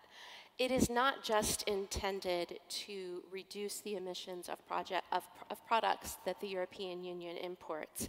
It also has some additional goals on the side that I think are less talked about. An important one being to export European carbon pricing policy. If you have a carbon pricing policy that looks like that in the EU, you're not subject to the CBAM. However, I have to say that mechanisms like the CBAM are going to have a really hard time doing much to decarbonize the industries they care about the most. Many of the most carbon-intensive industries are also very difficult to decarbonize for technical reasons. If you look at things like steel, cement, ammonia, petrochemicals, those have some very thorny decarbonization issues, which I can go into offline if anybody's curious. But these are also high capital cost, low margin industries. And so it is very difficult to make decarbonizing those industries bankable, particularly in the developing world. And it's going to require more than something like a CBAM. My suggestion, and we can talk about this more later if you like, would be more market making as well as these punitive type measures. Making sure that you're creating demand for these products and lasting demand for these products that then makes the upgrade to produce a low carbon version of those products bankable. Maybe a follow-up question. You mentioned the kind of, you know, market-based instrument as an alternative to regulatory instruments. Would you see that as a more effective mean that be, you know, using market-based instruments, trying to really implement ecological strategies, climate change protection mechanisms in trade systems? And would you have maybe kind of, you know, some examples for that kind of market-based instruments and mechanisms that could provide good incentives? I think there's a place for both mechanisms, actually, because what we're trying to do is quite difficult. And because the mechanism here in Europe, the CBAM, is carrying additional weight, not just trying to decarbonize industry. It's also trying to replace the free allowances that many industries in the EU get right now. And so it's carrying that weight as well. So you're going to need policies like that. But you see, in my own country, in the US government, for instance, governments contracting for lower carbon cement, for instance. Cement is a very carbon intensive material, and it's not just carbon intensive because of its energy use. CO2 is released as a chemical part of the process, so it's a tough one to decarbonize. But the government is working to create markets for low carbon cement to in turn incentivize companies to do that. And so I think you need both of these, and both of these policies are carrying different portions of the load, and I don't think there's anything wrong with that. No, absolutely. I could not agree more. Mr. Moore, if we are talking about that kind of, you know, instruments and maybe also mix of instruments to bring together economy and ecology, what, from your perspective, what would be your expectations? What should those the European Union and the United States of America maybe ideally do to have an effective impact on that kind of, global architecture of a climate change aware trading system? Thank you. It's good to be here, and thanks for having me. I think I wanted to expand the conversation slightly and say that, as we think about the transatlantic relationship, in the past, we've actually thought about Europe and North America. Mm-hmm. But much of the western side of Africa is in the Atlantic. And so when we're thinking about a transatlantic relationship, we have to be more expansive in what we mean by that, because Africa itself shares the Atlantic. So on the question you posed, I want to go back to the first speaker's point that we can't be only punitive. So, for example, Gabon is trying now to sell carbon credits by preserving its forests. But the amount of carbon credits it's bringing to the market is basically roiling the markets because of how much of Gabon is covered in forests. But was it yesterday, 2 days ago, and the EU passed a law that basically is an extension of that, sort of targeting Scope 3 emissions. So anything being imported into the EU that's tied to deforestation. So on the one hand, we have a punitive measure for deforestation. Mm-hmm. This is good because we need to preserve the forest. But Gabon struggles to sell its credits for preserving the forest. So one of the tools that we can have here is a mechanism that allows countries, say like Gabon, to be able to sell their credits if we have policies like the EU one that punishes countries for deforestation. But it's not just the EU. The US recently sanctioned loggers in Brazil that are carrying out deforestation in the Amazon. So I think, to the first speaker's point, it has to be a combination. Because of how complex the problem is, it has to be a combination, a suite of tools, so to speak, of both sticks and carrots, of regulations, but also policies that sort of encourage that. The next thing that I would say here is that we have to be more collaborative in what we do. So when the French president landed here, I'm in Washington, by the way, when the French president landed here a couple of days ago, the first thing he said was that even though CHIP and the Inflation Reduction Act were meant to be domestic policies, they were actually having significant second-order effects on European firms and fracturing the Western relationship. Same thing. If European policies, which are meant to be domestic in nature, begin to have an impact on places outside of Europe, then those things have to be formed in partnership and in collaboration so that it is not having third-order effects that essentially have an opposite outcome of that which it was intended to do. So those are my first comments on the question. Thank you very much. I think you also emphasized that we need some kind of mix of instruments like regulation, make it market incentives. You have been talking about sanctions, which of course also play an important role. Mr. Weichert, I'd like to come back to the positive incentives, that kind of, initiatives that without sanctioning, without maybe hard regulation, could try to kind of, enrich trade instruments by climate protection clauses, climate protection mechanisms. And I'd also like to learn more about your perspective on that, and maybe also kind of, negotiation practices. If we talk about, international trade agreements, what role does climate protection actually play at the negotiation table? Certainly, thank you very much, and it's also a pleasure to be here in my living room in Berlin, rather, but be nicer to be in Hamburg, of course. Of course. Well, it's always nicer to be in Hamburg. Broke my foot on the weekend, and I would have loved to be there, but that's the way it is. So I sit with my foot up, and we'll have the virtual conversation.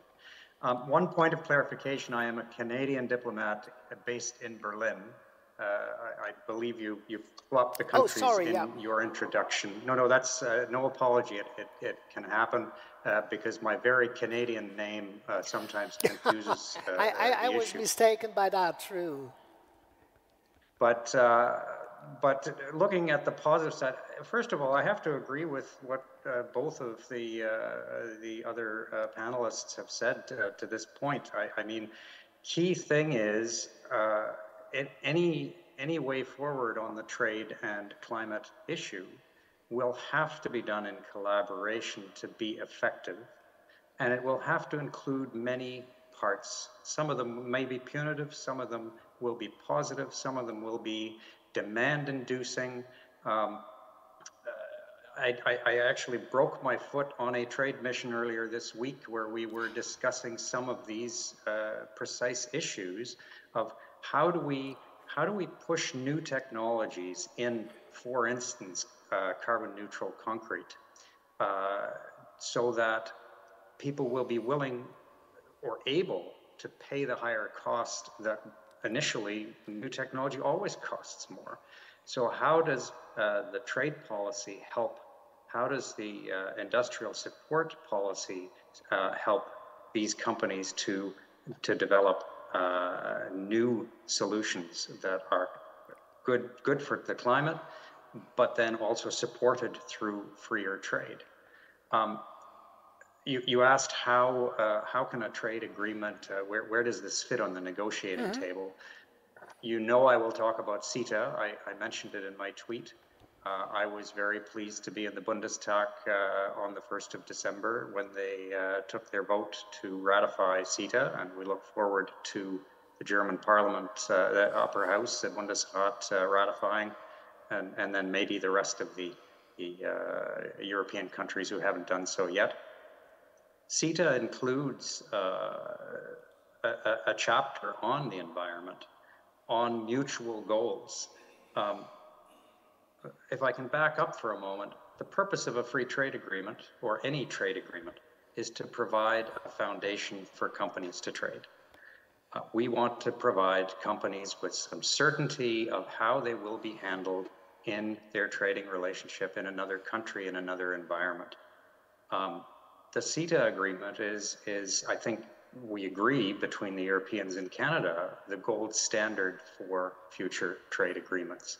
It includes protections for the environment, for labor, and others. We're talking environment today, so I'll stay there. It has a whole chapter devoted to climate protection, to the fact that Europeans and Canadians agree on the need to meet our Paris goals, that we agree on the need for freer trade to support innovation and collaboration between countries in Europe and in Canada to quickly develop better solutions towards a cleaner environment. And as you mentioned, Samantha, it's all about energy. If we can't fix the energy problem, we won't achieve anything. So I think CETA leads the way in how a free trade agreement can go. It's of course not the only possible trade policy device. We have with Germany and with some other countries, energy agreements, energy accords where we commit to working towards changing the energy mix, towards going to greener supply of energy, both in trade.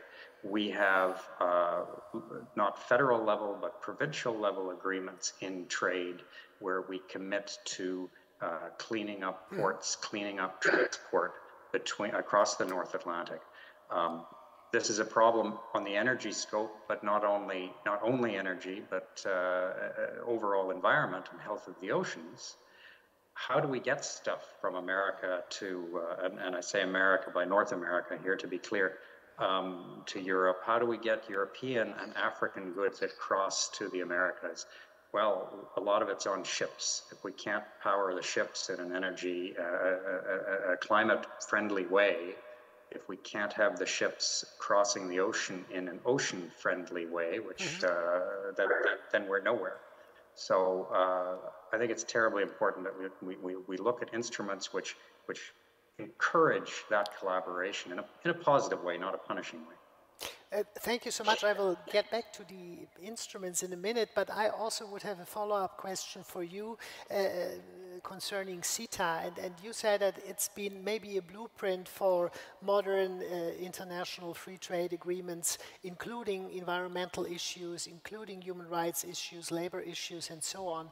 And I was also wondering whether you, from your experience, could tell us whether you believe or not that that inclusion in particular of climate change issues, environmental issues, might also gain stronger democratic support for free trade agreements in the future, because we have seen that we had so hard debates when it came to CETA, when it came, I think, even worse when it came to TTIP, because public support is not as strong as we hope to be, at least as some hope to be. And is there maybe also some chance for a democratic reconciliation if we say these trade agreements are to some extent also green deals? I would hope so, because I'm an optimist.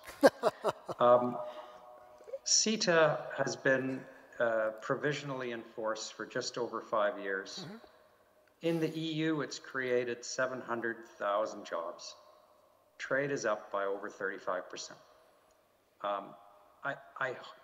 And it's not damaged the environment. It's not caused a race to the lowest common denominator of labor rules.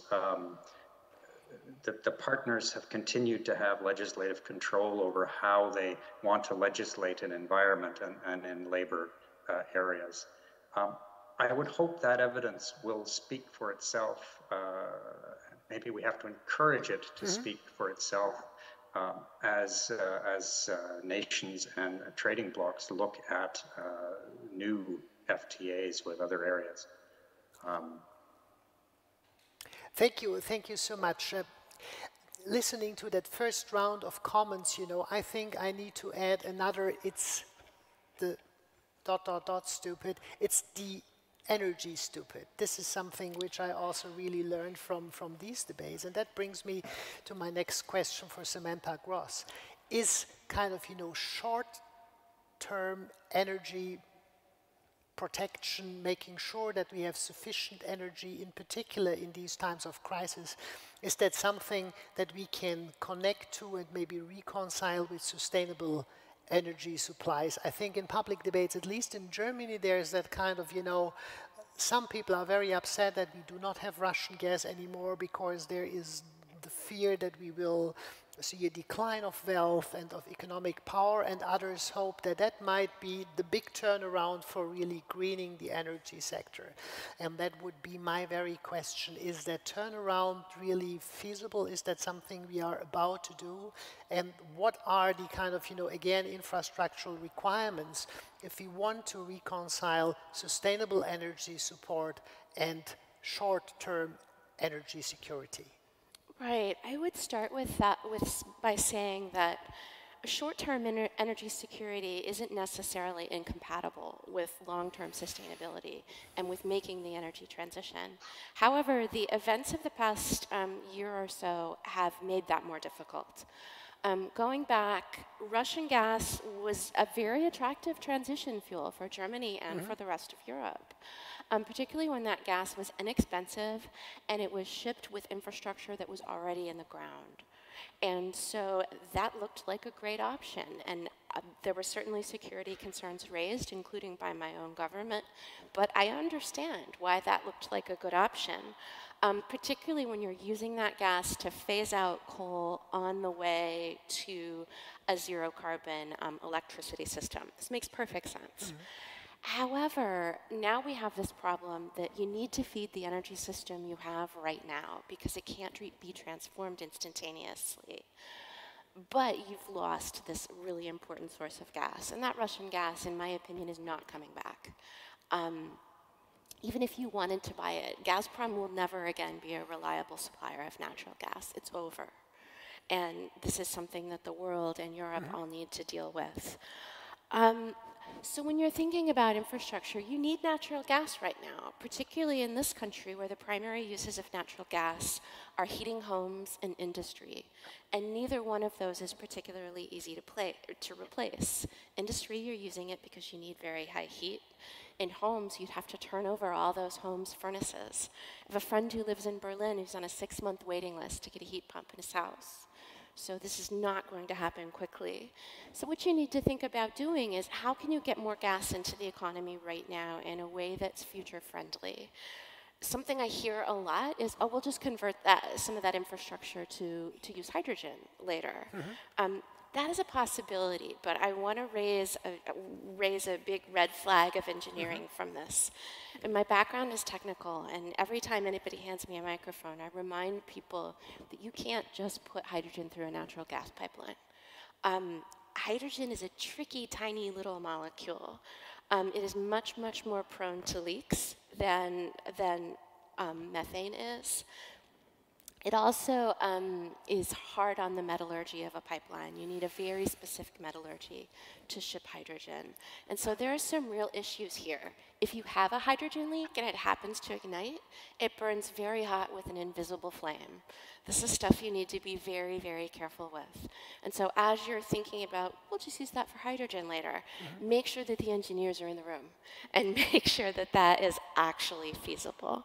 But I don't think these need to be at odds. It's just thinking about both, how do you deal with the energy system we have today while transitioning? It's walking and chewing gum at the same time. I think that is a very good point to follow up with a question to Mr. Moore. The very issue of independence, I think has many facets. If we talk about, energy independence, we talk about the circumstances that are related to natural sciences, how we can gain and create independence. And also, of course, the political independence from the bad guys all around the world, and in particular autocratic states, and the Ukraine war taught us a very hard lesson. So, Mr. Moore, if from your perspective, we needed advice, how to establish energy independence, what would be maybe elements for a reasonable mix? And I think also, if I hear all the concerns that it might be from my perspective, but I'm in that regard a complete lay person, it might be a smart idea to have really a portfolio mix so that you can replace one thing by the other in case there is the next crisis coming up. But what is your perspective on that issue? Like, how can we become independent even though we see these many dependencies we hardly can escape? So thank you, and I think I would just agree with Samantha again. Part of it is how do we construct the energy mix in terms of the portfolio. So I'll give you an example. Last week, supposedly the UK produces about 16.4 gigawatts of wind, and for some reason last week it was reduced to 0.4. 16 gigawatts went offline. That intermittent nature of renewables means that there has to be something that generates our base load. At some point, we have to have a conversation about what constitutes that mix so that we're energy independent. So the conversation has to include nuclear. At some point, we're going to have a conversation about nuclear as a part of this energy mix. I know, I mean, we're having this in Germany, so the nuclear question becomes a tricky one. But it's a nuclear one in the literal sense. I definitely think that it makes sense. But more importantly, I think we have to take into account the true cost of what the transition looks like and for energy independence. According to the World Bank, to achieve the Paris Agreement, we're going to need about 3 billion tons of minerals: bauxite, lithium, cobalt, coltan. And on that question of minerals, just before I address that question, I want to come back to rare earth minerals, where China supposedly now has about 90% of the market on rare earth minerals. The problem isn't because rare earth minerals are actually rare. Rare earth minerals are just really dirty when it comes to the extraction and the processing. Absolutely. And for years, we have agreed that if China is willing to internalize the cost of doing that and sell it to us for cheap, we're fine with it. And so because of that, China has built a significant lead in processing that. It brings me back to the 3 billion tons of minerals that have to be processed for us to achieve net zero. The environmental cost of processing that mineral is going to be very, very heavy. So are we willing to pay the true cost of what that means? So, and we think about, and then most of those minerals are going to be in places, so for example, you know, Chile and Argentina, but also a lot in, say, Guinea, bauxite in Guinea, or lithium, cobalt and coltan in the Democratic Republic of Congo. How much of the benefits of the extraction in our way to net zero accrues to the populations in the places where we're going to be extracting those minerals? So back to your question, I think, one, that energy mix has to be a combination of things. The final thing that I would say is, for a while, European and American governments were pushing this no financing for any form of fossil fuel. I think that we're getting a bit ahead of ourselves. There are certain things for which right now we still need some fossil fuels, especially natural gas. And again, I keep coming back to Africa because that's where I'm from. More than 50% of the population of the continent is involved in some form of agriculture. That agriculture is largely unproductive because of the limitation of inputs. If we're going to produce synthetic fertilizer, we need natural gas. So there are certain things for which we have to keep natural gas in our energy mix if we're going to have a mix that allows us to be independent. And the final thing that I would say is that I remember my undergraduate professor saying to me, he was quoting either a European general or diplomat saying that the whole purpose of NATO was, you know, to keep Germany in check, to keep the Russian out, and to keep the Americans in. And for some reason, even though we had an Atlantic alliance that supposedly saw the Russians as the existential threat, somehow it made sense to Europe to depend on Russia for its energy. You know, I mean, we're moving forward now, but it's important for us to understand that. As we move forward, energy independence might be depending on like-minded countries, depending on allies. So if we have a grid, so maybe other countries in Europe are supplying that grid that are able to produce energy more cheaply than others. But we have to think about the security implications as we build our energy mix, and one that allows us the amount of freedom and independence that will be possible going forward. Thank you so much, because I'll get back to you in a second. I love your definition of NATO, and I'm also very glad that you mentioned the rare earth minerals, because to some extent I believe we in Europe are rather naive. We are very happy about, you know, electric cars and say that is perfect for the environment because we don't smell the dirt and we don't see it.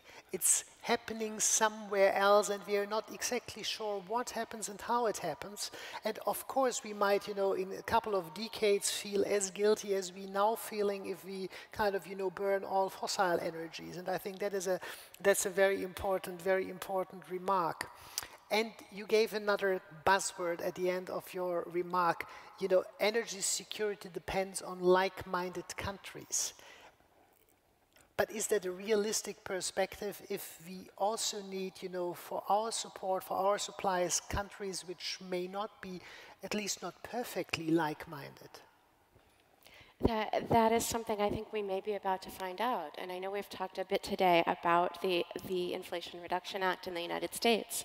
And one thing that the act does is it encourages the mining and processing of various critical minerals in the United States and also in countries where we have free trade agreements.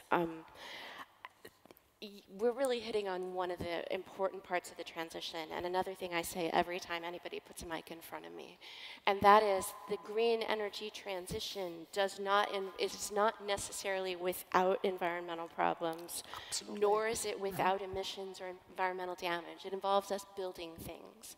If we're going to switch to an electricity-powered economy, which is what we need a larger electricity system and one with a very different shape than the one we have today. I also want to follow up on one of the gentleman's comments about the idea of energy independence versus energy interdependence. Yeah. An electricity system with a lot more renewables on it is quite variable. You spoke of the wind drought that you saw in the UK recently. That is an argument for a very wide, very interdependent electricity system, because weather is local or regional. And it makes it easier to balance the system if you have a very wide grid, because stating the obvious, the weather's different far away. And you may be able to have wind and solar operating in one place when they are not in another. And it makes it easier to balance the grid. So we will continue to be energy interdependent in a greener, low carbon world. It will just look quite different, and we will be dependent on different things. Absolutely. Coming back for a second to that dependency issue and the like-minded states and the question to Andreas Weichert again. Germany needs to supplement, Russian gas, and what we did, and then we also discussed, of course, very controversially, is getting gas from Qatar, getting gas from Saudi Arabia. And at the moment, there's the big debate here in Germany about our typical German hypocrisy. We boycott the soccer championship. Well, now we don't have to boycott anymore because our team is out anyway, but we felt so guilty. We're not watching, the soccer games because they've been doing very bad things, human rights-wise and so on. And of course, that's very problematic.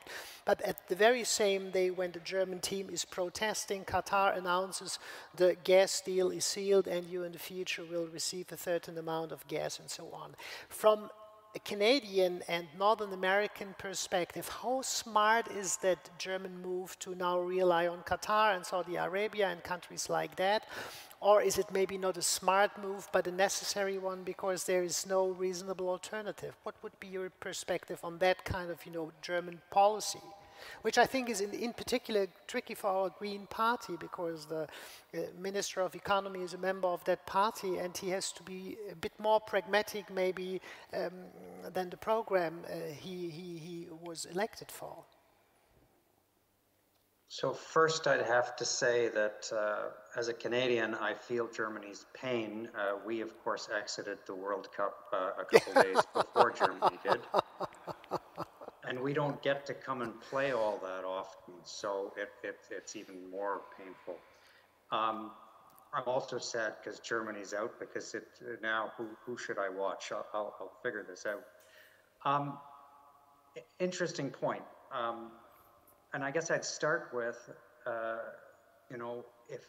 if any European government had 15 years ago said, gosh, we can't buy all this cheap Russian gas because, someday it might not be coming. We better go and find some different, more expensive energy. They would have been voted out of office fairly quickly. So, yeah, in hindsight, it wasn't such a great idea, but here we are. I think one would want to avoid repeating the mistake of relying on any one player to supply a large proportion of the energy requirement. I don't have the numbers in front of me on the Qatar deal. It is absolutely of necessity that Europe needs to find a replacement for Russian gas, and quickly. This winter looks like we'll be okay till February, March. I'm a Canadian. I have many sweaters, but still, this is not, by itself, that's not a solution. Next winter may be harder. So I think Germany and other European governments need to move quickly to find alternative sources, because I agree with Samantha that the Russian energy is never coming back. That's no one will ever rely on Russian gas again. And that can't be. So I think the way forward is not to go in any one, not to go back to taking it all from one country. And I think that's the direction that Mr. Habeck is trying to go in Germany. And then advance, as we've already discussed, advance the move towards alternative future fuels, which address the climate issue. When Mr. Scholz and Mr. Habeck had come to Canada in August, we signed an intent to create a hydrogen alliance to push the hydrogen the possibilities of hydrogen forward. It's very ambitious. We'll see how things pan out, but we already have collaborations, new collaborations between Germany and Canada to see how we can push this along faster than we might have before. Never miss the opportunity to use a good crisis for something useful. So I think that's a very important and a very comforting remark, and using the opportunity, my next question would be, and also maybe you want to start, Samantha, if we want that green transformation of trade law, do you think the G7 format is a form which would help to do that, that maybe from a transatlantic perspective, but widening that to the G7 states, that would be an ideal place to try to green trade? In a word, yes. I mean, if you look at the very large institutions that the world is dealing with right now, the WTO, the UN process through the COPs, these are thorny, difficult, consensus-based organizations that have a really difficult time getting anything done. You look at a group like the G7, you're with a group of like-minded countries with similar goals and similar economic situations who can agree to do things. Absolutely. And so I am very optimistic on trade, on climate action that takes place in these smaller groups. They have the ability to work from a place of common interests. They have ability to try things and see how they work before subjecting them on the rest of the world. I think there's a lot to be gained from working in those smaller groups. I only see one drawback for that, which I think I'd be really remiss if I didn't bring up. And that is when you do this work specifically in these smaller groups, you are sort of by necessity neglecting the developing world. We saw that a lot at the agreement, at the meeting that recently took place in Sharm el-Sheikh. I very optimistically told all kinds of news outlets that don't worry too much about what's happening in the negotiating room, the actions on the sidelines. And that's the way these meetings are. But the flip side of that is the developing world, the people who really need help the most. That action is in the negotiating room where things are thorny. So apart from that one giant challenge, I'm delighted to see the G7 take a lot of these issues on, because they can. Yeah. And they have enough agreement to actually make things happen. No, I think it's a very important remark. They can. They have the institutional infrastructure. But your last remark, like take into account the developing world, that I think is also a very tricky question, because I think if we want to make that kind of, green transformation work, industrialized countries need to support the developing countries. And that would be my next question to Mr. Moore. What would be ideal instruments to do that? The German Chancellor brought up the idea of a climate fund. Is that something that you give kind of money, or is there maybe also needed maybe more? Is there manpower? Is there infrastructure support?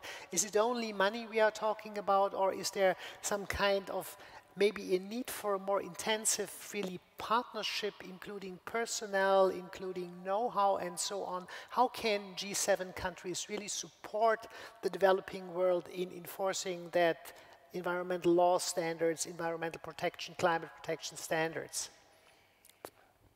Yeah, I think on that question, one would be the recognition that for a lot of developing countries, the question isn't about changing the source of energy, right? In most of the developed world, the conversation is moving away from dirtier sources to cleaner ones.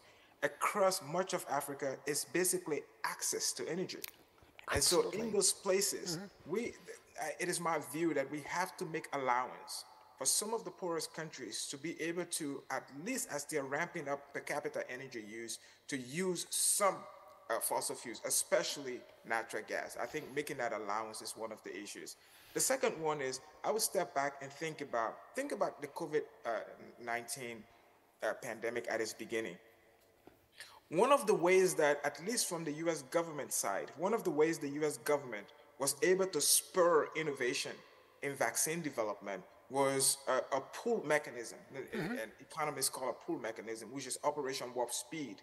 And normally, these would be an advanced market commitment where a government where we create a market for a product that does not yet exist. But basically, the US government, through Warp Speed, created an advanced purchase agreement. If you create a vaccine product that gets authorization for emergency use, we will buy this amount.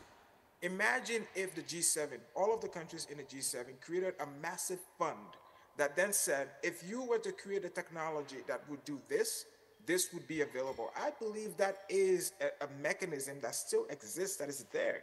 The Inflation Reduction Act tries to do that. It tries to do that on the domestic level. Imagine a combination of both Europe, the United States, of Japan, creating a pool of fund that promises that if technology is able to develop these performance criteria, this is how much is going to be available, just as we did with the vaccines. So I think it is a combination. And the third and most important thing is the sharing of technology with developing countries. So for example, the deforestation law I was talking about yesterday, it targets oil palm, it targets cocoa, it targets coffee. But we're talking about countries where up to 60% of national revenue comes from cocoa and coffee. And so if there is no technology transfer for these countries, and they're facing these high hurdles to try to access the EU market, you can imagine then it is almost as if the EU policy is intentionally impoverishing people. And so as we think about these mechanisms, it is important, to Samantha's point, that as much as a smaller forum like the G7 gives us a lot of flexibility and agility, we should also take into account that, you know, between now and 2050, I mean, more than 50%, about 50% of the increase in human population is expected to occur in Africa. If that is happening, then the demand for the economy for Africa to grow to accommodate those numbers is going to be really, really big. So as we try to become greener, we cannot ignore the development initiatives and imperatives of countries in that part of the world. Thank you so much. I find also very interesting, and there's a debate also going on in Europe, to refer to the COVID-19 mechanisms and to see whether one can make use of the instruments that have been developed there for climate protection. Mr. Weichert, is that from your perspective also something one should follow up, is the kind of, you know, economic impact Western countries have shown when it came to the invention and the distribution of a vaccine? Is that something that could be a kind of a blueprint for how we could structure a climate fund and kind of implement climate protection instruments in international trade?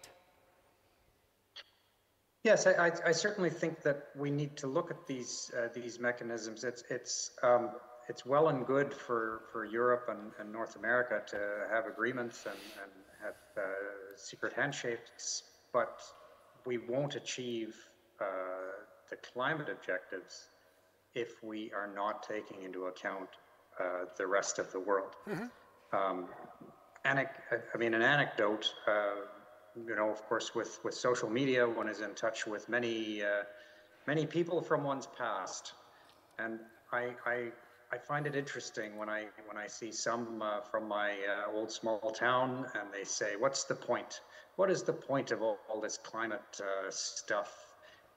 Canada does 1 or 2% of global emissions, and any change we make won't make any difference. China, if we can't do it with China, if we can't do it with Asia, if we can't do it with Africa, then there's no point." And my argument to that is always, well, there is a point, because we need, as an industrialized G7 nation, we need to show the leadership that things can make a difference, that things can be done. Yeah. And we have to do it in such a way that brings along those that may not have the resources, the economy resources to do it themselves. So the creation of a fund that recognizes efforts to reduce carbon emissions. I absolutely think that is a good way to proceed forward. Thank you very much. Before opening up the debate also for the audience, I'd like to come up with a final question, which we already touched upon a bit also in the previous panels, and this is, you know, green state subsidies. You mentioned the visit of French President Macron to the United States last week, and in the context of the visit, there was the big debate, at least in Europe, about European anxieties, about American the American government subsidizing American companies who invest in green technologies, and that could be detrimental, you know, for a balanced trade regime between Europe and the United States of America. And of course, here I find we argue in a way of a dilemma, because on the one side we endorse all these kind of subsidies because we want to invent new technologies, we want to make possible transformation, but on the other side we are kind of afraid of the economic disadvantages that might create, you know. If you had to advise, you know, negotiators and cooperation partners on both sides of the Atlantic in that regard, what would your advice sound like? You know, I'll say a few brief words about the IRA and how it came about, and hopefully you can take something away from that. One of them is that, as we talked about in the last panel, people in Washington are absolutely obsessed with China. China does industrial policy. There is a reason why China is the world leader in solar panels and absolutely crushing the market in critical minerals, and particularly in critical minerals refining.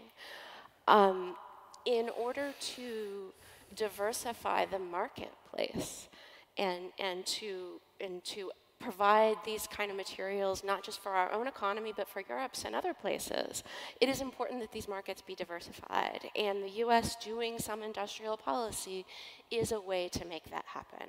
We are in a world where a huge country is doing serious industrial policy, and it's very difficult to operate in that world without doing some of that ourselves. I will say that there are parts of the policy that perhaps weren't quite as well thought through or negotiated. I've had a lot of people in my office recently, not just from Europe, but from Asia as well, giving me an absolute earful about some of the IRA's provisions. Part of this happened because this was a strike while the iron was hot moment for US politics. It needed to happen, and it needed to happen right then. And so could things have been done slightly better? Yeah. But I'm very grateful that the law got done. I understand how it got done the way that it did. And I also need to say a little something about US politics here. And that is, we're getting an earful from the Europeans. We don't like these subsidies. We can't do a carbon market the way you can politically. We just can't. So, because of our politics and the way this law needed to pass, we needed to do it with a lot of carrots. That's the way we were able to get work done politically in the United States. And now we're catching hell for it. And as an American, something I feel like it's important to say is we had to do something, and these are the tools that we have. And so as you work with us to try to find a way to work transatlantically within the structure of this law, realize that we had to work with the toolkit that we had, and I, as an American, am kind of grateful that we did. Thank you very much. And then also to expand that question a bit to Mr. Moore and Mr. Weichert also, that kind of, you know, green subsidies as a mean of, you know, transformation and also supporting maybe trade policies. Would you think that's an adequate mean, or is there also a shortcoming to that green subsidies? Mr. Moore. Well, for I mean, all of us who've been in policy, we understand that for every policy there are trade-offs. Right? And yeah, so of course. Ultimately, the way we design them, if we have the time, is to be able to limit the second and third order effects, especially of those trade-offs. I should say, though, that, you know, whether it's the internet, whether it's GPS, whether it's chip making and everything that's come out, it's come out of significant amounts of research money from the U.S. government through DARPA, through U.S. universities, and in a way, the IRA was in that tradition of significant financing from the federal government to research to spur innovation.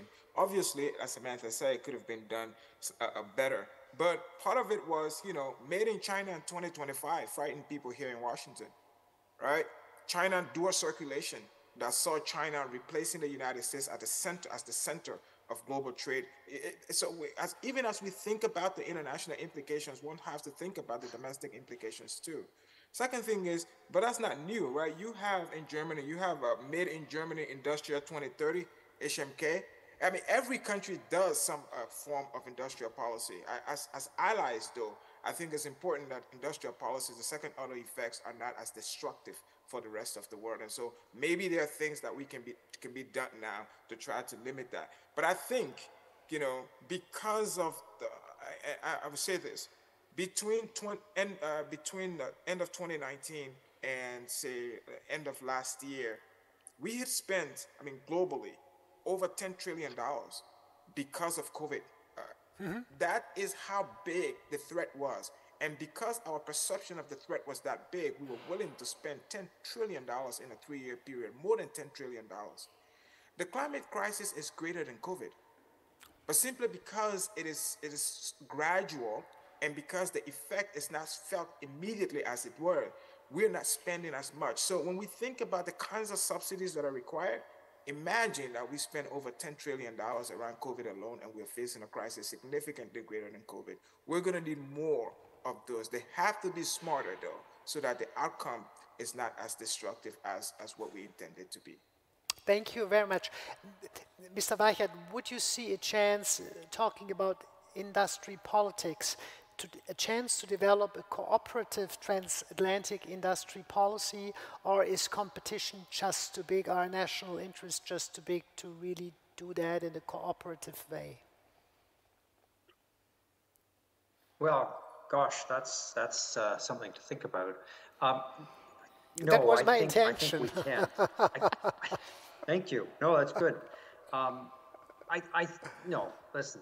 We're like-minded. That word's been brought out already. Our Deputy Prime Minister spoke fairly recently, I guess about 6 weeks ago, about how important, you know, given what's going on in Eastern Europe, given Russia's war of aggression, that it's time to do more with like-minded states. I think the problems Europe has had with IRA is the lack of consultation. Fine, there's a timeline. It had to be done the way it is. I'm not an expert with that.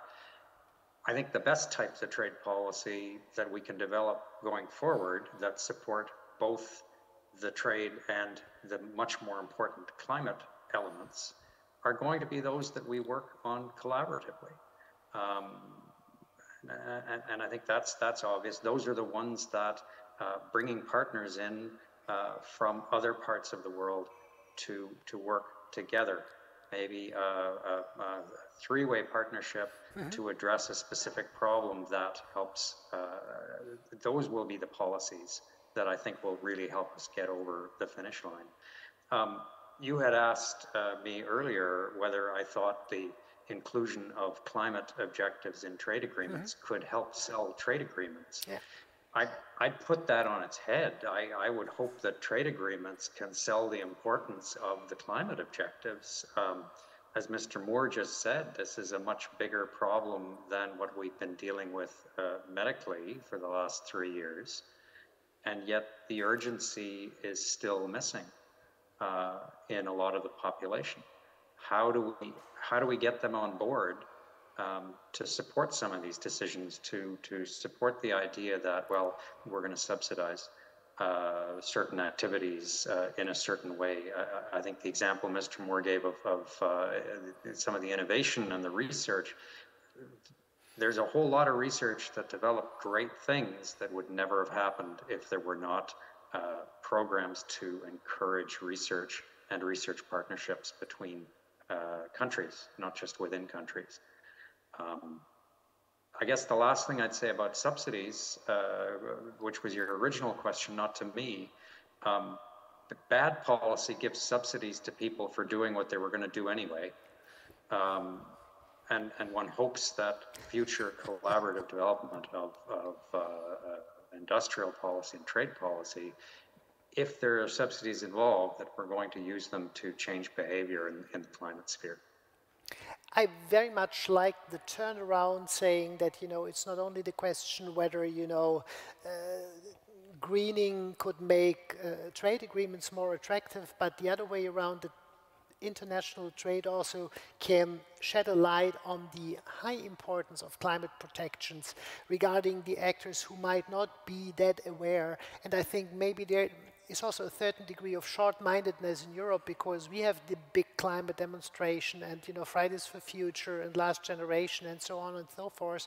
But sometimes we believe that, you know, people all around the world would react in the very same way. But if we honestly look at our own population, it's not the majority opinion that they would, you know, run for the climate and only the climate.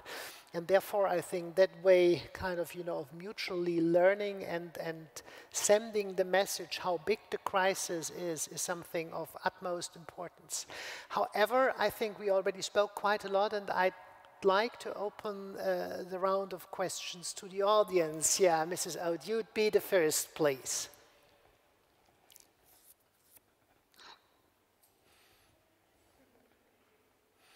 Thank you for an excellent panel, very enlightening discussions. I'd like to continue on the topic of dilemmas, dependencies, and trade-offs. And it's a question for any and all of the panelists. Namely, the fact that we depend on rare earth elements from China for production of solar panels. And John Kerry, the US climate envoy, he was a journalist at the COP26, raised the question to him about whether he had raised the issue of human rights and forced labor from Xinjiang in the solar panel industry with his Chinese counterparts. And his very unsatisfactory answer, in my view, was, "That's not my lane. My job is to be the climate guy." So I was wondering, what would be a more satisfactory answer to that question, to that dilemma? What would be your advice for EU and US policymakers and businesses to address this dilemma, if we get very concrete about solar panels specifically? I mean, of course, the long-term answer is we need to reduce our dependencies, but what's a more short-term measure that you could see to address environmental and human rights crises at the same time? Or is it a necessary trade-off that we need to do? So that's my question. Maybe we start the other way around. Mr. Weichert, you be the first to give a comment on that question. Sure. From a policy side, one can, with domestic industrial policy, address that. Germany has a supply chain law since last June, which requires the company buying the solar panel here to consider what's happened up the supply chain through the factories in China. That's one way. Yes, I'll say diversification. I'll put a pitch in for Canada. We have all the same rare earths. We look to develop those once we can find a good way to get them out of the ground and a clean way to enrich them. But that would be a policy address that Germany is working with that could be adopted if it works. Thank you. Mr. Moore.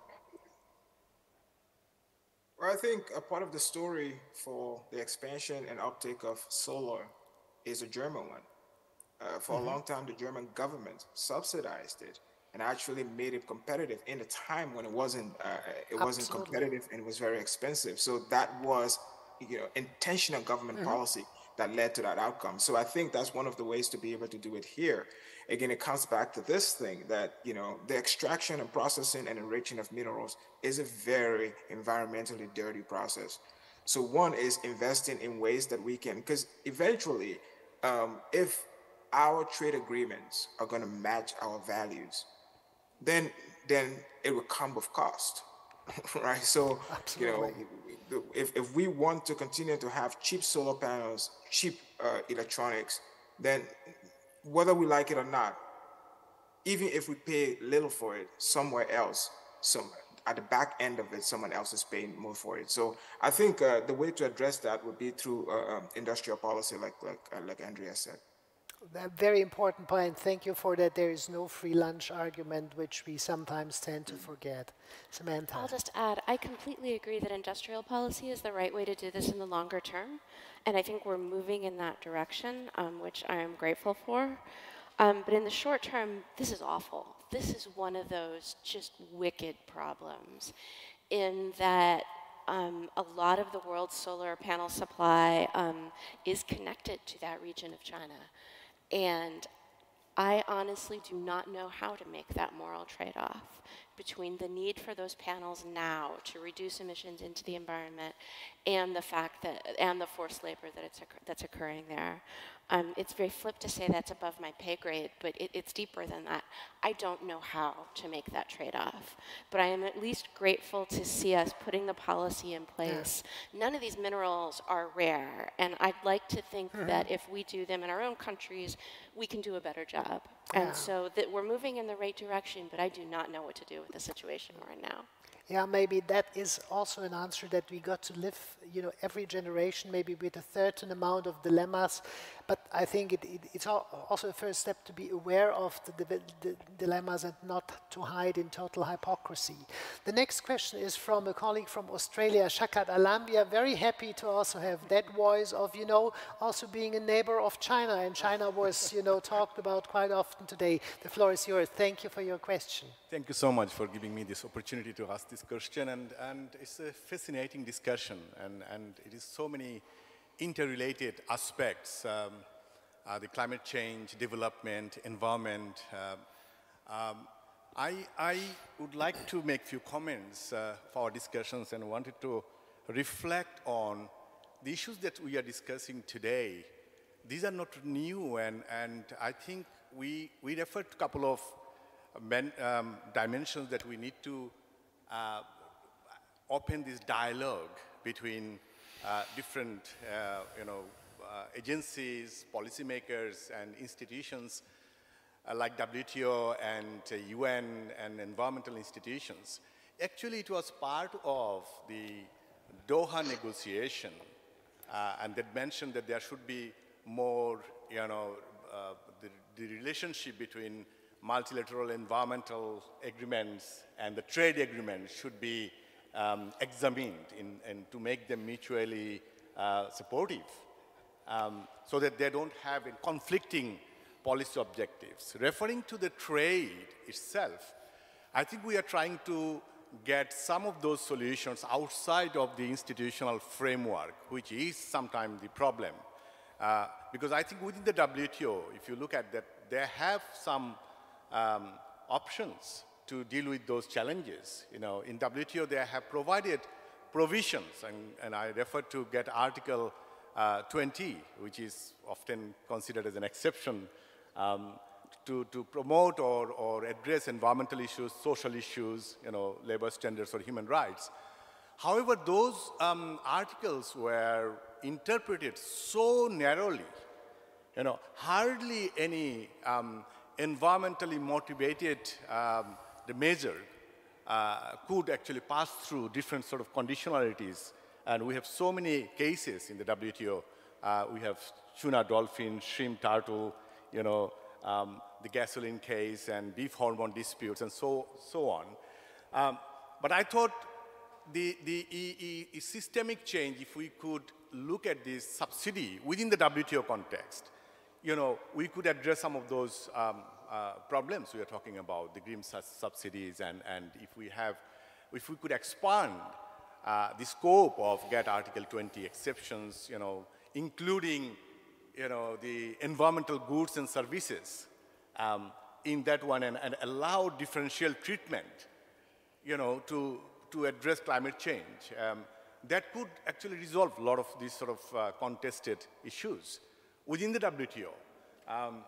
And the second comment I would like to make, that I think we discussed about that Professor, you mentioned that what can we do for the Global South in this transition? Is this a special fund? And Mr. Moore also responded to that. I think within the WTO framework and also other frameworks, there are options for developing countries, which they are asking for market access, And they're asking for those sort of preferential treatment, or whether it be it in the GSP context or other contexts. They also had provisions for technological assistance and financial transfer. And that has not been actually implemented within the WTO agreements and treaties.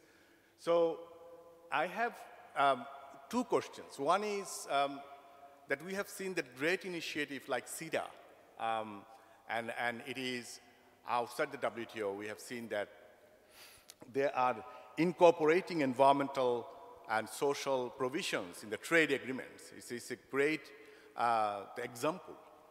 But my question is that the extent to which the trades happening beyond CETA and beyond WTO through bilateral investment treaties or trade agreements, how much of those agreements you think that incorporate this sort of environmental impact assessments or social impact assessments in their framework?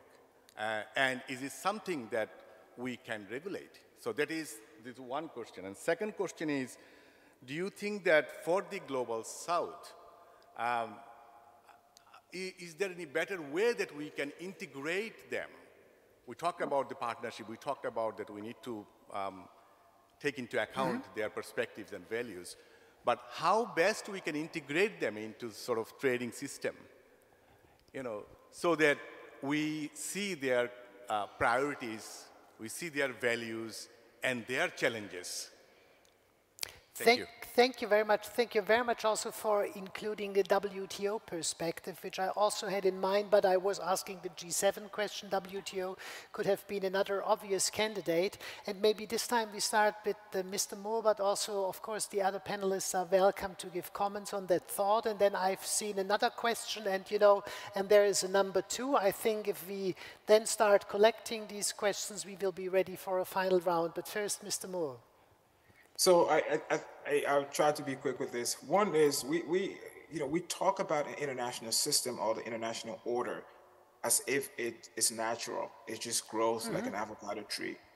This system, this order was created at the end of World War II to preserve so that we would not go to war anymore. The European Coal and Steel Commission evolves into the European Union and everything we have to do with the European project. So what we know then is that as the circumstances around us changed, we built new institutions to accommodate those circumstances. Climate has become such a big part of our lives in a way it wasn't in 1945. So institutions that were built in 1945 were not built to tackle the climate question. So it means, as we think about going forward, whether it's the WTO, the UN, or the international financial systems like World Bank, IMF, and European Investment Bank, we have to deeply think about, are they still fit for purpose? Do we have to make changes to them so that they can accommodate the crises of our time? And on the question of whether the environmental and social protections that are in the CETA, if they have an impact on trade that occurs outside of that. Look, GDPR was targeted for Europe, but GDPR ended up affecting the entire world if your data was going to be processed through European, or if you were going to have access to the European market. So there are times when standards developed in Europe end up becoming global ones because of the pull of the European market. And so I think whether it is practiced now, I think it's on the right track, and we should continue to go down that path. Thank you. Some comments on your side, Al? Yeah, I'll just add a really brief comment. I'm not a trade economist, I'm an energy geek, and so I'm just going to answer one part of that question, and that is sort of how to integrate the Global South better into the economy. And the answer to that is they need access to modern energy services. There are nearly 1 billion people in the world today who do not have access to electricity. There are about that many people who cook over wood and dung and natural sources. These people need access to modern energy that will allow them to participate in the economy. And this is the reason why I get asked fairly frequently, as we solve the climate problem, is the world going to use less energy? And I say no. Depending on the audience, I add an expletive. The world needs to use a lot more energy because all of these people need access to energy to participate in our global economy. They deserve to have better lives, they deserve to participate in the economy, and that involves energy. So we have this dual problem. It's not just that we need a zero or very low carbon energy system. We need a bigger energy system because a lot of these people don't have modern services now, and they need them to participate in the global economy. Thank you so much. Andreas Weicher. I guess to the question of how can the CETA as a trade agreement encourage some of these terms in environment and social, labor protection. I guess there's two ways these protections will be propagated from our side, and I think the EU is also looking at the text quite closely and using it when it's starting new negotiations. So in that way, it is spreading simply by virtue of having been negotiated as a gold-plated standard for what a free trade agreement that is comprehensive and inclusive can look like. I think the second way that it achieves this purpose is EU and Canada is a reasonably decent amount of trade going back and forth. As that trade becomes more sensitive to the objective of preserving the climate, of achieving our climate goals under Kyoto, that will make the difference outside of the trading bloc as well. Because the more you trade in a good, the cheaper it's going to get eventually. If you've got the demand, we talked about demand at the very beginning of this session. If we create the demand for a carbon neutral concrete, if we create the demand for more electrical vehicles, that's not going to be limited to the trading bloc that has a free trade agreement. It will go beyond that. Thank you very much. Before I open the round for last questions, I would like to make an interim remark. I, as a lawyer, learned quite a lot from the combination of natural sciences expertise and political expertise. I think that's exactly the combination that we do need for these talks to also make a strong statement for science-based political debates and discussions. And what Mr. Moore said, that our investment in the future is also an investment in science. I think that could not be emphasized enough. That is really so important. And also to have the natural scientists at the table and have their expertise, that we are not in lofty rooms talking about things which do not have to do anything with empirical grounding, and therefore I appreciate that so much. Thank you so much for being here and having you. Now the last questions, please. You are first. Thank you very much. My question goes to Mr. Moore and Mrs. Gross. Following your views, would you agree that we are here in Europe and in Germany in particular living with a basket full of little lies? I will become more precise. I mean, talking about solar panels, I mean, shouldn't we thank China for providing us with so many cheap solar panels that helped us to have solar energy and have a considerable rate of solar energy both in the US as well as in Europe? And shouldn't we say thank you to China to do all this dirty exploration? I know that our companies withdrew from exploration because there was so much pressure from politics.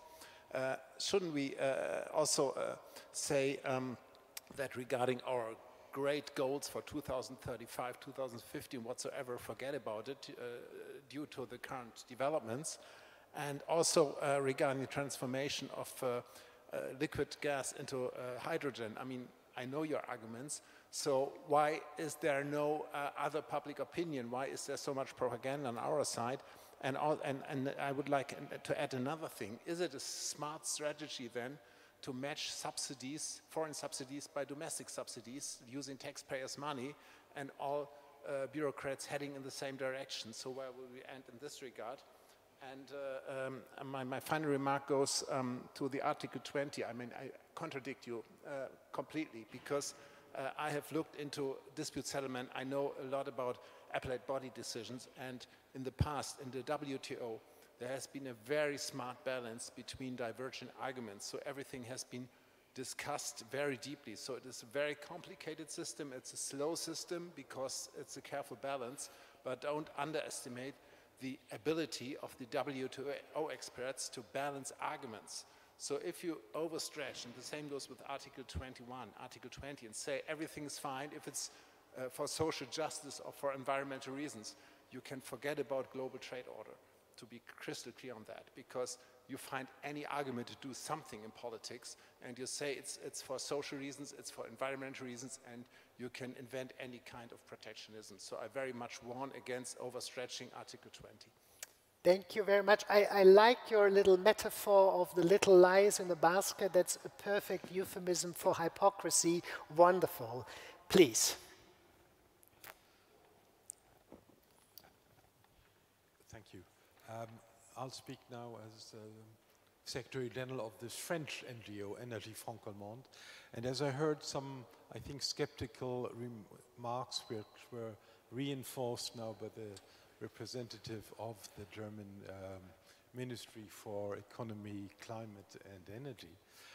And what Mrs.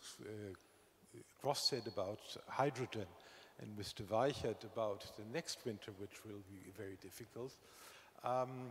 2019, before the pandemic, Dr. Greichen, who was then the head of the think tank Agora Energiewende Berlin, is now the leading counsel of the current minister, gave a presentation which was a hydrogen orgy. And me, as simple engineer, I didn't quite believe it, because already the goals for 2020 Germany didn't meet. These were then goals for 2030. So I don't know if they want to answer Mrs. Gross or Mr. Weichert, but don't you think that a lot of these policies are a bit of dreams? And isn't Germany now hitting the hard reality? One has to remark that Qatar, I think, will give 2 or 3%, and that only in a few years. There's also this very interesting project from Quebec. That would be interesting to hear probably a view by Mr. Weichert, but it will not replace 55% of gas from Russia. Well, the French position, I will not go on that. It would have been nice that Mr. Macron would have been probably sort of the spearhead of Europe. What I read was he was mainly representative of France, but that is another subject. We're in Germany now, so if they would be so courageous to answer in Germany this German question, I would be very happy about that.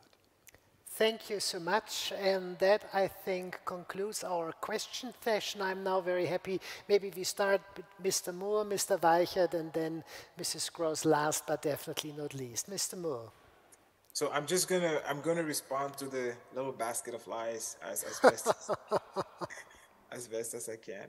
I think the order we built after 1945, Europe, by and large, outsourced its security to the United States. And in that process, Europe sort of became tied to U.S. national interest, whether Europe wanted to or not.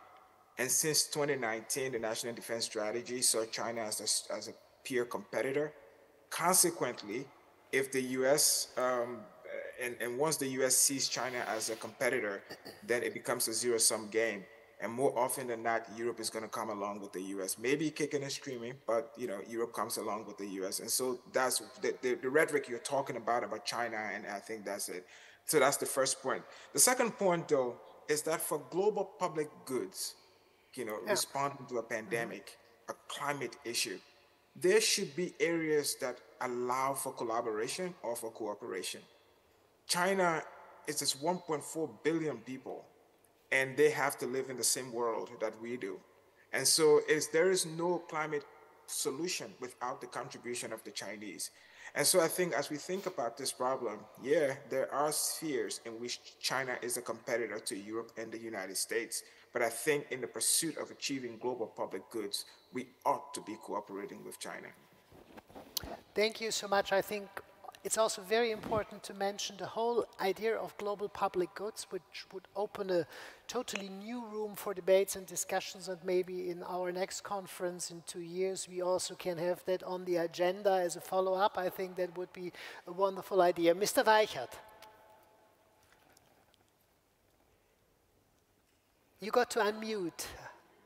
You did, Andreas. So somebody had to do that once, right? There we are. I slid it in at the tail end. In a way, I just have the easy piece. I don't need to tackle WTO reform. So I'll just talk about energy reform and hydrogen in 2 years.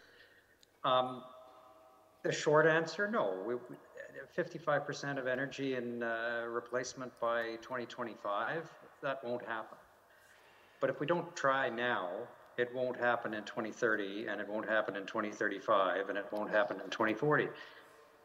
When hydrogen started becoming a big topic again, and I would say 2, 3, maybe 4 years ago, I am a curious individual. I jumped on the internet and I thought, I wonder if I could convert my car to hydrogen. And I actually found a do-it-yourself manual with parts you can buy at your hardware store. And I downloaded it because I thought that's really cool. I was surprised though, because the front page of it said, convert your car to hydrogen, fuel of the future. It was dated 2004. So it's been the fuel of the future for a very long time. And maybe now's the time when we grease the wheels a bit and actually do something to make it the fuel of the future. The hydrogen agreement that Canada and Germany signed tries to do that. We will deliver the first green hydrogen to Germany in 2025. We will certainly try very hard to be doing so. Once it's running, then scale up. But if you don't get it started sometime, it's never going to happen. I think that's a wonderful remark once it's running, but I'm quite happy that I don't own a car if I hear that story, because I would not be able to convert it from anything in anything, let alone hydrogen, whatever. From a natural sciences perspective. Okay, I think I might be about to make myself rather unpopular, so I'll ask you to hold your rotten fruit until the end. I'm going to start with the hydrogen, smaller portion of the question, and then move outward. It is really helpful whenever we talk about hydrogen to say what hydrogen is and what it is not. Hydrogen is not a fuel. Hydrogen is an energy carrier. It's like electricity. It's not like gasoline. You have to make hydrogen for something else. You don't go out and mine hydrogen or drill for hydrogen. Thus, because you're making it from something else, if you can use that something else more efficiently, you should. In the case of green hydrogen, it is made from electricity, green electricity, renewable electricity. If you can use that renewable electricity, you should, always, because it costs energy to turn that green electricity into hydrogen. Hydrogen has qualities that are useful, which is why we talk about it all the time. It acts like a fuel. You can ship it, you can burn it, you can store it. And for those reasons, it can be a way to store electricity, or you can use it in applications where you need something that looks like a fuel. So when I hear hydrogen is the future, I feel like it's somebody looking for yet another silver bullet. We've fixed the problem, we found the world's smallest molecule, and we're good to go. There is no silver bullet. If there was, we would have shot it already. What we have is silver buckshot, and hydrogen is one piece of that silver buckshot, an important one, but still only one piece. The other thing that makes me rather unpopular is I think there's some truth in the whether you're talking about a basket of lies or whether you're talking about, dreams. I do see a lot of wishful thinking in German climate policy. Genuinely, I do. I gave a talk when I was living in Berlin last year where I talked about what I liked and didn't like and the advantages and disadvantages of the American and German approach to climate policy. And at least at that time, I got there's an advantage to the American approach, but the advantage is that Americans are practical. I realize I've lived and worked all over the world. I'm an incredibly practical person, and I'm very, very American. Germans have such trust in technology and such trust in their engineering profession that they're just like, we can promise something and the engineers will figure it out. and I hear that from German policymakers. Literally, we have the best engineers in the world and they'll figure it out. I'm concerned about that, and I'm also concerned about the German focus on technological purity. I see some potential technologies being eliminated because the German public, and it's okay to be opposed to technologies. Nuclear is incredibly controversial. I understand that. Carbon capture and storage, I hear in this country, oh, we don't want that, it creates waste and we're anti-waste. Well, at some point, if you're fighting the battle with several technologies tied behind your back, you're raising the level of difficulty while trying to meet an incredibly difficult goal. You can choose to do that if you want, but do realize that it is making the problem more difficult, and that, you know, when it comes down to it, the political situation in my country is a real mess, but I do appreciate our fundamental practicality. And I would like to recommend a little bit more practicality to the German public and its policymakers as they work towards their lofty but necessary goals. And before the rotten fruit starts flying, I think I'll stop. No, thank you very much. It's been an incredibly wonderful and insightful panel. I'm also very happy that we had some controversies and that everybody is agreeing on everything. I think that also gives proof that this is really a scientific conference. I thank you very, very much. And you know, if I had to summarize as a lawyer and being the total layperson, the panel, in one sentence, it would be the sentence, whatever we get started with, it's not the silver bullet. Thank you so much and enjoy a wonderful evening back there. And everybody else is very much invited. Unfortunately, you can't join us tonight to the Senate reception at 7 o'clock in the Rathaus, in the town hall. We are looking forward to your participation. It will be an interesting evening of getting together, and there will be another speech which I think can sum up and round up the, I think, rich results of today. Thank you again from my side and also from my side to all those who helped to organize. Thank you to all the panels. Thank you to our esteemed speakers, to all the staff who made it possible. If you have to leave, have a wonderful evening. Hopefully see you back in 2 hours at the Rathaus at 7 o'clock. Auf Wiedersehen, farewell, bye-bye, au revoir.